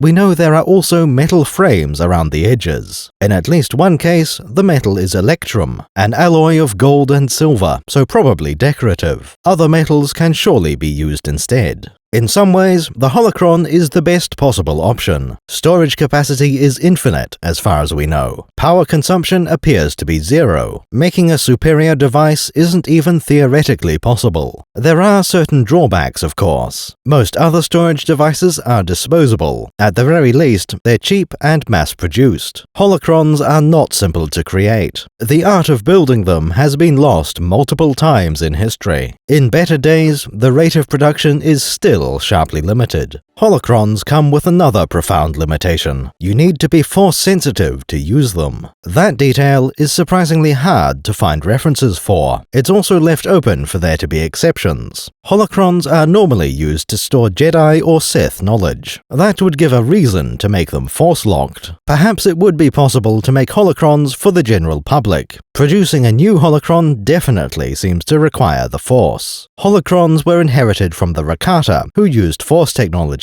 This would mean mass production is out of the question. Another oddity is the user interface. Holocrons have a cognitive matrix encoded into them. This is a fancy way to say there's a hologram inside. We call it the host, and it will be the Jedi or Sith who created the holocron. You can include guest stars, but the creator runs the holocron. This host controls access to the data stored inside. On a good day, that means being helpful. It can act as a search engine and personal instructor. Holocrons are designed to teach, not just to inform. On the other hand, the host acts as gatekeeper. When it judges you as ready, deeper knowledge can be revealed. Holocrons are very important, but perhaps not practical. The Jedi archives have quite a few of these, in various forms. Most are the standard cube design, and probably safe for students. The dodecahedron we see is called the Great Holocron. To our knowledge, this one is the finest ever created. It's unlikely any Jedi has seen all of its knowledge. Access to this one is surely restricted. The Jedi also have a few tetrahedral holocrons. These are the Sith ones. Corruption incarnate. Mostly, they stay in the vault and nobody goes near them. Most of the time, with only a few exceptions. Despite their significance, most people wouldn't recognize a holocron. Citizens of the Republic have no reason to interact with them. The Jedi don't bring holocrons everywhere they go, openly displayed. You're a Jedi Knight, aren't you? What makes you think that? I saw your balls. This means the holocron is far more famous on Earth. You might even say the fans are obsessed with the things. Anytime knowledge is collected, it might be called a holocron. Many Star Wars games will feature holocrons in some way, sometimes as part of the plot, or just items to collect. Sith holocrons are exquisite sources of conflict. Their popularity is deserved, but perhaps a little excessive. The final storage medium to discuss is the hologlobe. This won't turn up in the movie for a while yet. However, it is mentioned in the novelization. When saving data from a library terminal, it goes into a hologlobe. These are quite small devices, only a couple of centimeters in diameter. What's fascinating is that they seem to have no mechanism. The globe is fully transparent and has no moving parts. More so than the other storage media, this invites speculation. We can see all of the components that do not exist. The first conclusion we can make is that hologlobes are passive. They store data for later retrieval. The only time we see a hologlobe, it projects a map. It's inserted into a socket shaped like a candlestick. From the way the orb starts glowing, the stand might be the projector. That is to say, it doesn't just store data. Other storage devices would be hooked up to a dedicated holoprojector. In the case of the hologlobe, it acts as the final lens. The stand provides the light, shining up through the globe. That projects the image stored in the marble into the room. Assuming you intend to view the data as a hologram, that's clever. There's no need to convert it to and from digital data. Just encode the image directly into the hologlobe. It can still be hooked up to a dedicated projector, useful if you have access to a much better display. It's also worth noting that the orb is convenient. They can be stacked, though not particularly well, but there are no sharp corners. It'll fit nicely into a pocket. When transporting a dozen, treat them like a bag of marbles. Hologlobes will be a well-known known, if less common, storage format. Most people will prefer cards and data tapes. It's also worth bringing up the principle of holography. For most storage formats, they break if you break them. Not again. Obi-Wan's gonna kill me. When a magnetic tape is cut, at best you have two halves. Digital formats tend to become entirely useless. Holograms are fundamentally different. If you break a holographic plate, you have two holograms. Both of them contain exactly the same image. This doesn't have any real application for Star Wars. It might be a convenient way to share a copy of your data. However, marbles are not easy to slice in half. If you can use a dedicated machine for that, you might as well just copy the data. In the West End RPG, there is a strange set of rules. These measure computer data by a number of dice. When you need information, you roll that many dice. If you're lucky or have a lot of data, you find what you were looking for. The more dice of data you have, the better your chances. You can look for information that isn't there and find it anyway. It does have to be relevant to the final contents. You can't pull Death Star plans from some Z-95 blueprints. This system is very strange, and mostly exists for gameplay reasons. Its justification is that data storage works differently in Star Wars. Something to do with compression, AI, and heuristics. If you know where to look, Pi should contain all of Star Wars. Every book and movie encoded in any format you like. All you need to store is the offset, how far in to start looking. Perhaps your data is compressed down into pure randomness. Then you just need to go looking for something that sounds about right. After you run some error correction software, your file is unzipped. We can also say the magic word quantum a few times. That ought to fix any concerns with your sci-fi technology. In the end, this doesn't change much about the setting. You still need to obtain the right files in the first place. Working with data just becomes a little easier for the game master. There's no need to keep track of every gigabyte. You won't get someone questioning the file size of the Hoverbus timetables. The answer is always roll and see if you can find it. Large files are rare and expensive. It's possible to split a 10D into two 5Ds. When you try to reassemble them, there is a catch. If all goes well, you only get a single 6D file. But if you fail, the 5s become a pair of 4D files.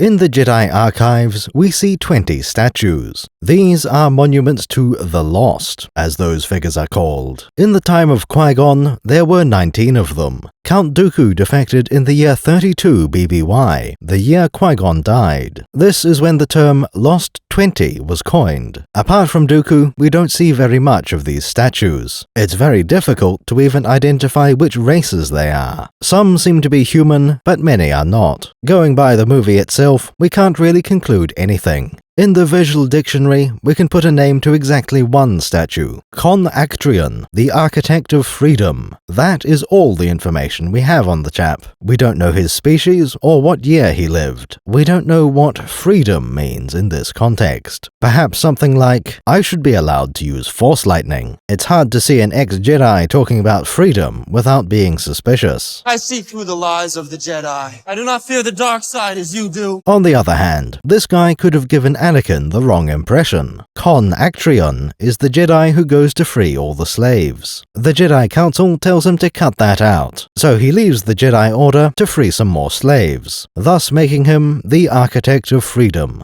The Essential Guide to the Force doesn't help much. It gives us precisely one additional name. A Jedi named Fannius had left 2,000 years ago. That brings us down to 17 mysterious ex-Jedi. Though it was our last confirmed name, there is more to learn. Fannius would be corrupted into Darth Ruin. This set in motion an age of darkness that lasted 1,000 years. We are also told that Darth Ruin recruited other Dark Jedi, ones who had previously been part of the Jedi Order, like Fannius. Perhaps those were the remaining Lost 17. This book actually rules out many possibilities. We are told that the Jedi didn't know the Lost had fallen. None of them are on record as having turned to the dark side. The Jedi aren't aware of any connection between Fannius and Ruin. That lines up with what the circus inferred from the movie. The Lost 20 are not seen as a bunch of Sith, or even Darksiders. In fact, the book takes it further. Perhaps none of them were evil, or at least, everyone who turned evil did it secretly. This book gives us another couple of ways to exclude people. An easy way out is that leaving has to be official. These Jedi have to formally renounce their commissions. Anyone who would otherwise qualify must not have filed the paperwork. This will be our main way to discount any inconsistencies. The other criterion is about their specific rank. Only a Jedi Master is considered for these statues. When it comes to the countless rogue apprentices, they get nothing. No statue, no catchy title. Not even a Jedi Knight qualifies to join the Lost. Anyone who would leave is probably going to do so before reaching Master level. With these added restrictions, the statues make more sense. Training is a dangerous time for the apprentices. One cannot simply put statues of Sith Lords in the library. It's all too easy for a child to fixate on a historical figure. Monuments to the dark side would cause a lot of rebellious Padawans. By making these statues of ex-Jedi in good standing, the problem is fixed. These are people who left the Order for good reasons. Reflecting on these statues can give useful insight. There are lessons to learn from each Jedi Master who resigns. Keeping these in mind could improve the Jedi Order. It's important to keep in mind that the Lost is a small group. If there had been only 20 ex-Jedi, the galaxy would be better off. Almost every dark-side group can be traced back to former Jedi. One of the first examples is 24,500 BBY. This would be the first great schism of the Jedi Order, though obviously they didn't give it a number at the time. We know that a few bogans created the Legions of Letau. Any proper legion needs to have a fair few members. That alone would use up our quota of fallen Jedi. There is a reference to 30 Dark Jedi being evenly matched. Almost 20,000 years later, we have another great schism. Around the year 7000 BBY, we find a bunch of rebels. These are referred to as a cadre, probably several dozen, enough to participate in a century of war. This is known as the 100-Year Darkness. When the war was over, these Jedi exiles fled to the Galactic Rim. They still had enough population to set up the Sith Empire. For these events, we already need at least a couple of hundred Jedi. Anything less wouldn't really make sense. Thousands of corrupted Jedi would be entirely plausible. That's a little more than the Lost 20. Jedi history doesn't get much quieter in the coming millennia. We see Freedon Nad turn to the dark side. Since he was a Jedi Knight, he can't be considered one of the Lost. Besides, the Jedi became aware he had been corrupted. It seems likely that would also disqualify Nad. It's a very similar story with other fallen Jedi. Famous names like Ulic Qel-Droma and Exar Kun. Even Darths Revan and Malak had only been knights. Limiting the Lost to being masters makes this plausible. We know that a lot of Jedi followed these various traitors. Jedi Masters probably won't be convinced by some charismatic youngster. Count Dooku would be the last of the Lost. He was number 20, and the most recent departure. No other Jedi Master left the Order, until the Clone Wars. This wasn't a universally popular war. Many Jedi may have resigned in protest, Masters included. However, we don't know of anyone new being added to the list. During this time of war, it's unlikely any new statues were installed. Surprisingly, we do have a statement from Count Dooku. He made this to explain why he was leaving the Jedi. More precisely, he wanted to counter certain rumors. He raises several possibilities, but doesn't commit to them. The death of Qui-Gon was most likely the final straw. Dooku mentions Baltazar and Galadran. We won't go into those two just yet. The Count vocally disapproves of the corrupt Senate. That fiasco over Naboo will not have improved his opinion. Dooku touches these reasons in passing to reach his real point. He wants to dispel the rumor that he's in it for the money. When he returns home to Serrano, he will be one of the richest men in the galaxy. Quite a temptation, even for the Jedi. Dooku points out that he always had a fortune waiting at home. He could have left the Order at age 14 or 40. There would be no reason to spend almost a century as a Jedi. Master Dooku wanted to be the very best, like no one ever was. when he returns home, most of that money will mysteriously vanish. Not spent on luxury airspeeders, snazzy capes, and death sticks. His resources will largely be invested into a couple of armies. But we are getting ahead of ourselves. Count Dooku has asked for privacy, and we don't wish to be rude. Chancellor Palpatine composed a response of his own. As you would expect, it was full of meaningless platitudes. This doesn't seem to be a public message, though. Palpatine pretends that he hasn't been in contact with Dooku. With Master Dooku having criticized the Senate, he will be well known. Palpatine can't claim to be unaware of the man. However, he states that he respects Dooku. Palpatine was elected based on the same criticisms of the Senate. He declines to make a public statement on the matter. This is probably the least suspicious move he could make. With that, we have exhausted our first location. There are only a few minutes of Coruscant left in the movie. We have learnt something about clones and Kamino. Senator Amidala has finally been moved to a safe place. The enigmatic Count Dooku is slightly less mysterious. This is a mistake, a terrible mistake. They've gone too far. This is madness. Our next chapters will take place on the far side of the galaxy. There will be new aliens and grand revelations. We'll see politics and picnics, teaching and trampling. And of course, there will be machines to analyze. We hope you enjoyed this part, and that we'll see you for the next one. Thank you for watching to the end. There are two ways to support us. Become a patron at patreon.com/The Bread Circus, or subscribe, like, and comment. Only the former option guarantees that your name lives on in history. The other is embarrassing YouTube-y stuff.